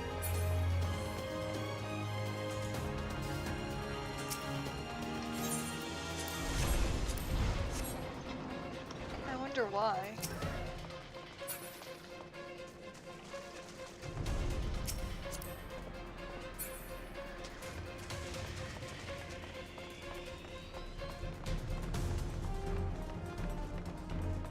Because I can easily change it up.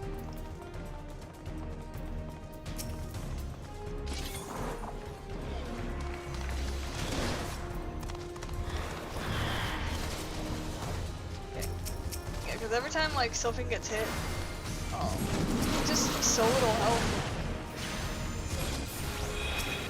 Okay, I'm doing a test. Is it just because Sophie has little health? I mean, I still higher. I don't know.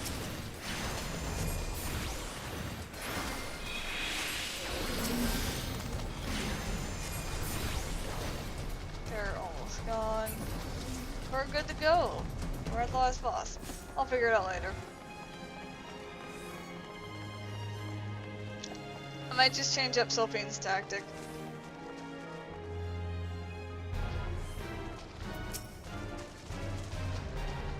Alright. So fun thing about this fight. Lots of things. I also realized I didn't have my parry.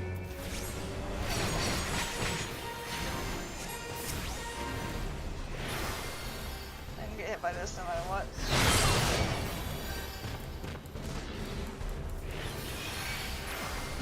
Six, we have to beat 5. We need to disengage.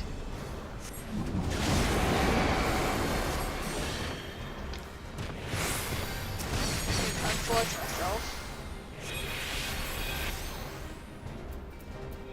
Now we engage.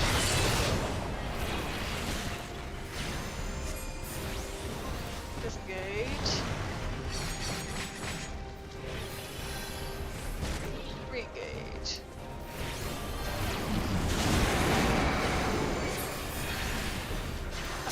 My fairy got rid of me.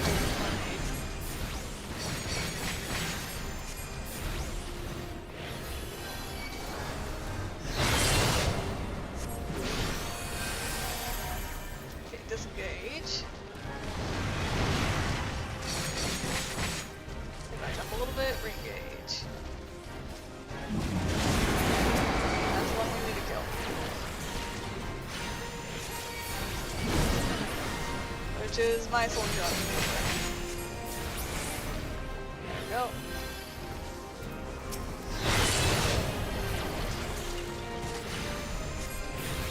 Disengage.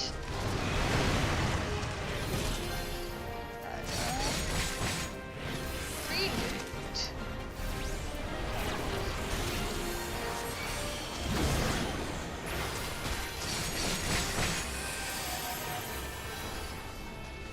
That.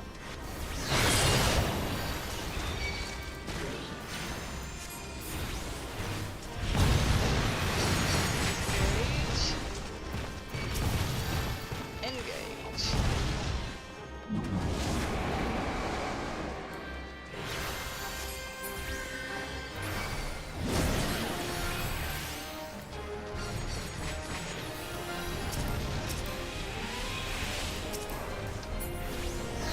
The other one almost killed.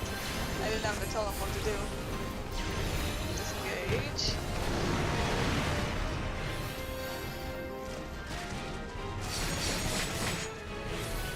Re-engage, and now I can start healing.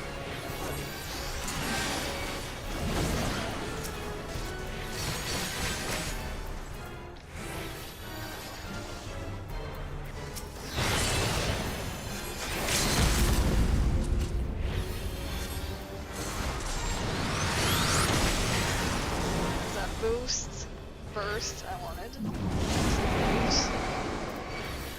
Heal myself. Engage.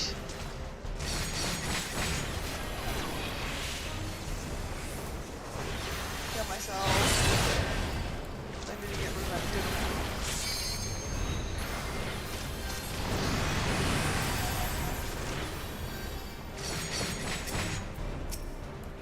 Kill the idol.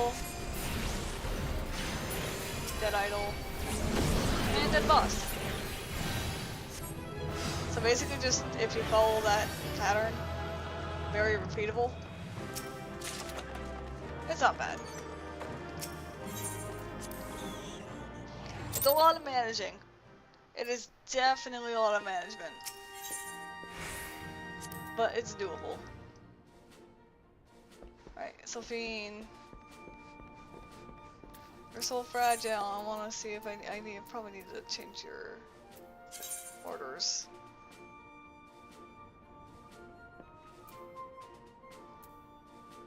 Like, I think balance will fit you a little bit better because that HP makes me a little sad.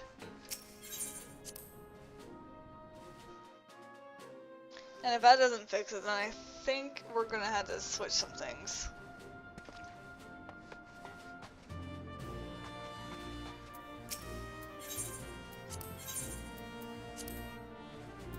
Turn in all of this stuff.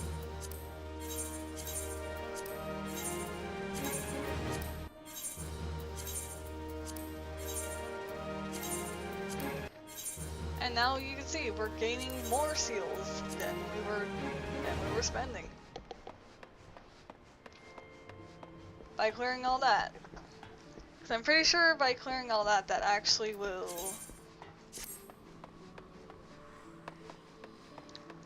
It should get you Storm... Clearing almost all of those will get you to Storm Captain. I know I had Storm Captain before going to Heavensward.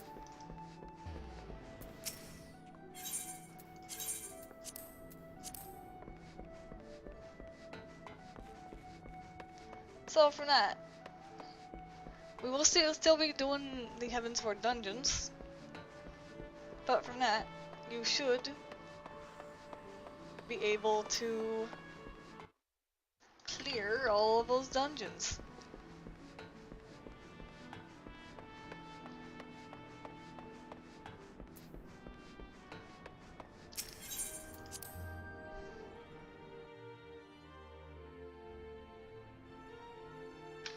And now I can showcase how broken the rest are.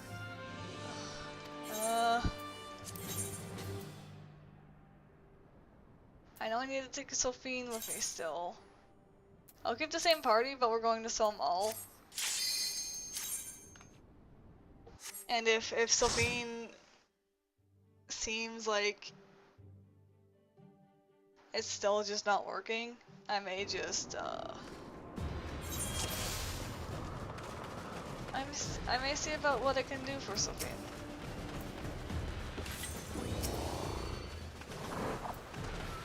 Okay, never mind, it's not broken. I just looked at her health, okay. Okay.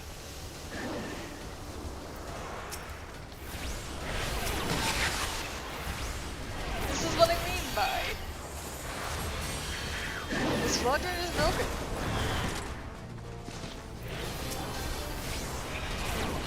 I was so worried about Sophie.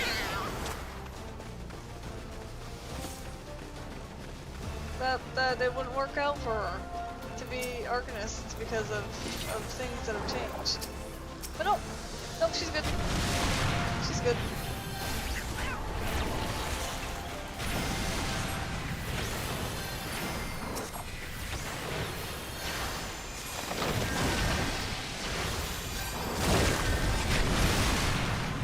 Yeah, here's all the poison stacks.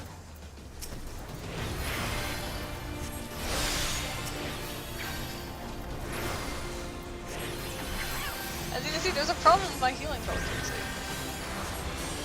I can't heal them. This is the broken part of the Squadron I'm talking about.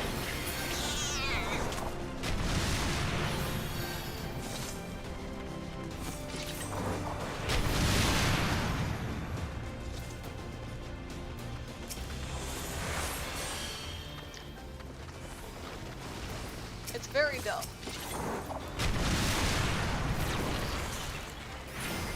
And this is the point where you actually don't have to use your squad moves. These don't matter. Just keep yourself alive.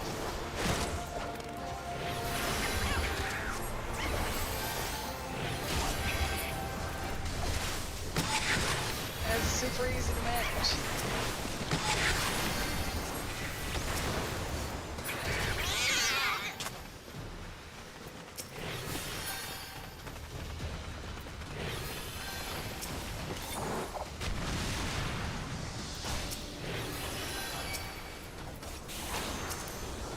I'm still using it because I like to.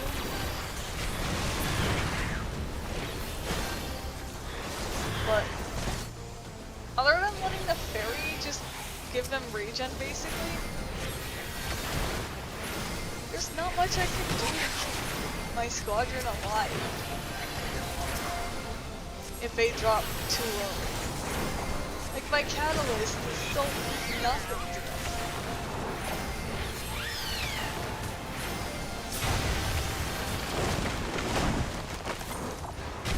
Which is why, like, you could, what, you guys good? You could choose any class and be fine. This one you might have to, you'll still probably have to use engage on certain ones.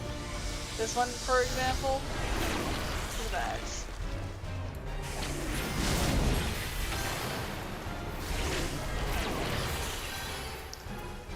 Okay, heal enough if I do this. Nope. I don't heal, like, for anything.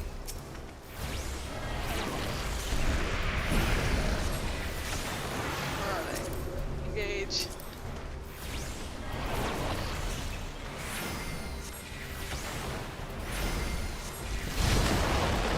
Engage.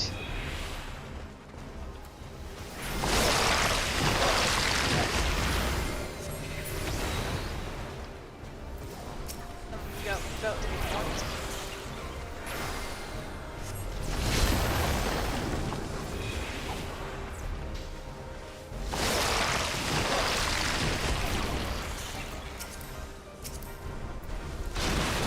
That's one hornet. Oops.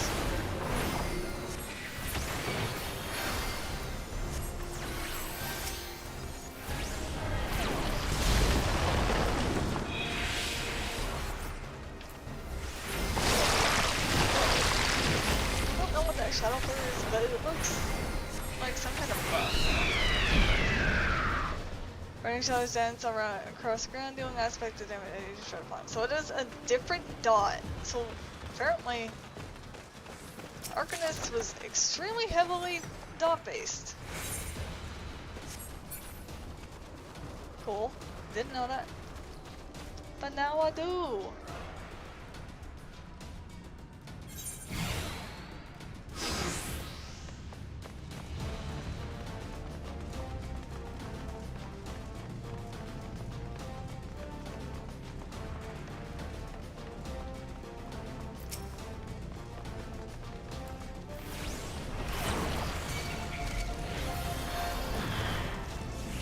Yeah.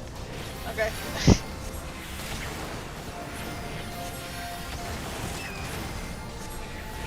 I'm just gonna be ignoring my orders now. Unless I need to.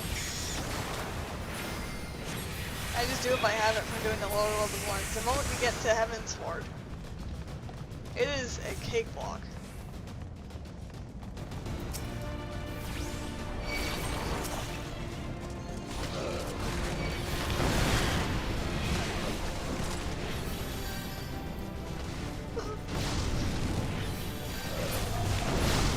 Like, you can just let them stand in things, so they'll be fine, relatively.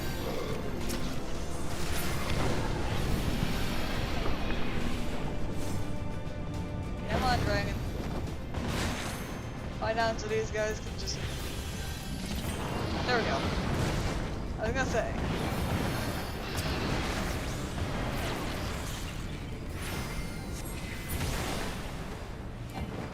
Yeah. I could probably just leave Sophine on that then. I guess it's just Arcanists have like ungodly like no health.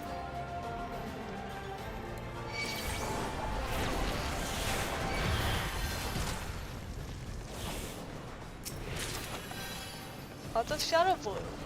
This is a dye that someone wants. And yes. This is how dumb this squad. Oh, you can buy it. Okay. I should have just looked if it was something you could buy.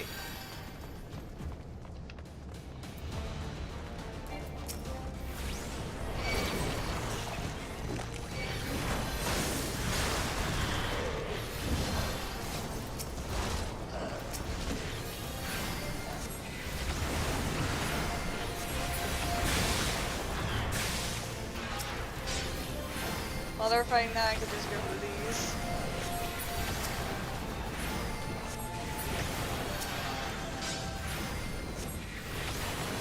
Just simplify the fight a little bit more.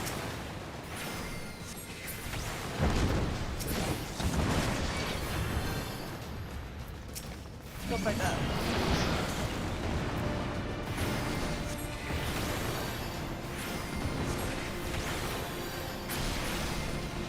And it's gone.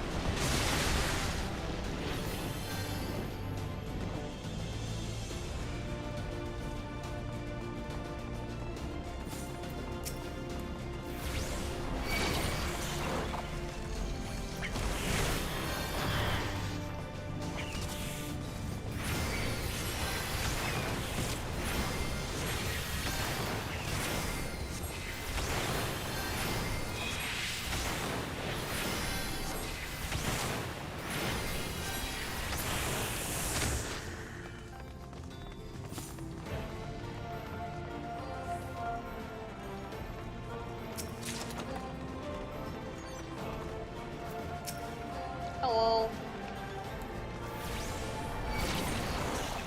Once again, I'm just not gonna bother using the engage.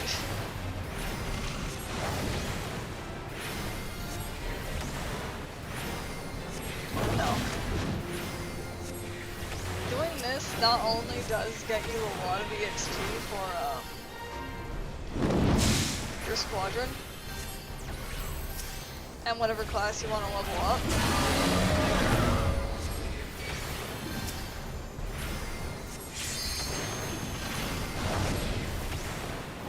It does also get you a bunch of other things too, which is great. By the way, they will always target you.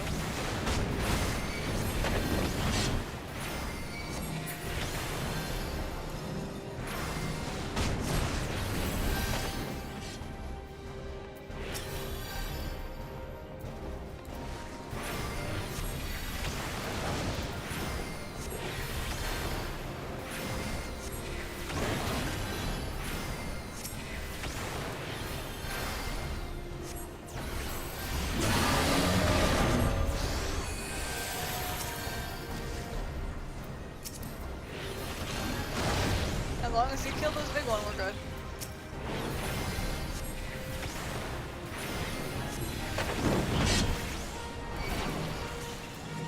I just unfortunately have to do the take all the hits.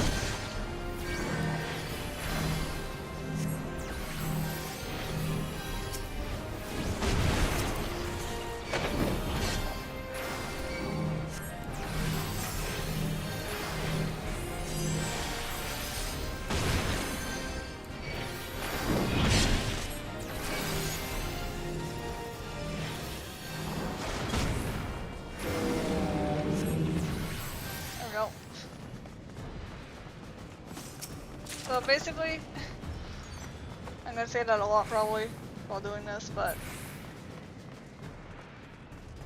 when I start doing that, just sole focus on keeping yourself alive.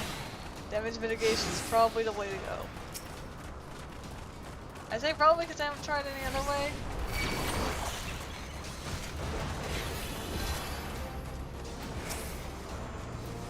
I like for you guys to engage with these guys too.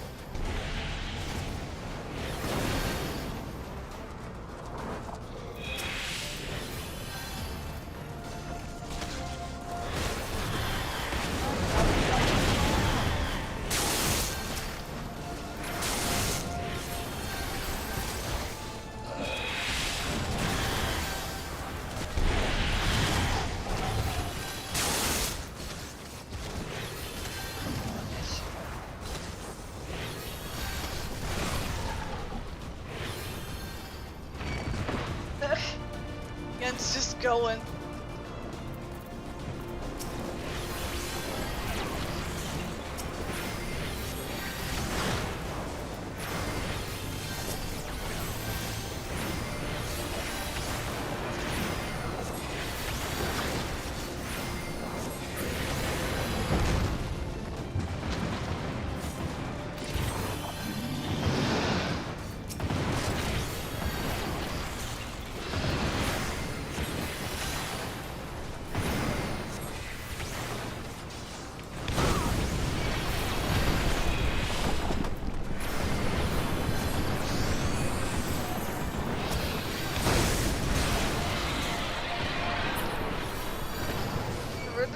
the ridiculous thing about this is, since you're not telling them to engage, they don't focus on a single enemy and will instead just actually try and grab everything, as you've been noticing as you've been doing this. There are times where, yeah, things don't get grabbed, but that's fine.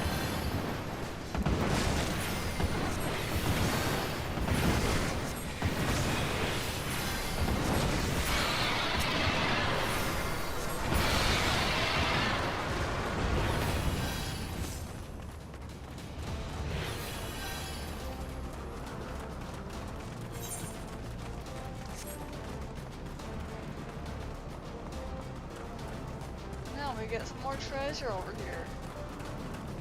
Along with the last boss.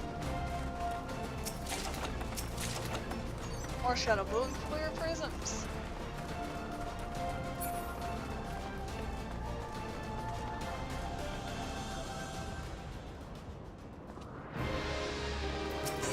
Let's go find that. The one thing I remember with this one is just, if you don't attack the wings, just tell them to attack the wings when the attack comes.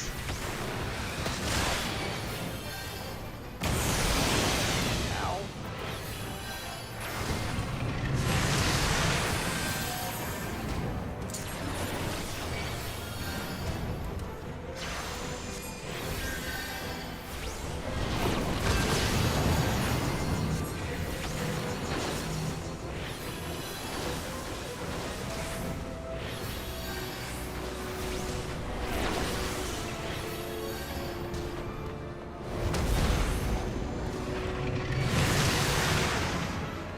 Rock.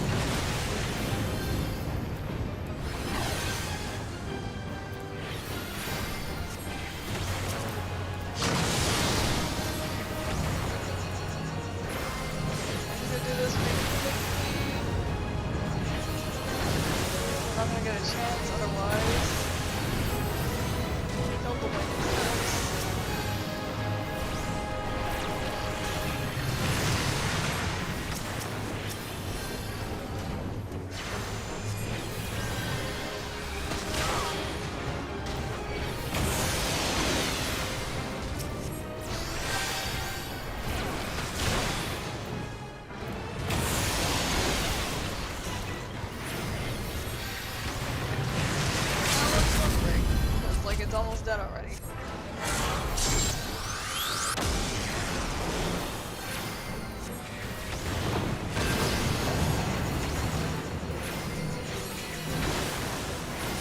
There we go.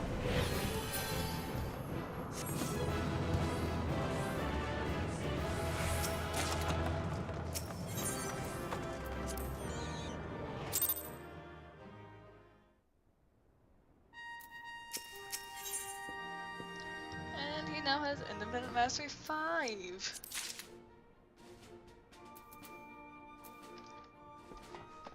Which what does this mean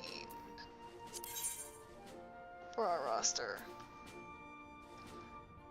So, Nanosumi, Nanalupa, Raiden, and Yen. Yen's still with us, so we'll get Raiden instead of Sophine, and probably Nanosumi. For next one, which is the Vault.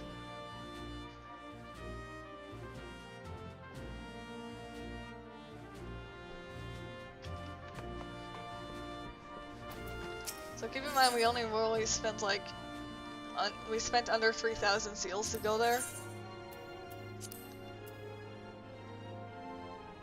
We have over 3,000 seals here by itself. So watch how much we gain from just turning in all of this stuff that you could just infinitely run. Because squadrons are very powerful.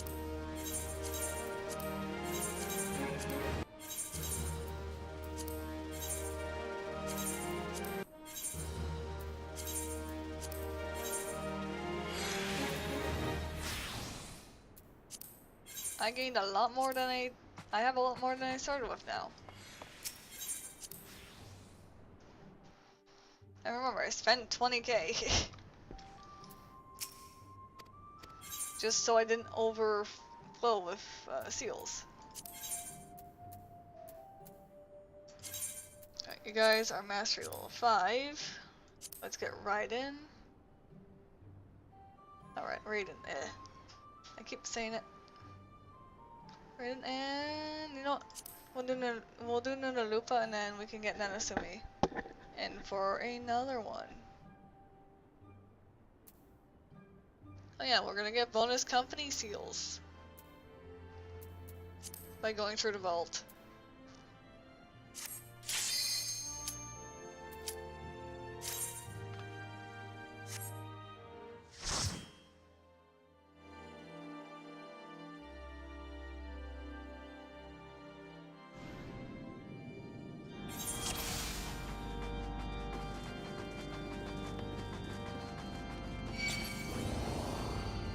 I'm gonna stand here.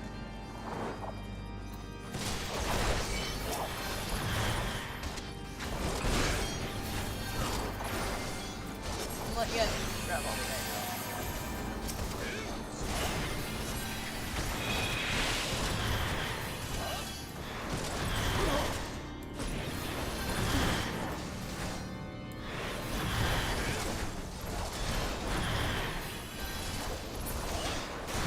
Just put Sophie back on power, actually.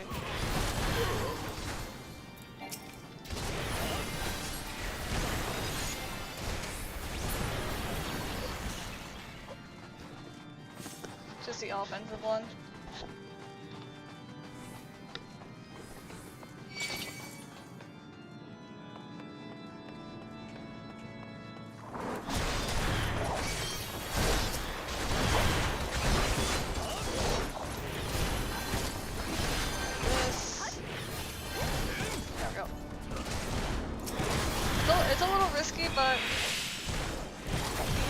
Actually pull where necessary. I may take it.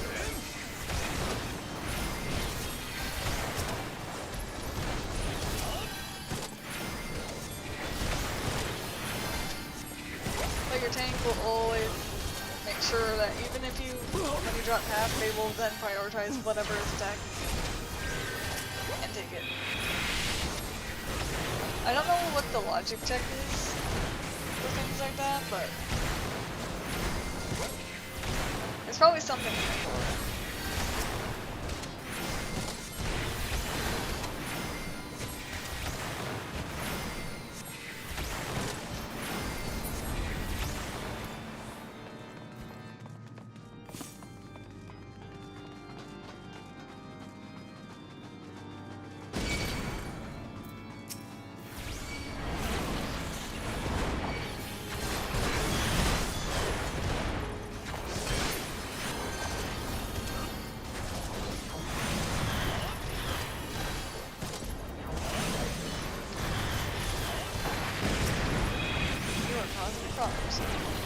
I will be focusing you down, Deacon.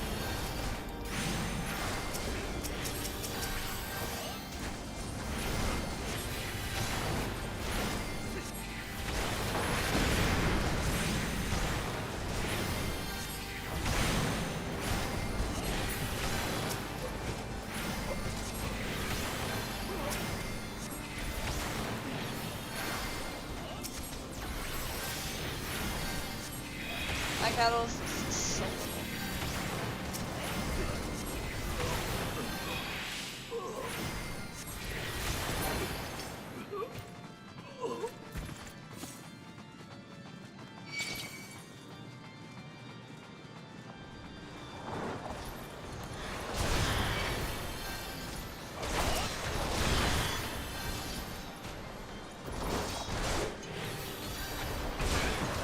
No. Oh, she's got it.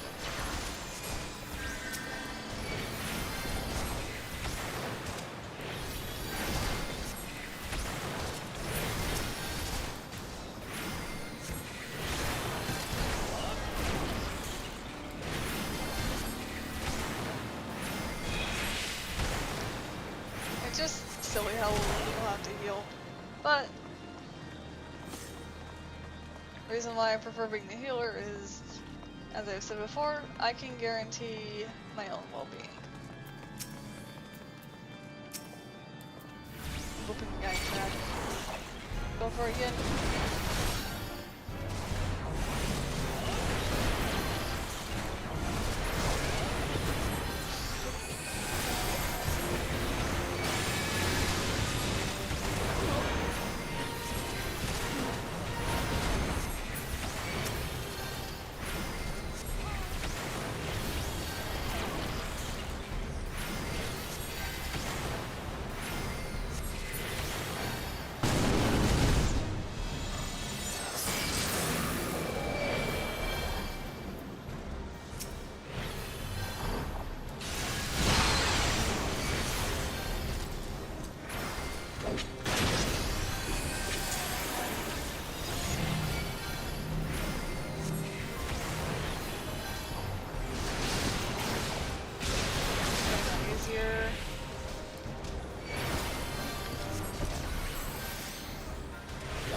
Boss will always target you with whatever gimmick they have, so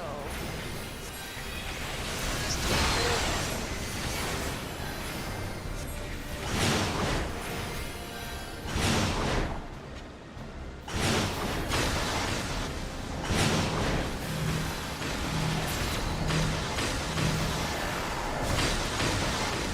Oh, sir. Welcome back from space.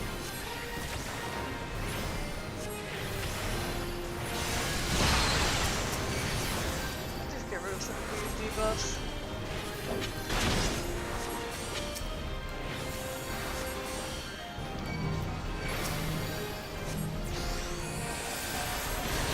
There we go.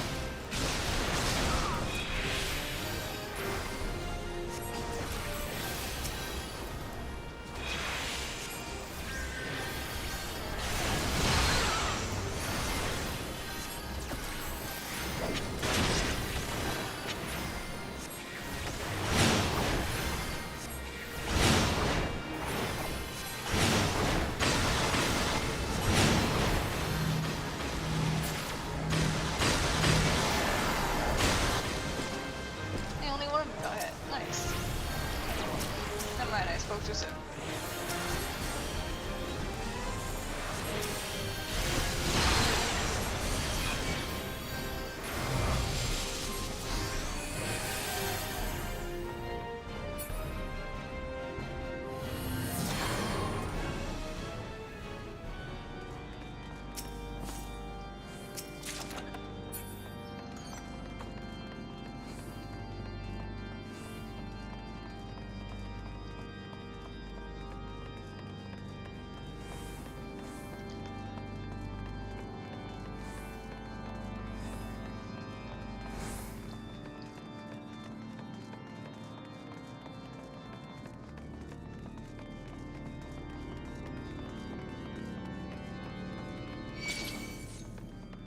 These guys. Yoink. Here we go again.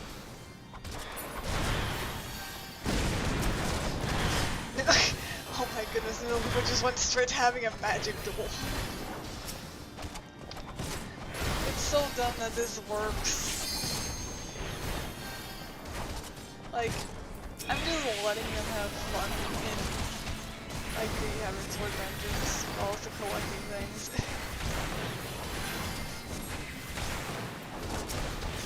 Although Nunaloopa is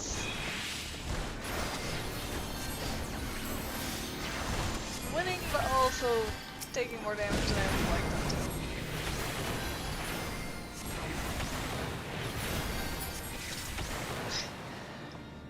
Jeez, Nunaloopa almost sold that. That shouldn't be a thing, but it is. The Squadrons.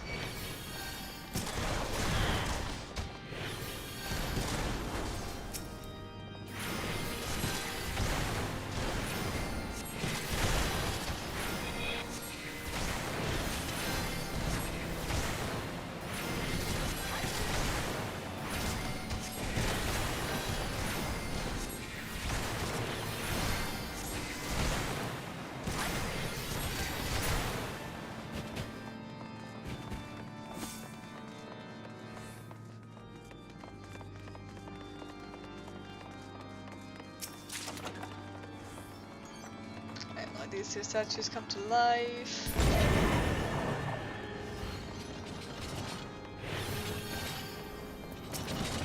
This one, so grab it.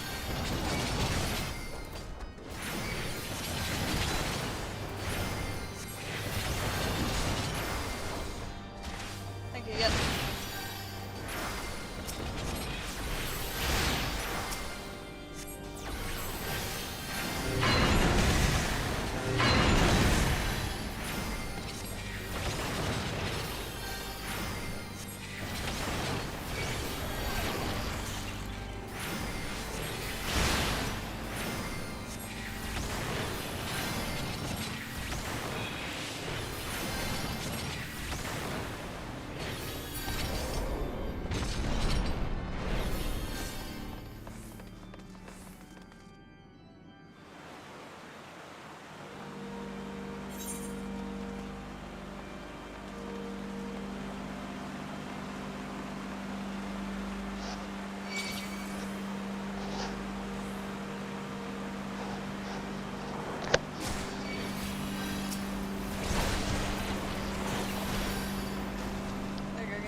Grab this one. Oh.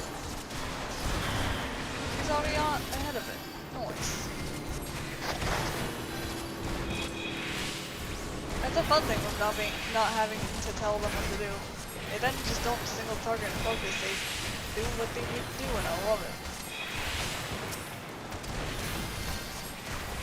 It lets you manage them so much more.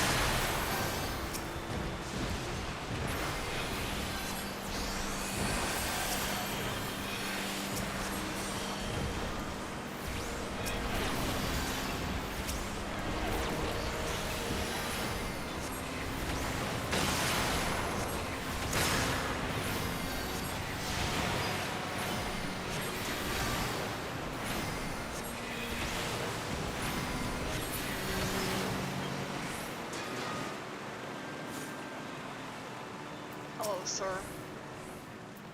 I'll cut you to pieces! Sure. I'll let you try. Maybe once or twice. I don't know if it'll work for you, but I'll let you try once or twice. Just don't make it obvious. Otherwise, it's just not gonna work. I will not yield to you!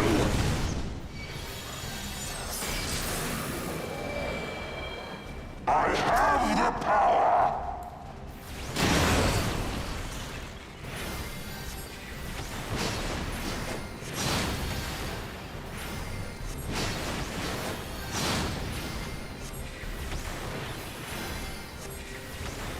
That way. Down with you!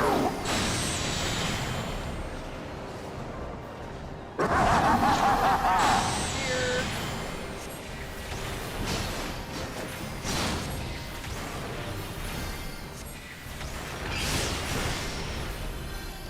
You don't want to get knocked into those.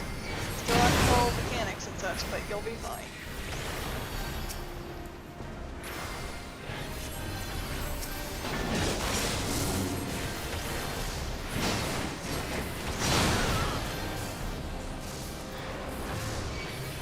Down with you!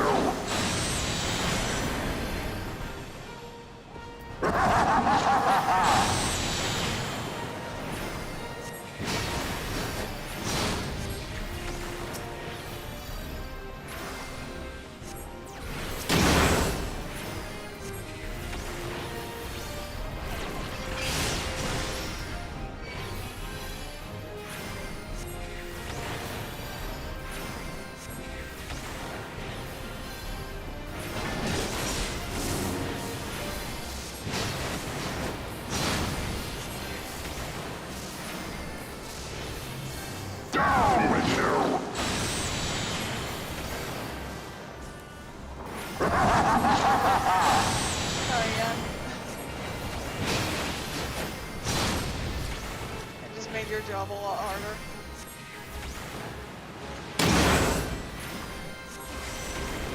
Because now they're still AI, but no. This is why I love my Squadron people.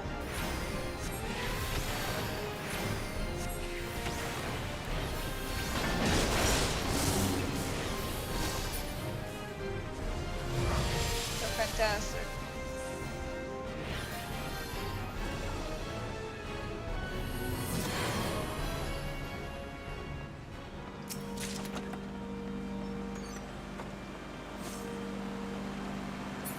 I want nothing but the best for them.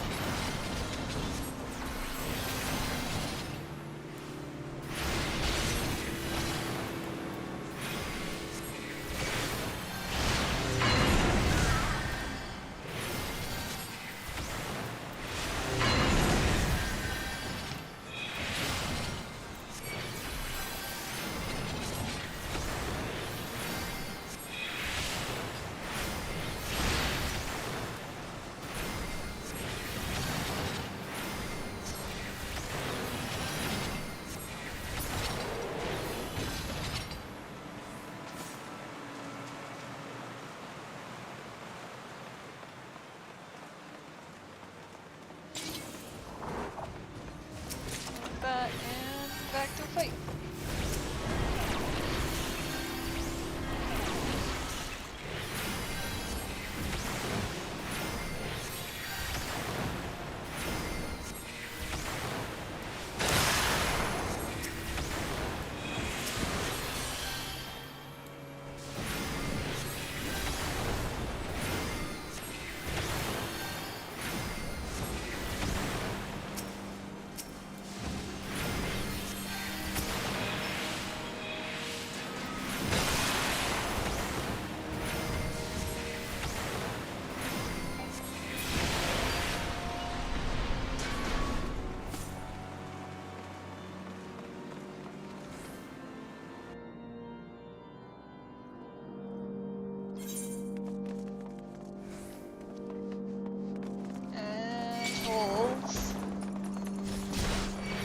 Got them.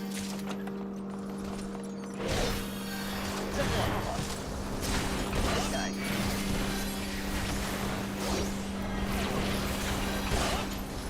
There we go.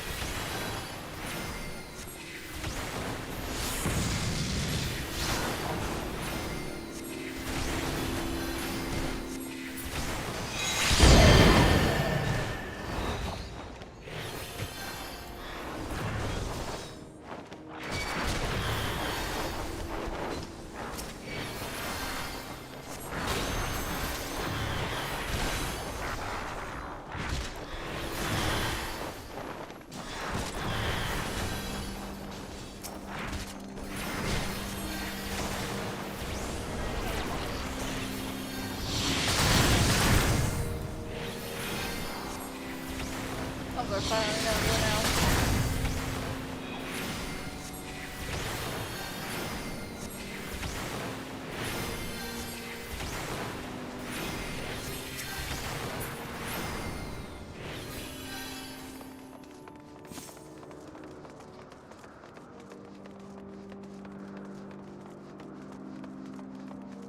You know, I just realized that both Gen and Raiden have the same health pool. Like the exact same. That is terrifying. Filthy rats!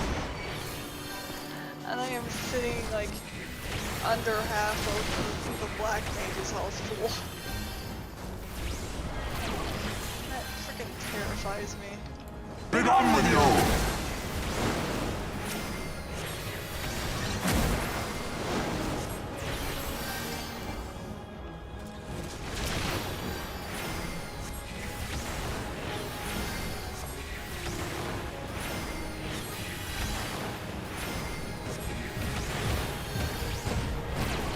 Sickness must be purged!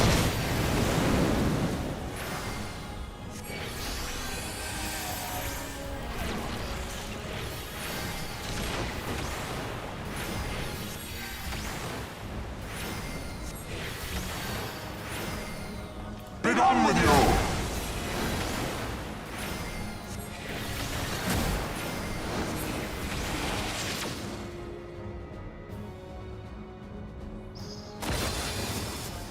And now the final cut!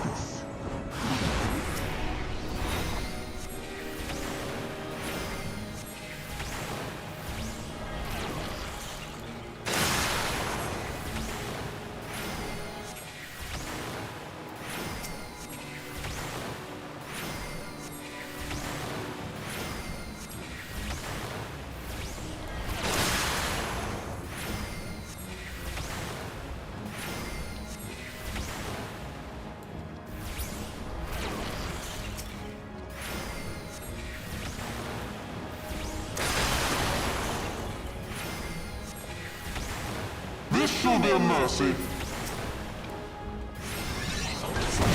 Oh, there was only one alpha over y'all. Disgusting.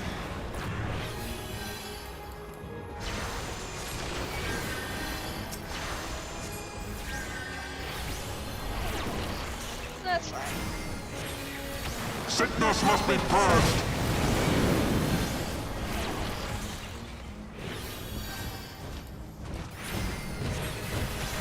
Be gone with you!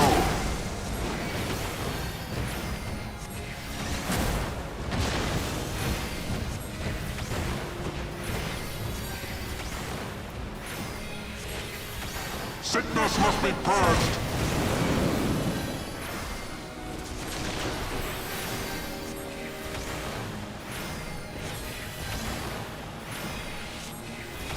Can we go to a second level break before this ends? Probably not. If we get close, we get really close. Sickness must be purged.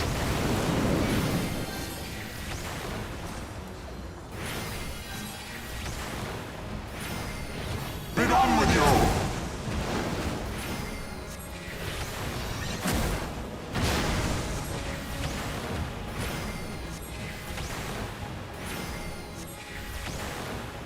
Sickness must be purged. We got it right when he died.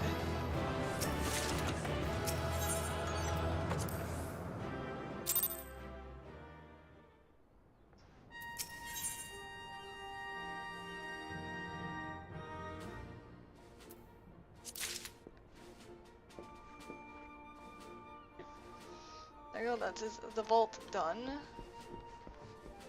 And I'm actually gonna let Sophie go back to being the offensive orders, which means we need to take Sophie with us for a little bit. That's okay. I did the wrong thing. I need to go out here to go get those turned in. And then we'll run the last two dungeons. Cause I want to showcase all of them.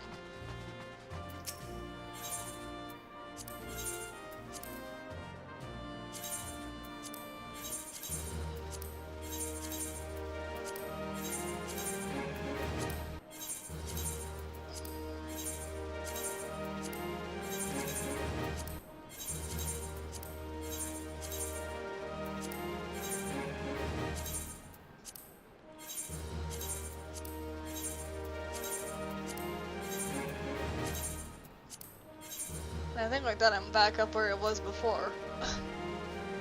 Oh jeez.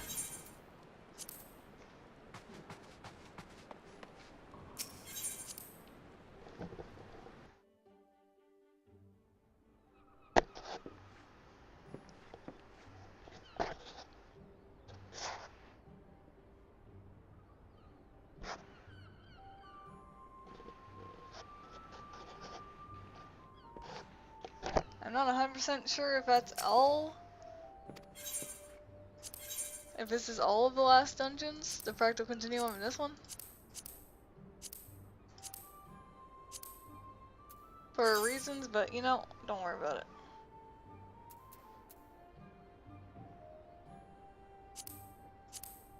We're gonna switch Lupa to Sophine.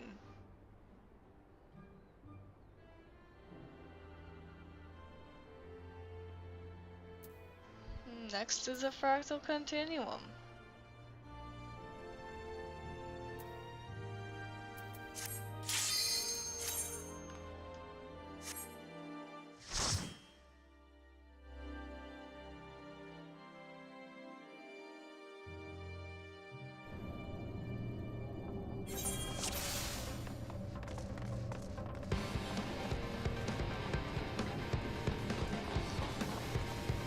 This place has like really good music.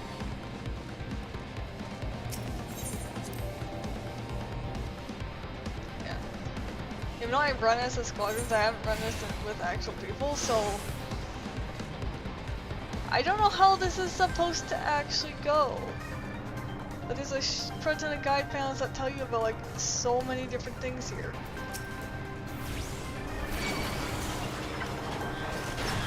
So, if I'm being perfectly honest, I can't tell you exactly what mechanics are in this dungeon.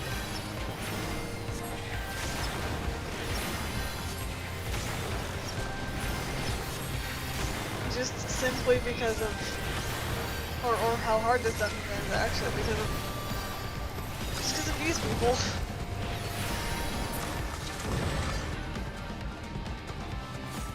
Like everything poof.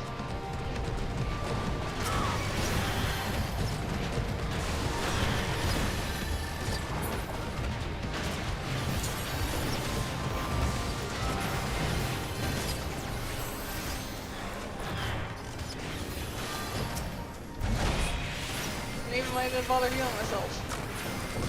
I still somehow survived.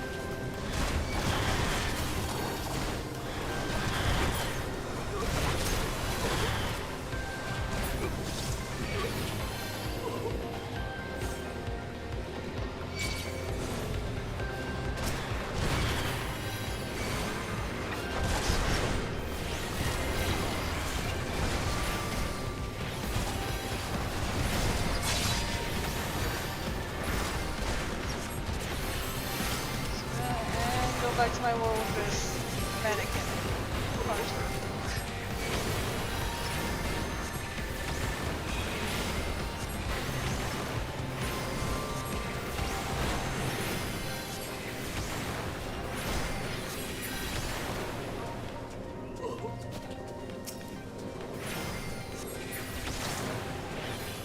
Are you good?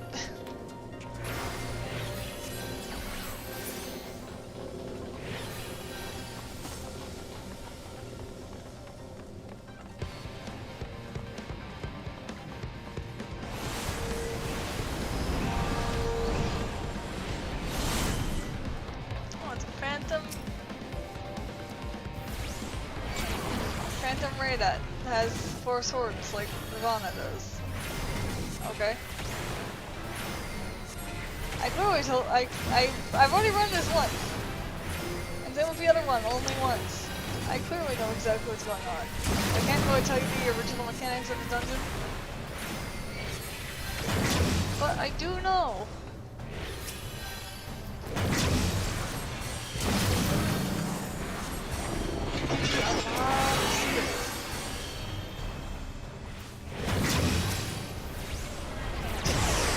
Stuff to dodge.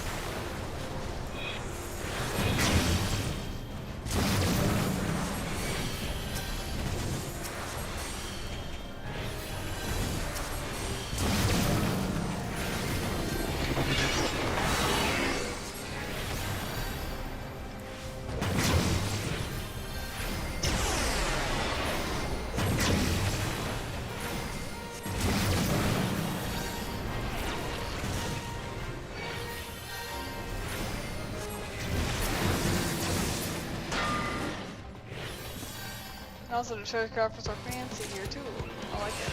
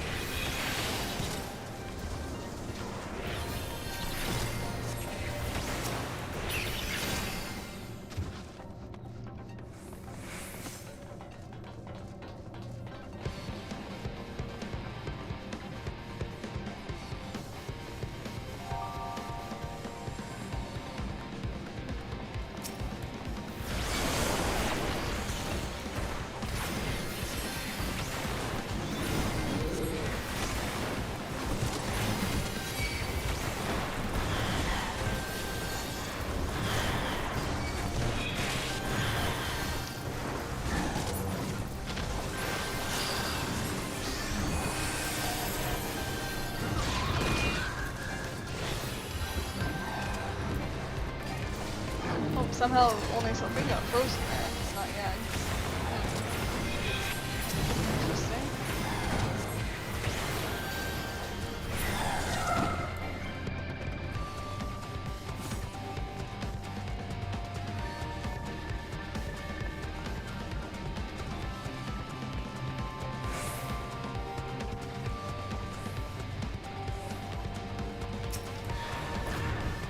I need 2, not 3.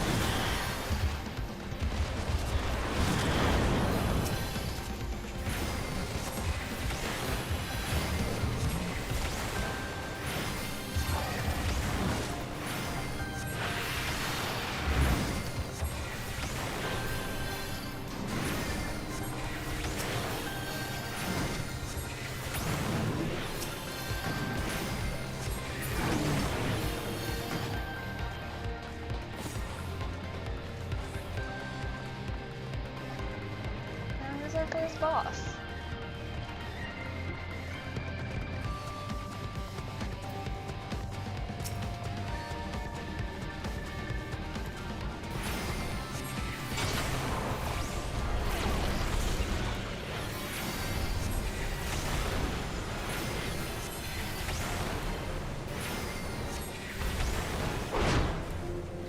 Yeah, so I remember this guy's mechanic. There's these things that you can't actually read, can't actually see the AoE for you, so you have to know based off of the animation.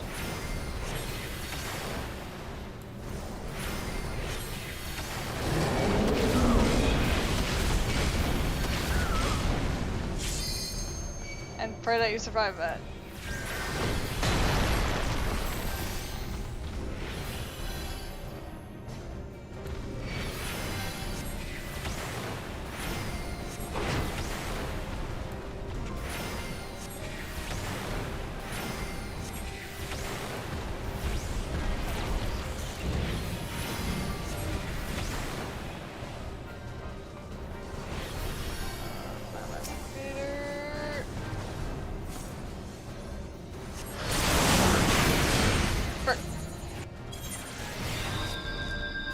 figured out how to do that one though.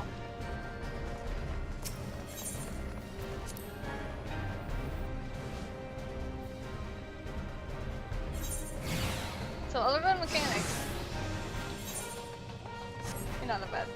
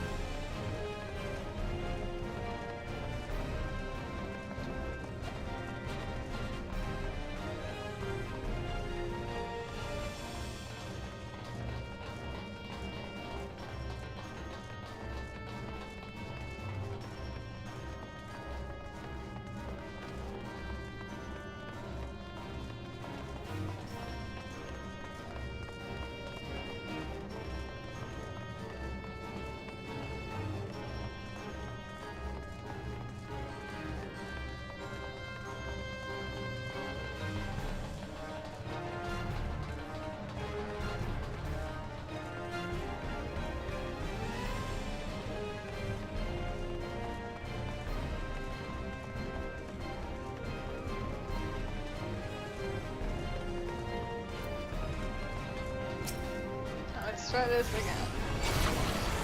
I mean, not be silly.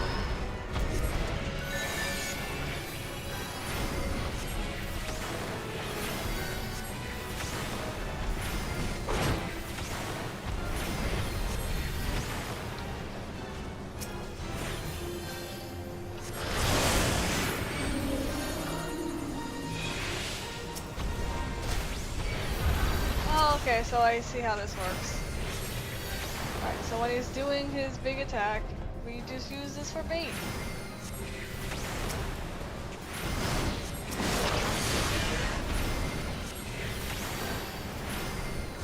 It gives him an attack up, but that's all.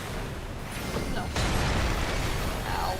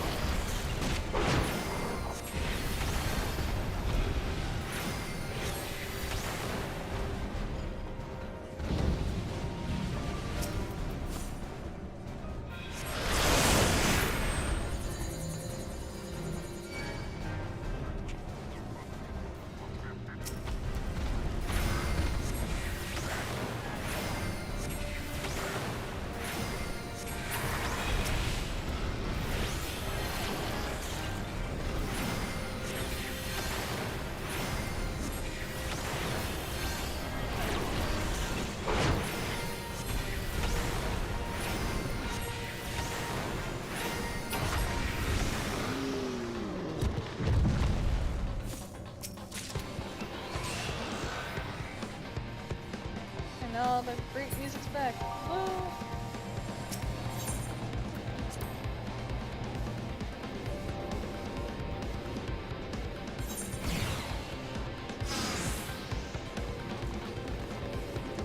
This one now? Yeah.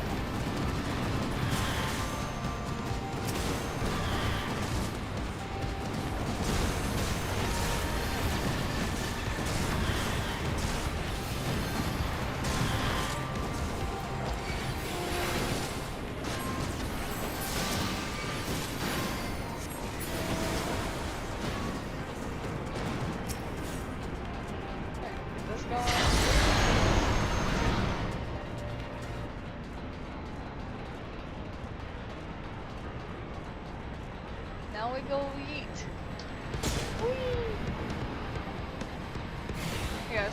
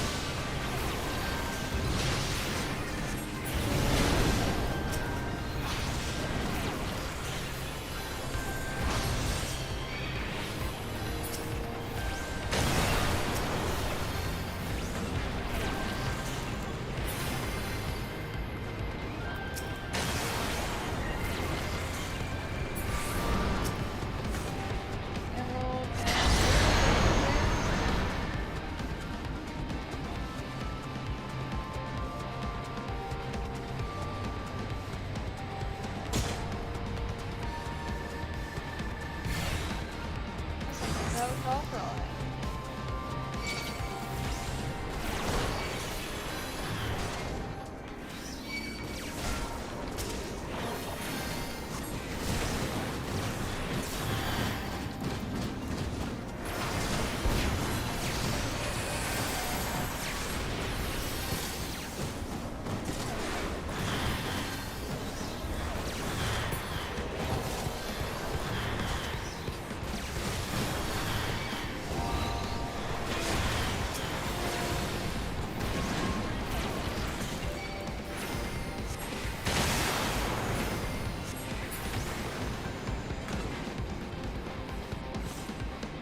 Grab this.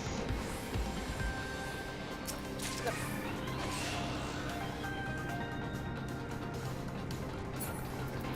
Is Downwood Red the expensive one? Yes, it is. It's the good red. I remember that's one of the ones I was looking for at some point.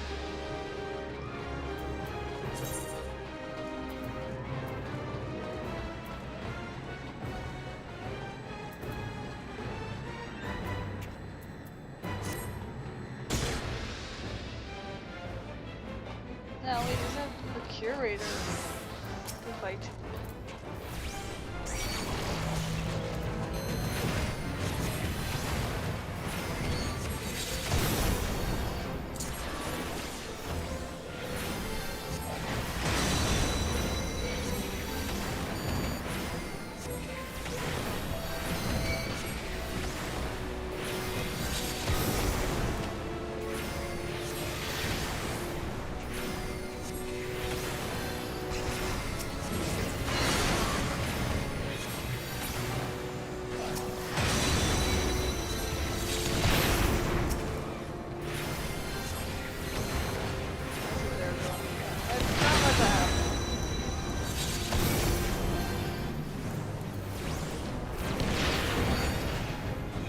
Stop it. There we go. Cannot be the bomb. I can assume it off? Okay, I could assume on myself a bomb off. That was probably a wolf bomb. Okay. I'll probably have to when I do this for people, I'll probably have to relearn this again anyways.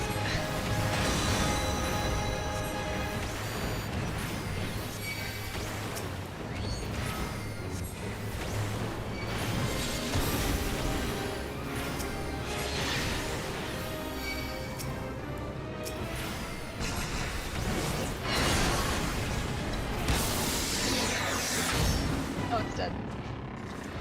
I just got this part. And a song I already have. Oh. I shall keep this bomb. It is mine now. You can't have it back. Defensive tactics 3. Now we're looking for, but almost.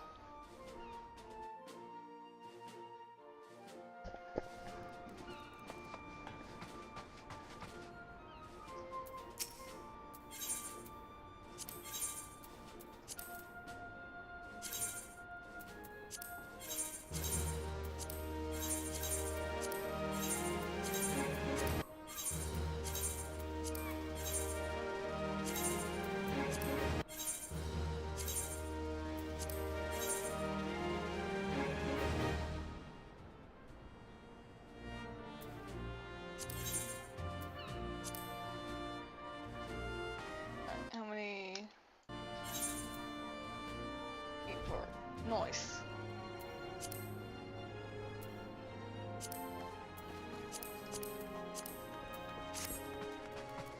Right, we got one more for tonight. And then that is where I will call it.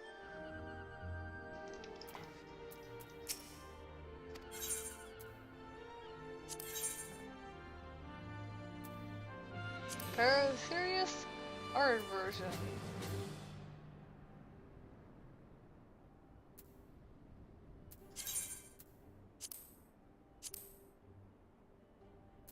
I'm gonna talk. We'll go look at some tactics real quick.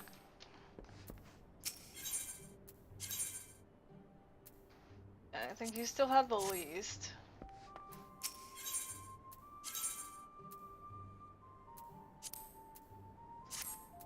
I might just leave you on balance for a while. You are... You need more as well.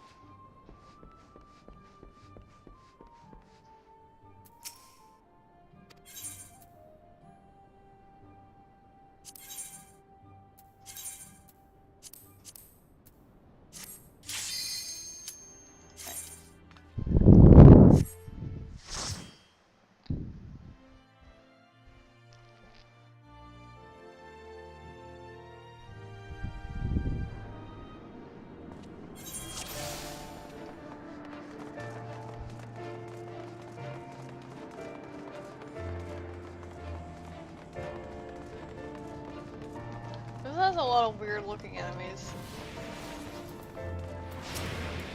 I think something just died.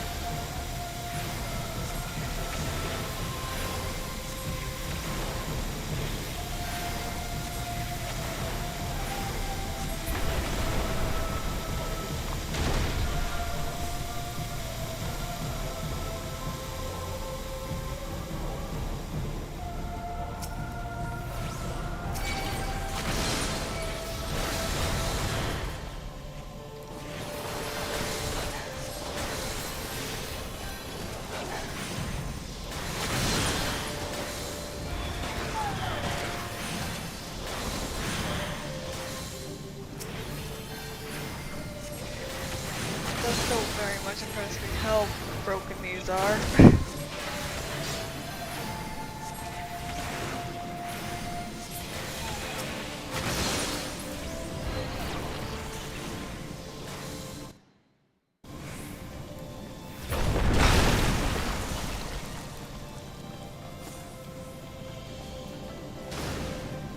And now we go down. Right. Whee! Oh, there we go.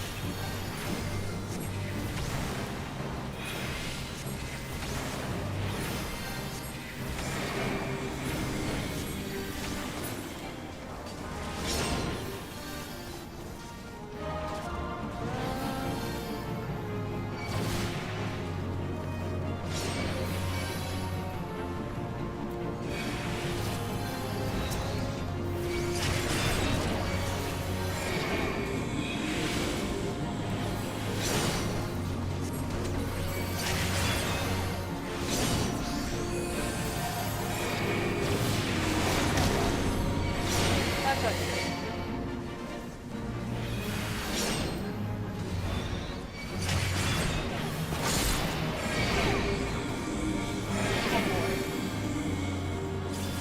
is getting very messy.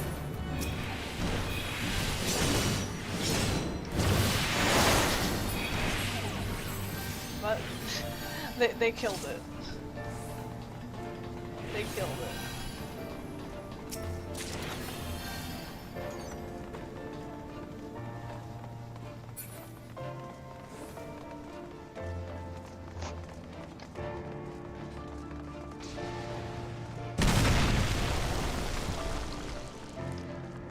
Look at the explosions of this one. There's a lot of bombs.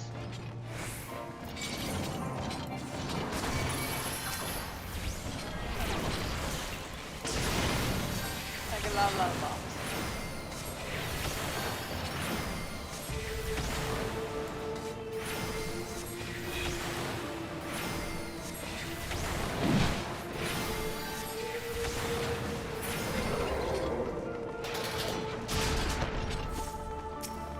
Here's one.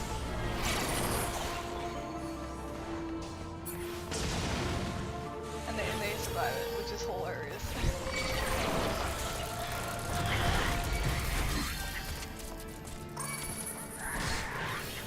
Sometimes I can pop that real quick.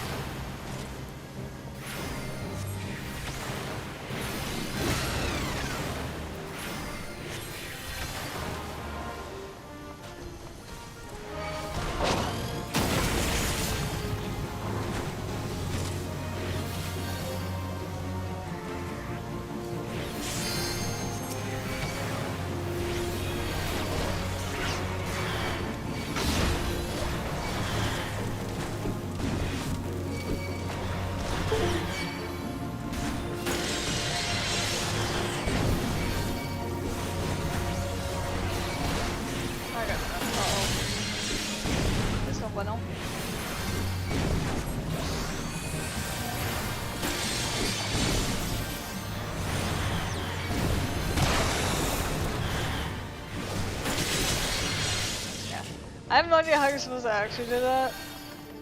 Other than just like take out things, but there's not much I could do there. Things just kind of die. Is there anything down here? No.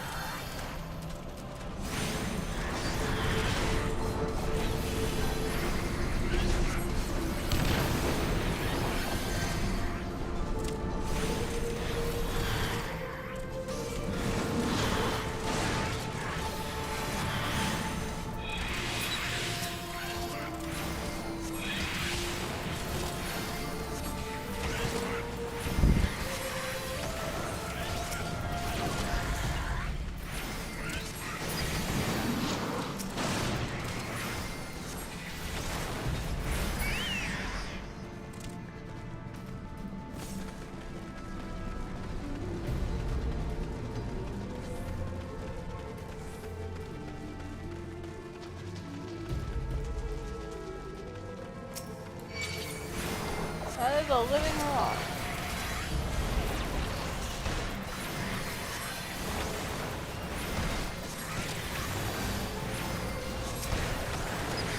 That's a very big living rock. Oh, that's now fighting us. Oh boy.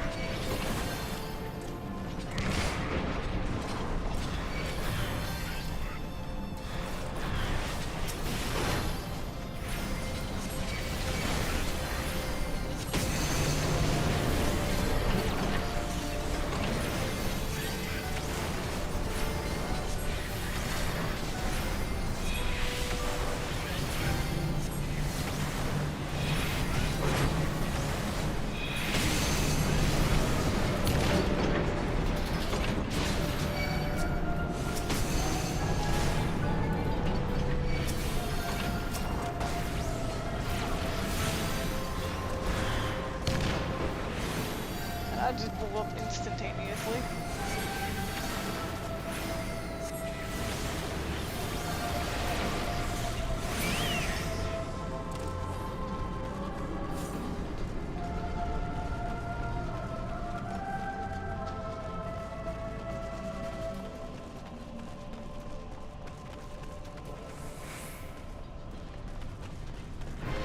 And now whatever this thing is.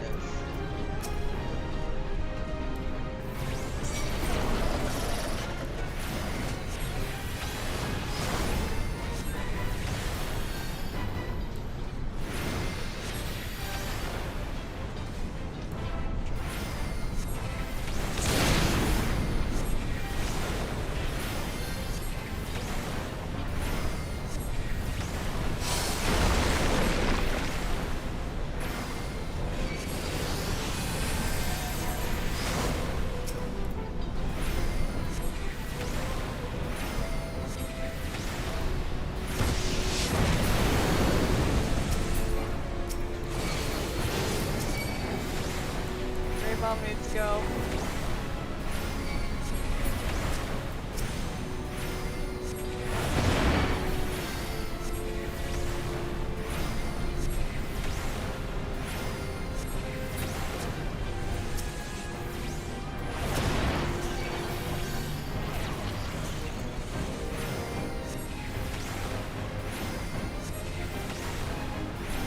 out of here.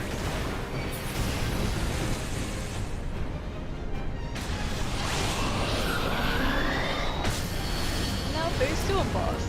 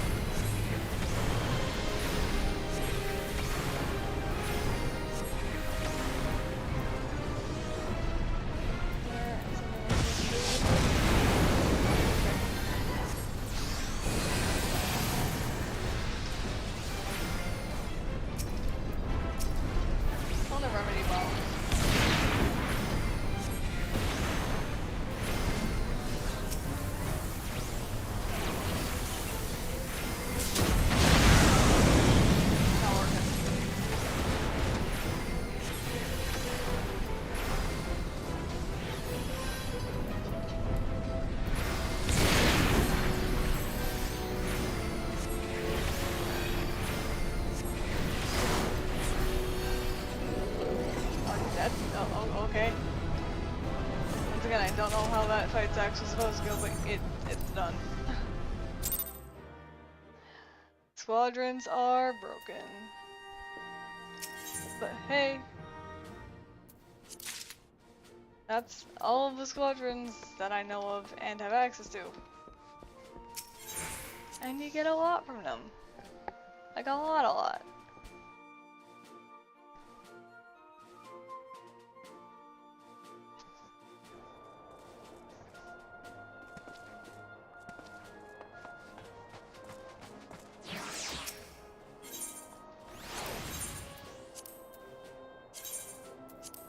Every single item we get from there is like 1,000 seals.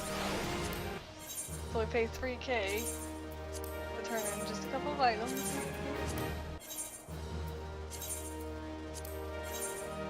I now have almost maximum seals. Which means I'm gonna spend seals again, real quick. Grab another one of these.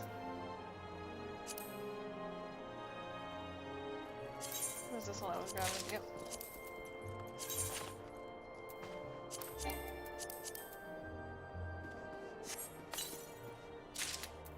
Get a pillow!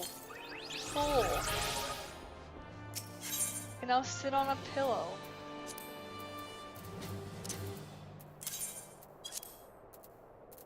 Put that away and then... Okay, we're gonna move this up. Delmud is new, that's important, we can't move that.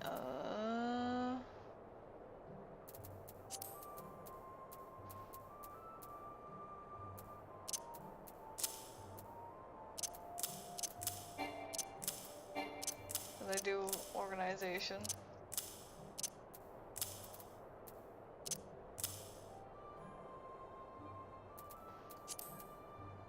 And then put honey yellow in here, because that's all stuff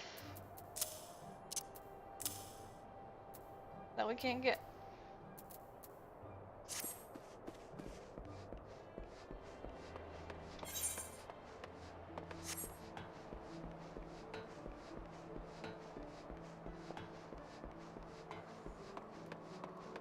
But yeah. I hope you guys enjoyed this tutorial well, showcase / tutorial of all of the Squadron command missions. And as I said in the beginning, once you get to Second Lieutenant, Dungeon Gear is probably some fates, and then eventually Dungeon Gear will be your way of getting all your seals to get up to Second Lieutenant to get Squadron. And then you'll have to be sending them out on Squadron missions to get them leveled up enough until you can rank up through your Squadron. And then yeah, once you get to the point where you have to do command missions, this I hope will be useful for you. Anyways, I hope you guys all had a wonderful time. And I will see you all next time. Later.